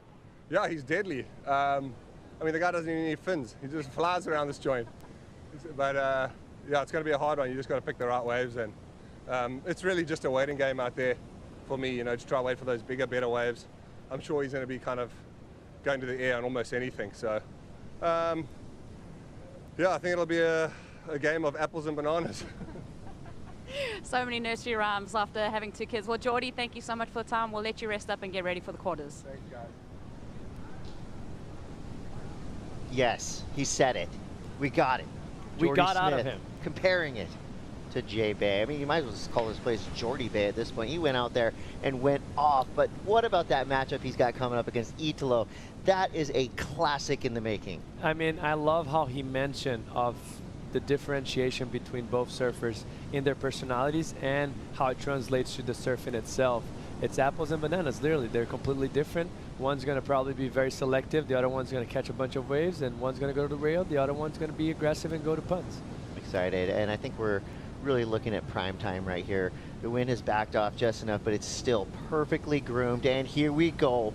Cole Hausman, the powerhouse goofy footer out of San Clemente, smashing his first turn. And this wave right here started off real strong, a little flattening out here through the center, but here we go. The racetrack section is on. And this is just, this is exactly what Cole Hausman wanted to see. We saw him on the Challenger Series, go to his backhand, to eventually go on to greatness to qualify for the Championship Tour. You see he put his hands on his knees. Man is gassed, but he's got a front row seat now to Alejo Muniz. Big power snap, full speed into that first turn. This one softens up a little bit through the middle. He's out. That's another good exchange right there. Alejo obviously opting to kick out and wait for a better wave. As he took off on that wave, there's a nice stretch wall, but I think that second, third wave kind of went a little bit too flat afterwards. And Cole on a smaller wave in size, but definitely produced some critical sections for him. Good way to back himself up with the 8.5 that he already has. As you see here, much smaller wave from what we've seen in the last few waves that we're reading, but very critical. This is the downtime of this wave. It gets a little bit flatter, but it's gonna start to stand up, and he can eye it down already. Slow himself down, make sure he's tight in the pocket to get up and vertical. Then this is when the waves gets a little bit more down the line, more critical. And he finished it off a little bit late, but good work done for him. And even a guy that is as fit as him, you could see him touching his legs because he was done after that. But you can see, and this is a beautiful shot to show how much cleaner the waves are right now. Like before, when we can see the texture throughout the wave with the winds blowing into it. And the waves are absolutely firing right now, Chris. Oh, it's perfect. You know, the chatter and banter online in the message boards. What are you doing? Well, this is why we did it.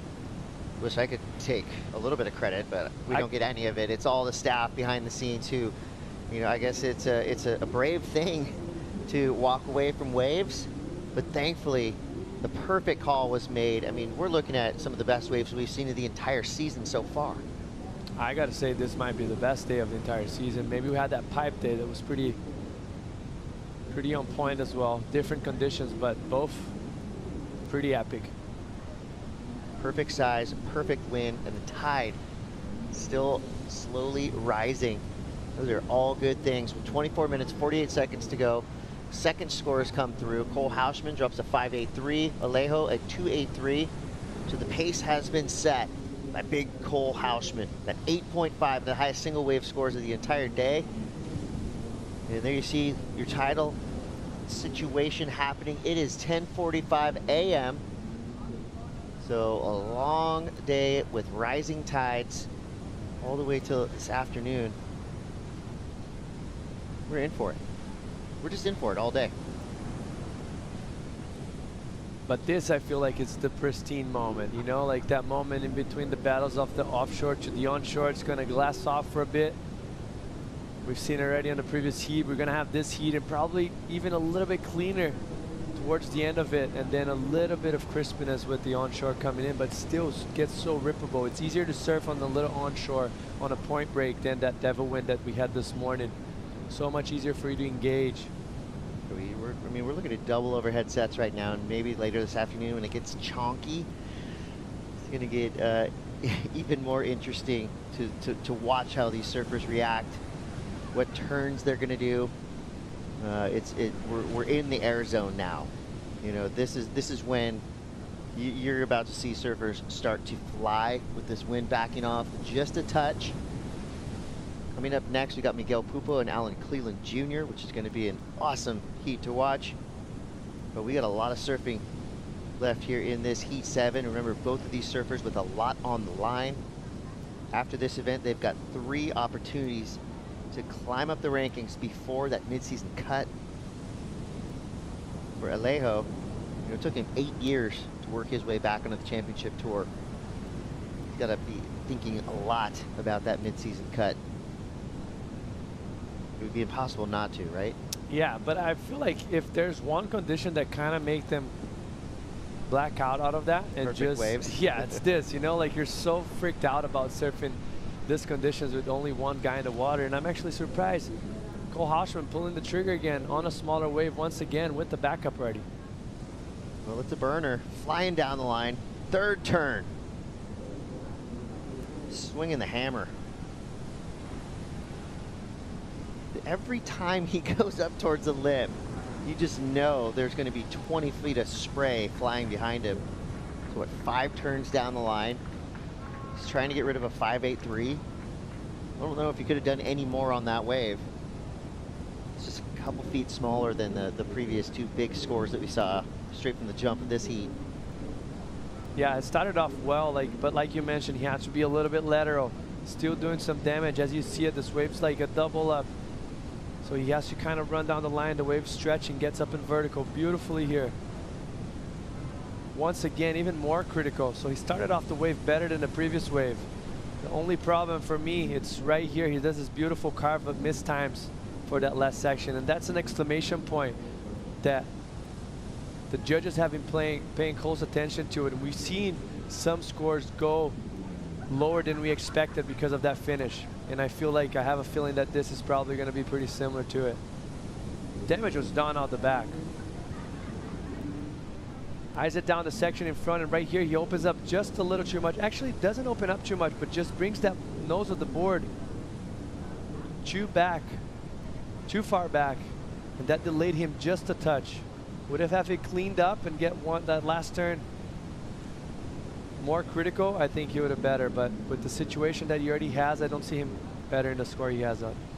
Yeah, it comes through to 5.27, just under at 5.83. 20 minutes, 45 seconds to go. Casual paddle back out to the lineup. It's cool, you know, with the tempo of these waves, you know, the timing of these sets, it's kind of nice because we're not seeing a lot of waves come through that are just unridden and wasted.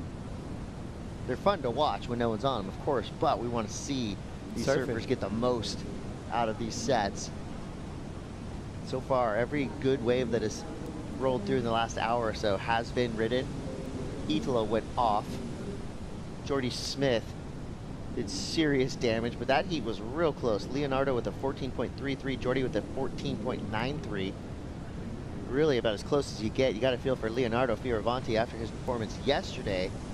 He was looking like a favorite to win this whole event. But now the favorite is potentially Jordy Smith. You pass or on your Italo. belt, right? Obviously, Ethan, there's a few names that comes to mind, and I feel like we haven't seen yet Iago to perform to his level in these conditions. We've seen glimpses of it, that massive rotation he had this morning, but he kind of has been on the unlucky side of the draw where his heats have been a bit on the slower side. The heat yesterday with Samuel Pupo, first wave ridden from Samuel with 5 minutes left. Today, only 1 wave ridden from Connor O'Leary on Iago's heat. So as soon as he gets the opportunity, I think he has more to show to us. Can't wait. Well, we got 19 minutes, 13 seconds left, and it looks like a break from set wave, so we're going to take a quick break ourselves. Al Cleveland Jr. getting ready for his next heat. Don't go anywhere. You're watching the Surf City El Salvador Pro.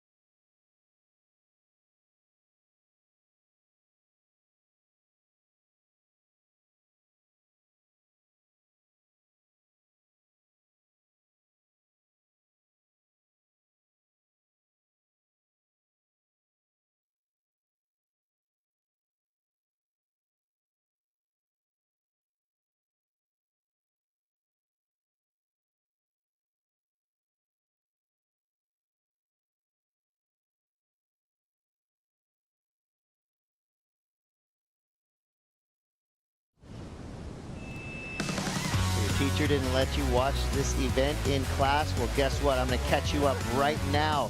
Ethan Ewing and Zhao Qianko went out there early this morning. Ethan put on the surgical strike on each and every wave he caught. Jesse, so far, Ethan is looking exactly like we all expected him to look. Near perfect on every wave. And he's also another guy that I feel like had kind of got the short end of the stick so far as wave consistency on his heat. So as soon as he gets to really open up in conditions like we're seeing just in the back of us right now, it's going to be very fun. And then it was the exuberant one. Italo Ferreira, #1 on the rankings right now in that yellow jersey. He had a big matchup against Ramsey Bukiam. We're talking two of the most powerful goofy footers on the championship tour. But it was Italo Ferreira that got a 7.33 and a 6.93 for a 14.26 total and the win. Yeah, the boys watching this heat were kind of surprised that didn't come into an excellent score. Look at that rotation. It's incredible how much he launches into the flats. Look at that. Are you kidding me? The speed. Don't make me say it. 540 from Italo Ferreira. Don't make me say it. He mixed it with power. Got the best waves of the draw. And a lot of people were looking for Ramsey, you know, who had to have been feeling right at home in a windswept long right-hand point break, but it was Italo that got the edge, and then finally this just went down. If you missed this, hit rewind, because this heat was a classic. Jordy Smith up against Leonardo Fioravanti. Jordy with the tied for the highest single wave score, 8.50. Leonardo made it even with a 7.33 and a 7, but at the end of it, it was the big South African veteran Jordy Smith getting the win. He's on fire. Yeah, he definitely is on fire. And that second barrel that he's just about to get right now, look how throaty that thing got. Even got a spit out of it. Great speed management right there for him as well. Stomping on the brakes. It's firing, guys. Yeah, I mean, this is prime time Jordy Smith. And I still think he's the surfer in this venue who's having the most fun. So there's your update. Back into the lineup. Yep, more perfect waves coming through. 14 minutes and 45 seconds left. Cole Hausman in the lead with an 8.5 and a 5.83. He is now tied with Jordy Smith for the highest single wave score of the day and of the event. You see now a paddle. It's going to be Alejo Muniz with priority. Look at this wave. This is incredible. It's so good. Here we go. Alejo, deep bottom turn. Carving slice. Cranks it around again. Another one. You know, he's going to have to put the pedal to the metal, fighting to get around this section. He does. Straight up into it. Just full force with every bottom turn, top turn combo. Nicely surfed there. One big fluid line from the outside all the way to the inside for Alejo Muniz. No doubt getting rid of that 2.83. Cole Hausman looked like he might have had a quick look at a wave. Pulled out already. I really like that wave from Alejo. Yeah, that was very well surfed from him. I mean, I guess that's Kept an the easy flow. thing to say. I've been liking every wave so far. Yeah. This is one of those days. Here we go. This is the look back at Cole Hausman. This happened right after Alejo pulled out of his wave. I mean, you can see that second wave is smaller than the first one, so what that does, it comes in more and has all that traction and the whitewash from the previous wave ridden from Alejo, so he opts to kick it out. This wave way more stretched out. Starts off with a nice drawn out carve, setting up for this turn here. Actually, kind of has to get going. Stomping on the gas right there, gets around, goes up in vertical. Never lacking energy, but he linked this wave very well, kept the fluidity throughout the whole wave. Crazy Just like reaction time to be able to cut that second turn short and then Into engage the afterburners. I don't see, I personally like the 7-point ride better though. Like I felt like the wave was bigger, was more critical, and that finish that he had was so aggressive. So I don't see that coming in a 7.34 right now. I think a lot of his turns on that wave were transitional. Yes. How is Miggy already wet? Time check, 16 minutes A remaining. little ice bath before his heat? I guess so. You cut off early because of low tide. Órale, dude. Viva Mexico, dude.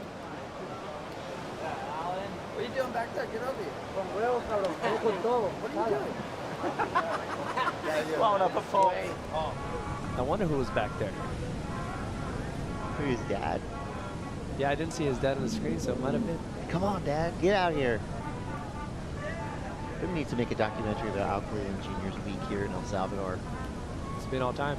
Yeah, we've been kind of hovering around his orbit a little bit, seeing his act, and it's been epic.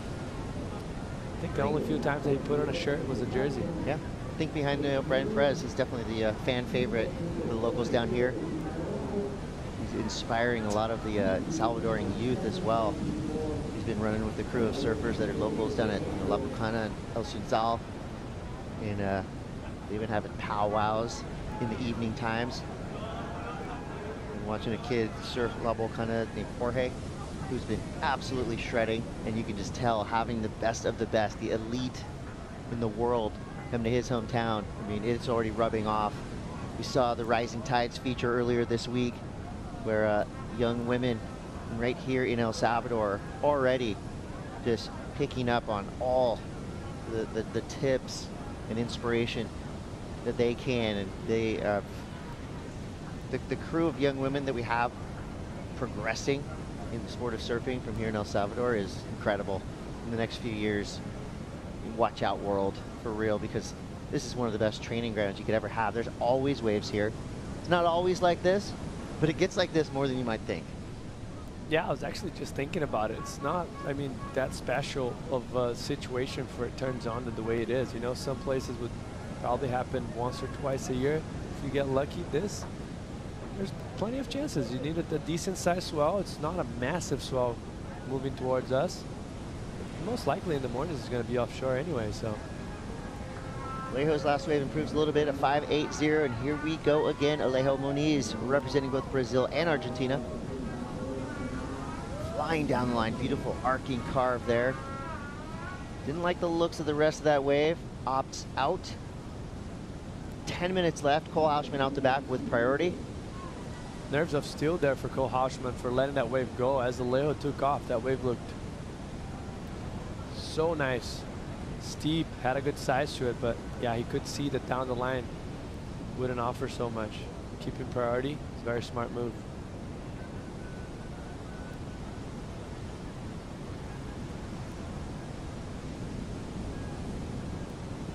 I wonder if there's a look to these waves that kind of give you a hint if they're going to flatten out a little bit through the midsection.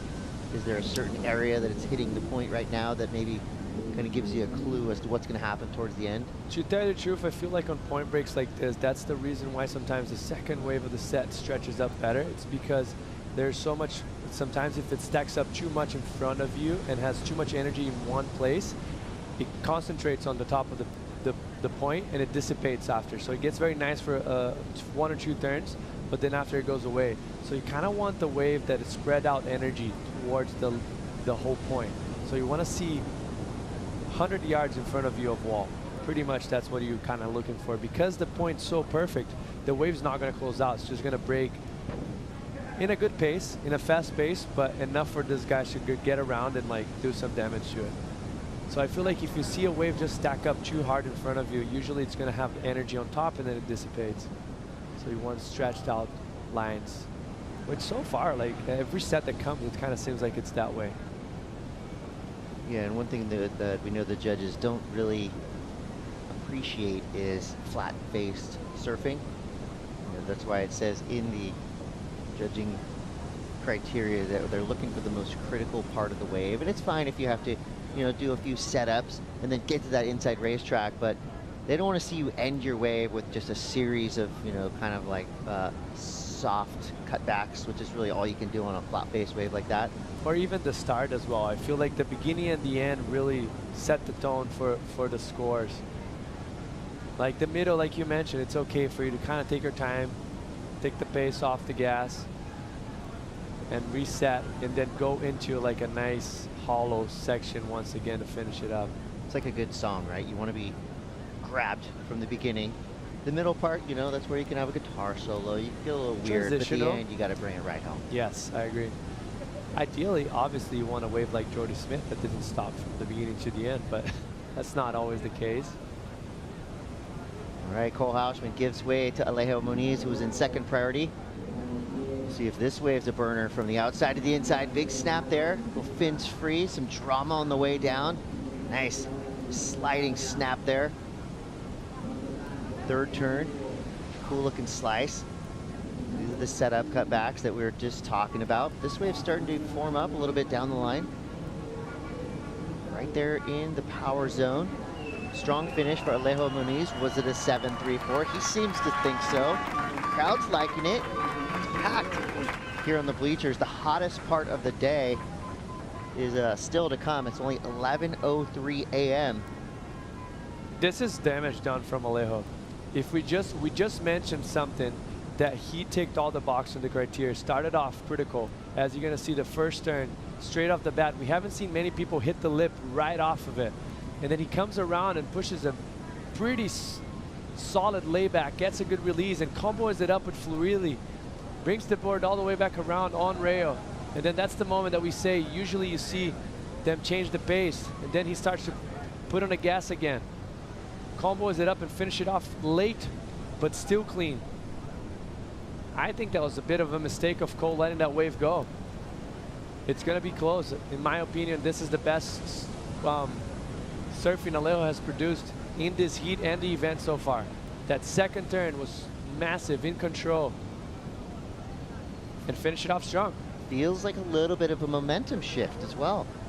So even if this isn't quite the score that he needs, yes, emotionally, it's got to feel good. I mean, those 3 turns he did on the outside had to feel so special, so fast. You had variety, you have criticalness, you had rail, like that third turn. You know, that's sometimes the problem of Alejo. It just pushes, stomps on the back foot a little too much, but he mixed it up. He had that drawn out carve.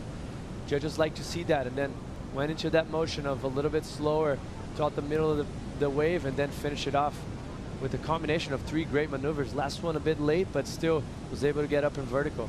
Yeah, just like that, we're inside of 5 minutes now. Cole Hausman still out the back with priority. Might be something of significance coming through now. How does that feel to be by yourself in this lineup where the waves are absolutely perfect? You got to make the decision. Which perfect wave do I go on? I mean, it's the they're best, all worst amazing. feeling in the world. I think that's why J-Bay is one of the toughest places for you to surf, because by nature that wave is known to have the second and third wave being better than the first one. But how do you let a 30-second perfect wall that is stretched out 100 yards down the line go by and have the guts to pull off on the second or third one? Yeah, it's almost harder not to go. Yeah, it's harder. Yeah, it is, 100%.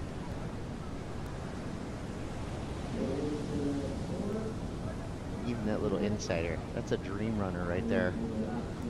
Judges are having a close look. They know how important this is for the heat.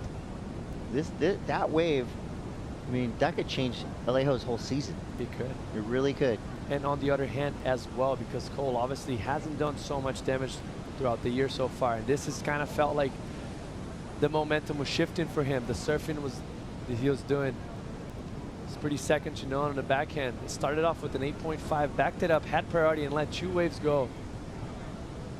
It's just a matter of time if this is going to cost him or not. What a show so far. 3 minutes, 25 seconds left. Cole Hausman out the back with his pick of waves. So far, he's let a couple go by underneath him. He's really far out there. That just tells us he's waiting for the bombs. Day tide. Ooh, Alejo Muniz's score comes through. Just under. And look at the variance of scores. 7-7, 7-5, 7-5, 7-0, the 6-8. Alejo's crashing out right now, and maybe he's got a case for it. He is bummed. Man's not happy, but he still has time. That's kind of what I was afraid was going to happen. He had the emotional momentum, and you know, even though he didn't get the score, he still improved. That's sarcasm right there.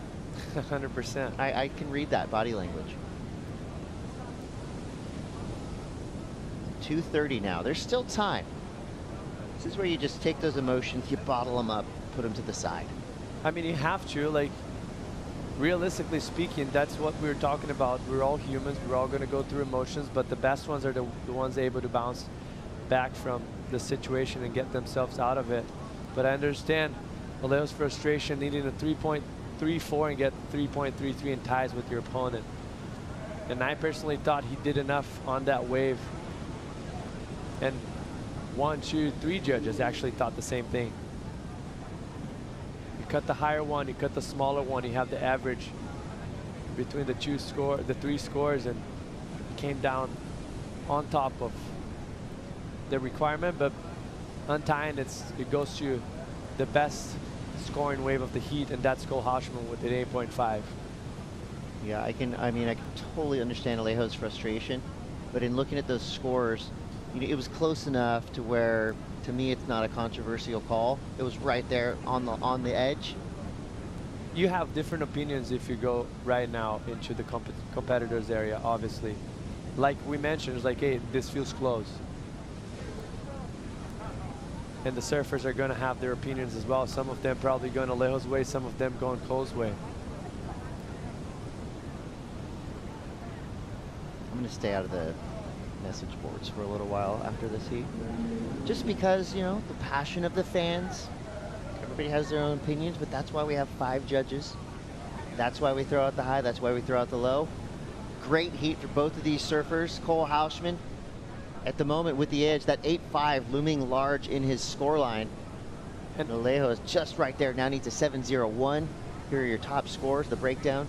And that's what I was kind of breaking it down as well. Like if you see judge 1, 2, gave him the edge, 3 didn't, and then 4th did, and 5th didn't. So it's like Alejo up and riding right now. It just doesn't look like the type of wave that you're going to get a 7.34 or 7.01 now that he needs.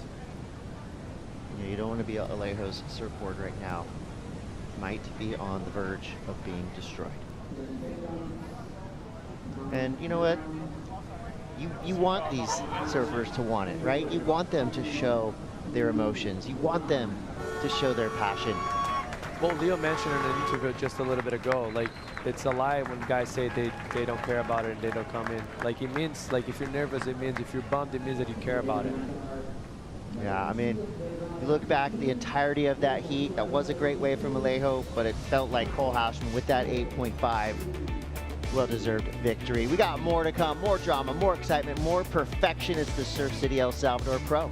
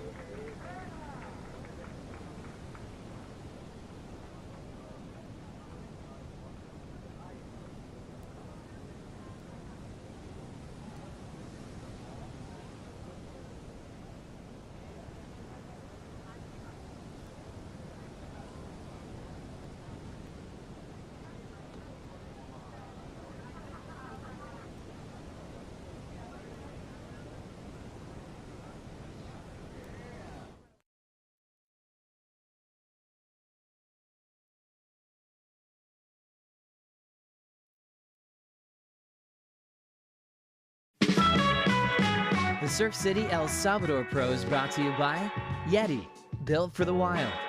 By Corona Cero, made with 100% natural ingredients.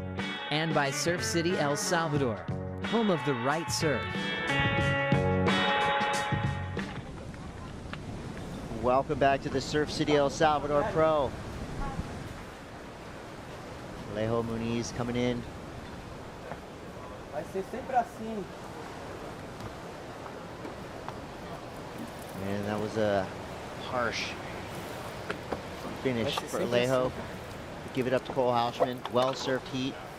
Both these surfers actually had high scores, 14.33, but Cole with the higher wave, 8.5. Gets the dub. Now let's make a transition back into the lineup. Heat 8. What an epic matchup we have here. Miguel Pupo, one of the most stylish surfers on the planet, going up against Al Cleland Jr., fiery rookie. An equally silky smooth style. I'm expecting big things from both of these surfers. Conditions are flawless. Chris Cote here with Jesse Mendez. Give us your scattering report. What are we about to see here? All right, let's try and keep it simple. Got to break it down. Pretty, like you mentioned, both of them very smooth. So I guess I tie on those. On that, maturity goes to Miguel. Precision goes to Miguel. All Cleland, power and creativity. So far it's pretty even match. It's really up to who's gonna start off with the right foot and hold on to the nerves, which so far everyone has been doing that very well. When we're that deep into the event.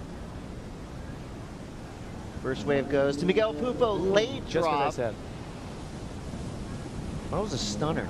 That was an incredible wave. That was a stunner. It's so rare to see a surfer at this level just fall taking off. I mean, for normal people, that happens a lot. That wave was incredible. That's such a bummer for Miguel to lose that opportunity. Allen. Streaking around this section. Here we go. Carved there. Little bit unsure on those bottom turns. Pulls out of that wave, kind of slipping and sliding around. It looked like there was some foam coming up the face, so just maybe a tester there for Al Cleland Jr. I guess as Ice mentioned, whoever has the best nerves and compose themselves better, both of the surfers came right off the gate with a mistake. So for Miggy's luck, he sits in priority now, and he can choose the right away for the next wave, next set that comes in. But both of those surfers, kind of a mistake to start off. Looks like Miggy's gonna take this one here. All right, Miguel Pupo now on his backhand. Dagger to start. Takes the high line, building speed, huge floater, airdrops, he goes down. What is going on? 30 minutes left. Miguel Pupo has already fallen twice. And let's just do a little update on the conditions right now. Like we're just talking about that battle of winds, right? Offshore with onshore, with the land starting to heat up. That offshore starts to lose strength, and we have the onshore coming in, so. It just switched, It just switched, like as soon as that heat started. Like remember last wave of Alejo, not even the 733, I'm talking about the one afterwards, right before the heat finished. And this first wave from Miguel already, as he was taking off, there's scrumble on top of the wave right there, which what does that mean? It creates a little bit of texture in the lip. Because the wave has curve, it protects it right there, at least on the beginning, until it gets more strength. The face of the wave is going to be clean, but the lip's going to be a little bit harder to aim. Right, but still firing out there. Trying to clean things up. Good start there. Last wave comes through a 193. That's more like it. That's the Miguel Pupo we know and love. Gets a third turn, a little overextended there. Cranks it off the bottom. Filler turns here through the mid portion of this wave, but looks like it's about to escalate here on the inside section. Bashes it and goes down. Overcooks it last turn. Interesting. Felt like he was getting in rhythm back again. I felt like he probably took that wave to kind of put his feet on the wax and make sure he gets back on track, but right there, just as he was getting confident, maybe got a little overboard. Well, he did some solid surfing about 3/4 of the way out on that wave. The finishing maneuver is the last thing the judges see, so it leaves a little bit of a bitter taste in their mouth. Of course, they judge the entirety of wave, the overall act that the surfer performed, but we do not have artificial intelligence here. And you don't get penalized for what you haven't done, but you don't maximize the potential of the wave. And that was probably like to be the most critical part of the wave on the end for that specific wave we're talking about.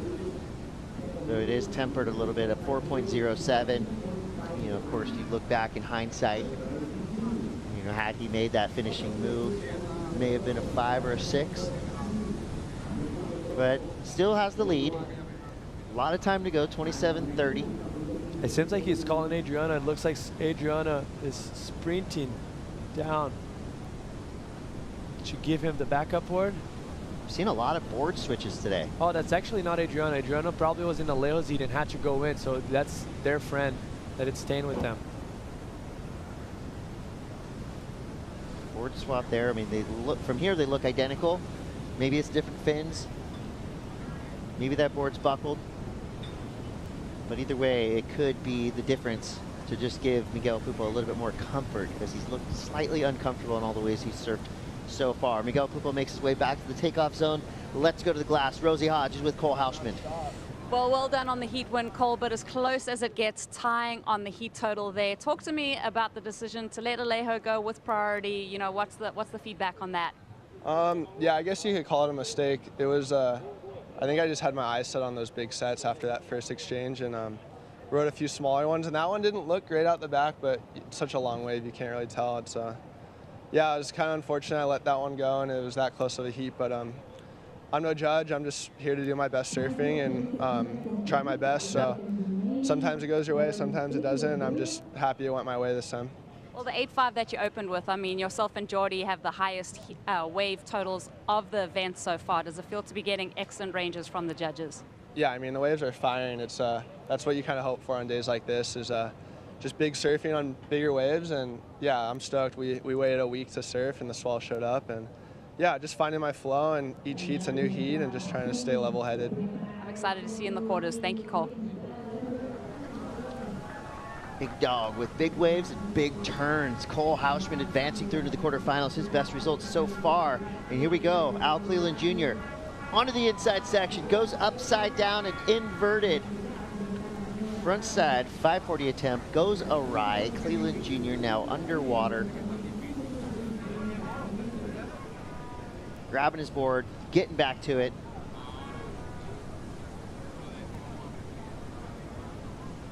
And that's like I kind of mentioned about it. It almost jinxed both of those surfers. Like both of those surfers not really keeping the composure, and it's very easy to do when the waves are firing. Like it builds up tension, it builds up frothiness for you to just pedal out. Imagine if you're a professional, or if you're just a recreative surfer and you're watching here waves all day and guys ripping and putting on scores, getting barreled, doing massive hacks, massive punts. And you're just waiting there the whole time. Is when you have your chance, you just kind of comes off the gate too excited. And both of the surfers this is kind of a bad wave selection for Al. For the waves of quality that we have in offer right now, this is not the type of wave you want to get. Frothy. He knows he has to go massive on the punt right there. Just pull the trigger on the wrong wave and kind of giving the chance to Miguel once again to get back on track.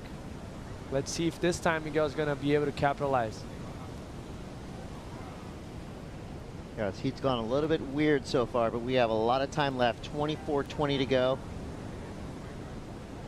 So far, Al Cleland in the lead, but only with a 6.17. Miguel's got a 6. A single wave score, a 4.07. A lot of falls, a couple bails. Look back at Miguel Pupo's 4.07. Great start on this one. Yeah, the second turn here up in vertical, precision. Going above and beyond. And then this one is when he's starting to lose timing right there. So he has to reset. Gets up and high, and right here, he's gonna wait a long time on this bottom turn to finish it off. Just comes up a little bit too underneath and too high on the wave. And goes overboard.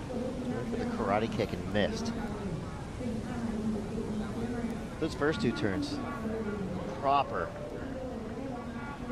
We're back at it. Live action. Miguel Pupo. This wave looks amazing. Two big turns. Oh my gosh. Double overhead wall. Still growing down the line. A beautiful smooth face on this wave. Good work on the outside. There's that extended super floater. Mark Sainsbury is stoked on that one. I mean, that is about as good as a backside floater can get. Yeah, that's more like it. This is for me the best wave surfed so far in the heat on this event. Answer back from Alan Cleland. Carved there, kind of frothy on the inside. He gets a hammer for the finish. Quick look into the beach. He's stoked. He probably did some damage out the back as well. Fan bases going wild here on the rocks. La Libertad, beautiful El Salvador. Surf City is flexing right now, really showing the world why this is a prime time destination and the perfect venue for any type of surf event. Longboard, shortboard, team, you know, country, any type of surf event, have it here. Because look at these waves. Let's catch up to what happened here out the back with all. Goes a little lateral. I feel like he missed time right there. Goes up high once again.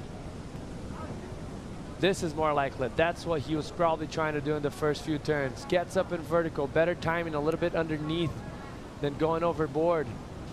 A third one back to back, almost loses the foot and finish it off strong.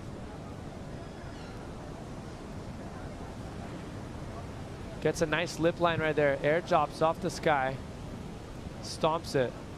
That was a good looking wave, but Miguel's wave was absolutely beautiful. Miguel's wave, stunning looking wave. Yeah. Look at this wave.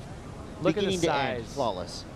Look at the second bottom turn. Look how much he cuts it short right there. He thinks like he's gonna go down to the bottom and he just cuts it and gets up in vertical. And next stands on that third one. Gets a fourth one. That's the only downfall maybe. And then this is a massive floater down the line on his backhand. Stays a good 2 seconds on top of that. Comes out clean. Carves it and still is able to find the criticalness of the wave right there to finish it off. The damage done on that wave, for me, was so far the best we've seen it. And it's all because of those setup bottom turns that he had. The second bottom turn specifically put him in such a good time and the criticalness of the wave. I'll watch this floater all day. That was so rad. Check him out, like just eyeing it down where he's gonna land and trying to find that sweet spot where there's not much impact to be absorbed. This is impressive, and let's just mention how little mistakes, subtle mistakes can put you in a bad situation of the heat. Al Cleland took off on the 2.67, lost priority on a bad wave and put the rotation for Miggy to probably get in one of the best waves of the event so far. And you got it, tied with the highest 2 single wave scores of the day. Miguel Pupil comes through with an 8.5. Which is the best score of the event, but tied with 2 more guys. Jordy had an 8.5. It's kind of, Cole Hausman had Cole on the previous heat. 8.5. It's kind of almost, what else it needs to be done to get over an 8.5 at this point? You know, let's say at the end of that wave, just for fun. Yeah, just for if he breaking it had, down. you know, instead of pulling out with the claim, which I think the claim, I don't think it didn't help him with that score, but emotionally, I think it was totally deserved, it was warranted.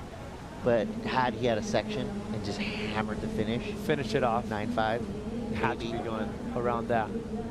But I mean, you can't be bummed on an 8.5. That was a incredible wave, and he surfed it to just near perfection. And I do like that the judges are leaving some space up there, right up in the penthouse. There's a reason why, because they want to see, they need to leave a gap in order for the surfers to get bumped. If Al Cleland goes upside down on a finisher and lands clean, that'll give them room to throw out the 9 and potentially the 10. Love to see a Yeti get given to one of our surfers. Al Cleland's wave comes through a 7.33, 18.34 to go. More perfection coming. And Mitchell is right there in the party zone. The Red Bull athlete zone is going off. It's getting loud in the bleachers. What a day for it, Mitch. Oh, definitely, guys. And, you know, when we just talked about quality of waves, we have them right now. I'm just super stoked on what we're seeing. Positioning has changed, though. The wind direction has also changed just slightly. We have that little onshore, which to me, guys, is actually really good, especially if you're a goofy footer. It gives you that extra coping. We saw that on Miguel's 8.5. And once again, Chris, you mentioned it a lot throughout the event. Floaters definitely underrated to me, especially when they're using transition that way. They're so underused, and they're very valuable when it comes to big scores like that. But remind me, who got priority out of that paddle battle right there, Chris?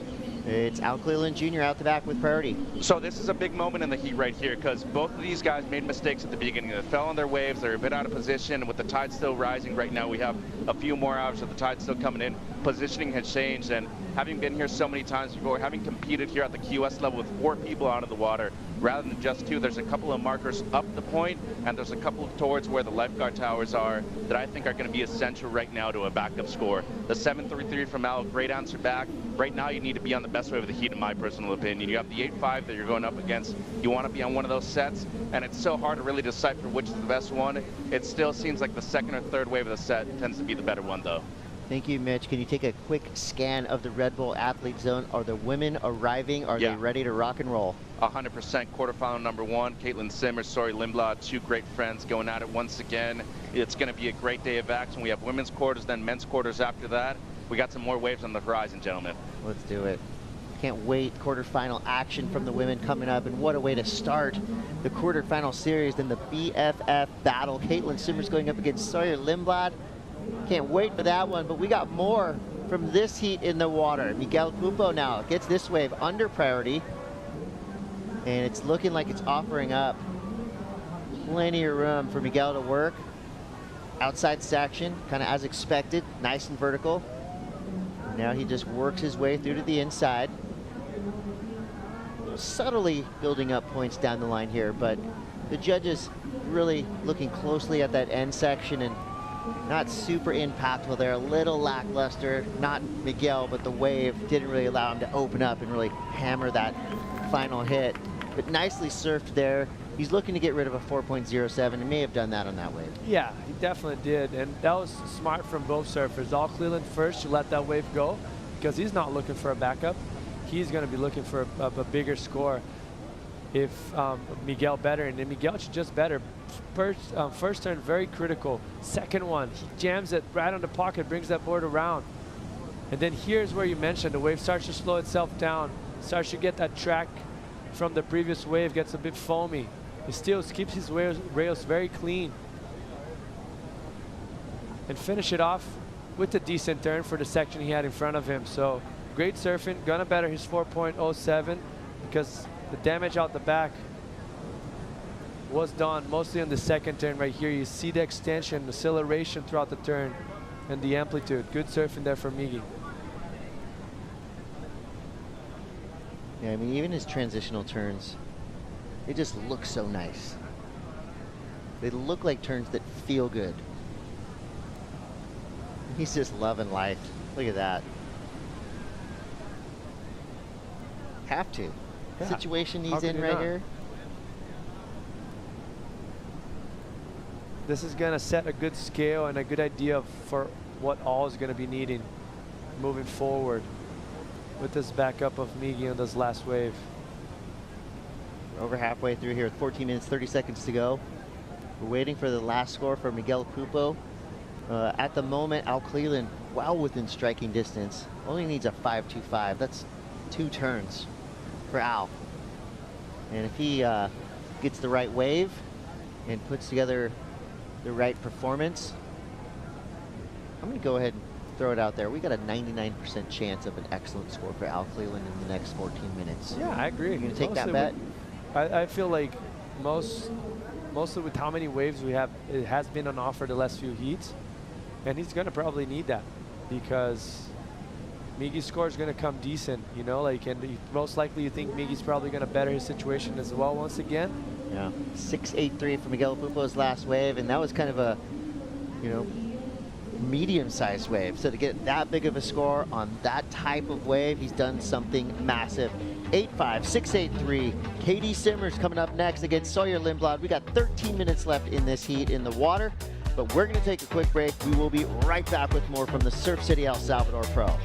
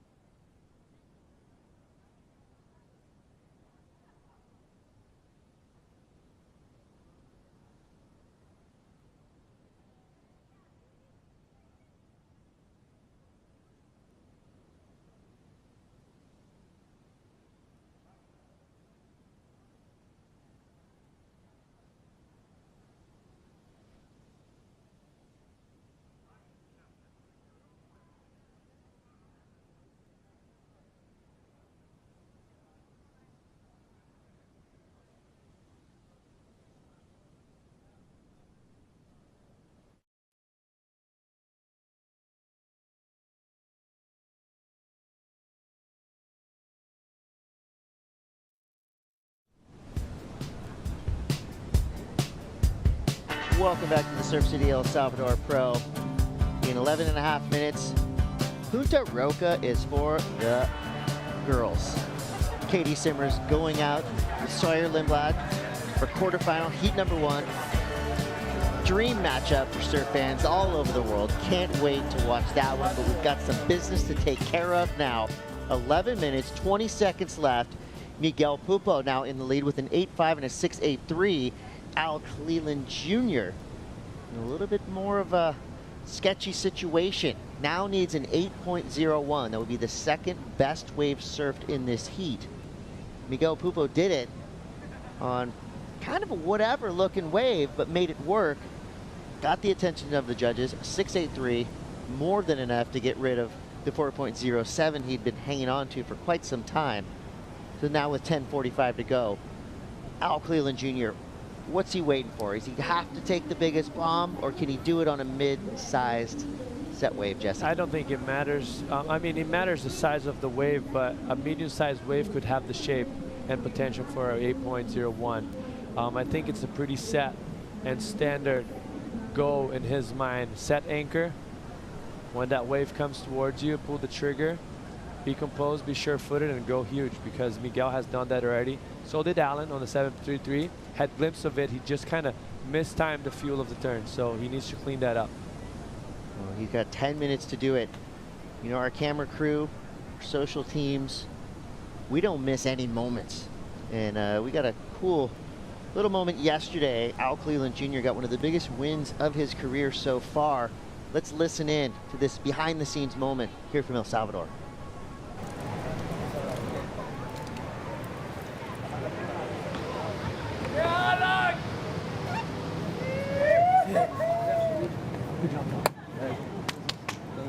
See that set right on here? Oh, I started pulsing. Wow.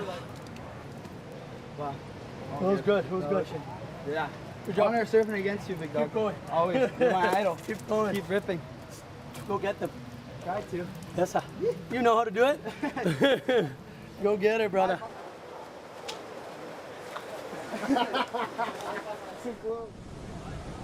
Love to see it. You know, we've, of course, in the piece that we've been watching on Felipe a few times throughout the week, you see both sides of him, his fiery side. You know, he does not like to lose, but you also see how much respect he has for his fellow competitors. And right there, you know, giving credit where credit's due to Al Cleland Jr.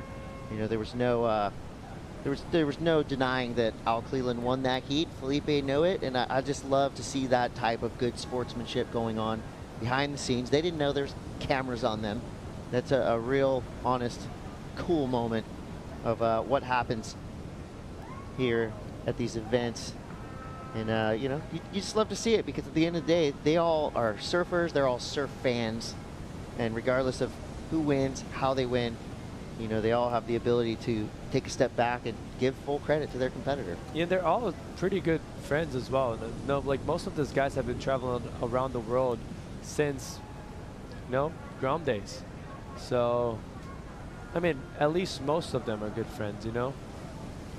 So it's always a pleasure to kind of go against each other and do what they love for a living in the best conditions we could probably ask for out here. You know, most of the rivalries are imagined and created by us. That is kind of true. Which is fun. But they're all friendly rivalries, I would say. You know, we've seen years on the championship tour where surfers truly did not like each other. That's fun too. Makes for good entertainment. But it's pretty safe to say that the men's and women's championship tour, all these surfers have a lot of respect for each other. You know, we haven't seen any real ugly stuff happen in over a decade. So with 7:27 to go, the waiting game is on. Miguel Pupo is out the back, but he is in second priority. Al Cleland Jr. needs a big score, an 8.01. I feel like this time with this, you know, with 7 minutes left, he's got to sit and wait for that right wave to come. That's going to be the hardest decision for him to make. Yeah, set anchor. And like, obviously with the wind picking up a little bit more, you can see now mostly out the back. Like you can see a little bit more clean surface towards the bottom of the screen, but out the back there's a lot of texture to it. So the beginning of the wave is going to be a bit crumbly. So that's when you have to pull the trigger. Do I go on the first wave of the set, or do I wait for the second cleaner one? Look at how much texture there is right there. You can see it by the surfers seating around. It is a completely different story than it was 30 minutes ago. Yes. Well, the good thing about it, though, as we come inside the point, the wind gets a little bit more protected, and the face of the wave gets pretty clean.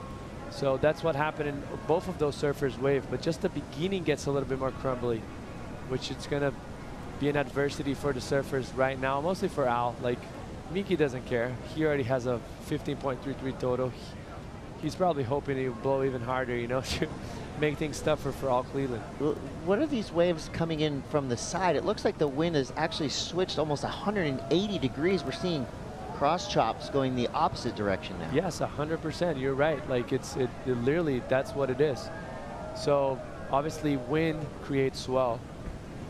And because of the wind is strong, but very close and tight to us, it creates a small little swell that kind of messes up the lineups and everywhere you're surfing around. Which this is one of them that's actually less exposed because of the bay kind of gets stuck in, and you can see out the back a lot of whitewash and crumbles, but in the inside on that wave break, and you can see the face of the waves pretty clean. Wind now blowing from the southwest, if I'm not mistaken, and this morning was from the northeast, the polar opposite. 5 minutes to go. Cleland out the back. He's got his choice of waves here. And, you know, Miguel Pupo is a total veteran, one of the longest serving surfers on the tour. He's been in this position a million times, whereas Al Cleland, who definitely has a long history of competition, but not at this level. He's never been in a championship tour event here in El Salvador. Yes, that's what we want to see from our surf fans. And look at that international crew we got down there. Locals, travelers from all over the world, making El Salvador just an even better place. I mean, everybody brings their cultures from home with them. And Jesse, it is spring break, so be careful out there at night. Things have been getting a little wild in Surf City, and as they should. It's vacation time. I think surf towns are made better, you know, with visitors. Add some liveliness to the environment. And this clock now is starting to sprint away from Al Cleland Jr. 3 minutes, 45 seconds left. And it's crazy because the wave goes through, the ocean goes through motions and periods of like pulsing and kind of taking a moment. And this is what's happening right now in this heat. Like there's been so many waves in the last, what, 40 minutes? Or even throughout Jordy's heat. So like the last hour and so has been very consistent. And this is the only moment that you kind of saw the surfers sit out the back for a period of time without a rhythm wave. There's still 3 minutes, there's still hope. Well, Al Cleland has that lucky necklace. Maybe it's time for him to blow that flauta de bamboo. He's got that lucky whistle around his neck. I'd say just blow that thing, see what happens. Miguel, quick look at that one. That set just kind of crept in a little too close to the rocks. Pretty flat on the face there. That's not a wave that would give you a chance to get an 8.01. And Alan has enough history in competition to know that exactly what type of wave he needs. But now as the clock starts to go even faster, 2 minutes, 30 seconds left. He hasn't made any wrong decisions yet in the last 10 minutes because there hasn't been a wave that gives him, you know, enough space, enough room to work to get that 8.01. Yeah, I guess if you can, obviously it's so easy to win hits from a chair with an AC when you're watching the screen, but that only problem that he had at the beginning of the heat, both of those surfers were kind of tight, they were tense, and he gave the opportunity for Miguel to get like the fourth wave and really opened up. That 2.67, he pulled the trigger on a very down the line kind of fat, crumbly wave, and he tried to do the air, lost priority, and Miguel took off on that 8.5. Obviously he had the chance on the wave behind, got the 7.33, but Miguel's wave definitely clear in the screen that he was bigger, it had more wall, it was cleaner, and went back into backing it up without priority, which just we've been talking about so much in this event, like because it's slow and it differentiates so much the sets from the medium-sized waves, how important it is for you to pull the trigger at the right moments and make the right decisions. Minute 15. Maybe something on the horizon. You see some lumps out there. They're camouflaged though. You know, this texture not only makes it more difficult to keep it clean on the face of the wave, but also probably a little bit more difficult to identify a wave that's good and clean. Decent sized set right there. Am I seeing lines? Do I need to clean my glasses? What am I looking at here, Jesse? It's hard to tell. Like, it feels like there's a few lines. We can look over our shoulders here. Yeah, it seems like there's a set kind of approaching, but up the point might be a little be too much up the point and not those ones that stretch down. 30 seconds left. You can see Miggy's starting to scratch because he sees that kind of medium-sized set that it's up the point, and he has not much more chances anymore, so he's going to try and pull the trigger, but can't even get to it. That wave's way too underneath and deep. All right, 7 seconds left. It's not going to come in time. All right, so for you fans watching on YouTube or Facebook Live, those streams will stop at the end of this heat, which is now. So a new live stream will start for the quarterfinals and beyond for everyone in Brazil. Coverage will continue exclusively on WorldSurfLeague.com and the WSL app, as well as Google Play. For fans of you in the U.S., coverage will continue exclusively on WorldSurfLeague.com, the WSL app, and ESPN+. So all you need to do is refresh, go to one of those other sources to keep watching, because we've got Caitlin Simmers, Sawyer Lindblad coming up. The waves are still going off. You're watching the Surf City El Salvador Pro. We will be right back.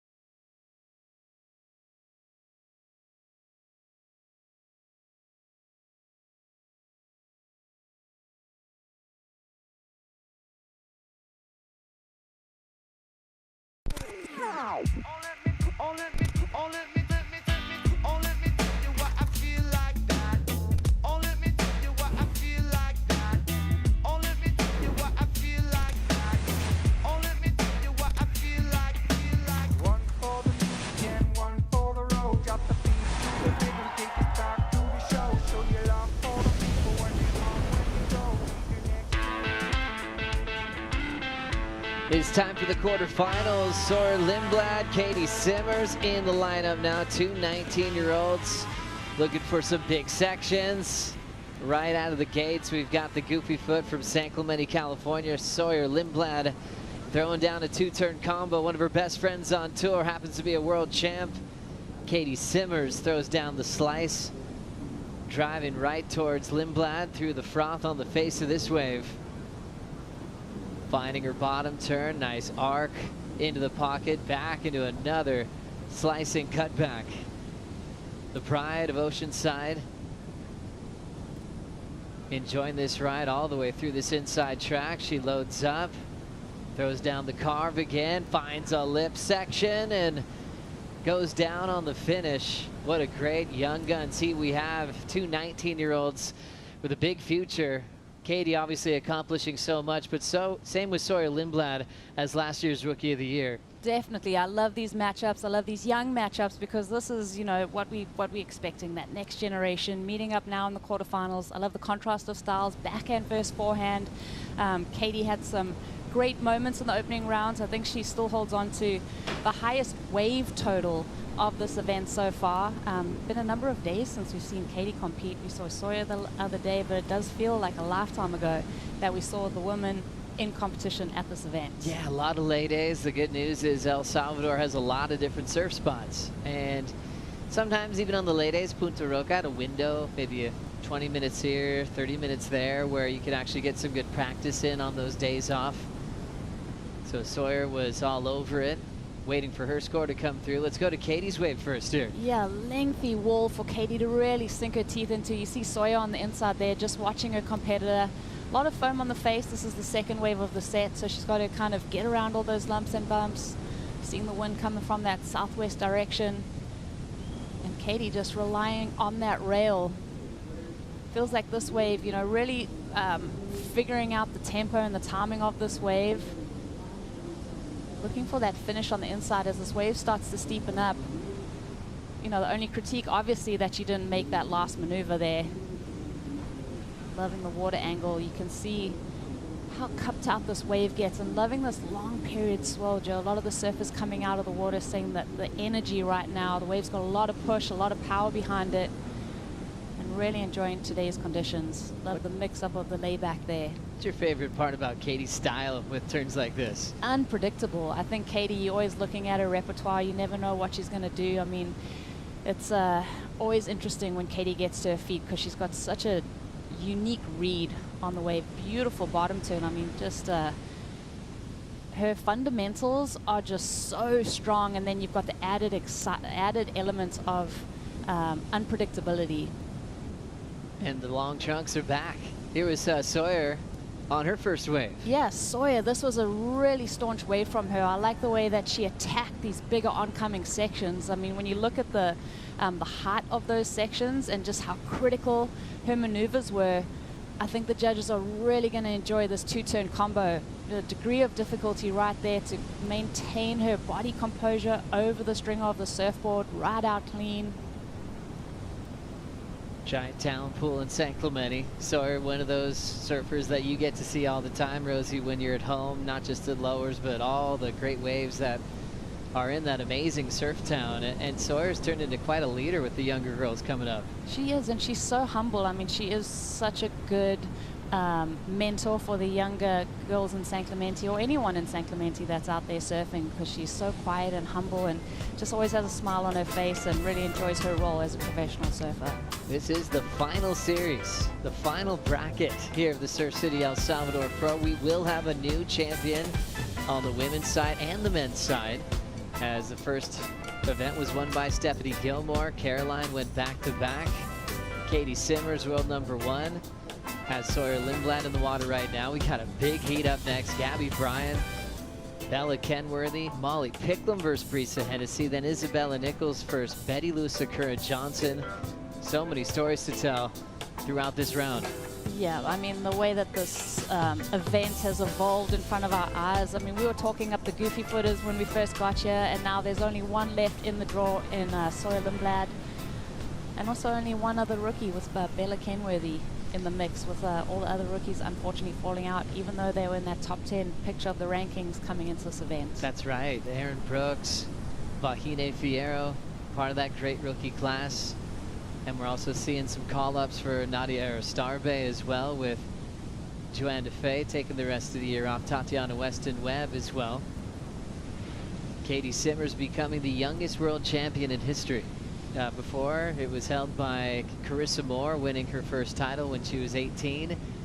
A lot's happened very fast, so it makes sense to start comparing Katie's ascent to own the tour and pro surfing to the greats like Steph Gilmore, like Carissa Moore, and how quickly they started taking over as well at different eras. That's such a good point. And to think, you know, Katie qualified for the championship tour, turned down her spot, so it could have even been a quicker ascent for her to make that world title. But just so mature to take her time.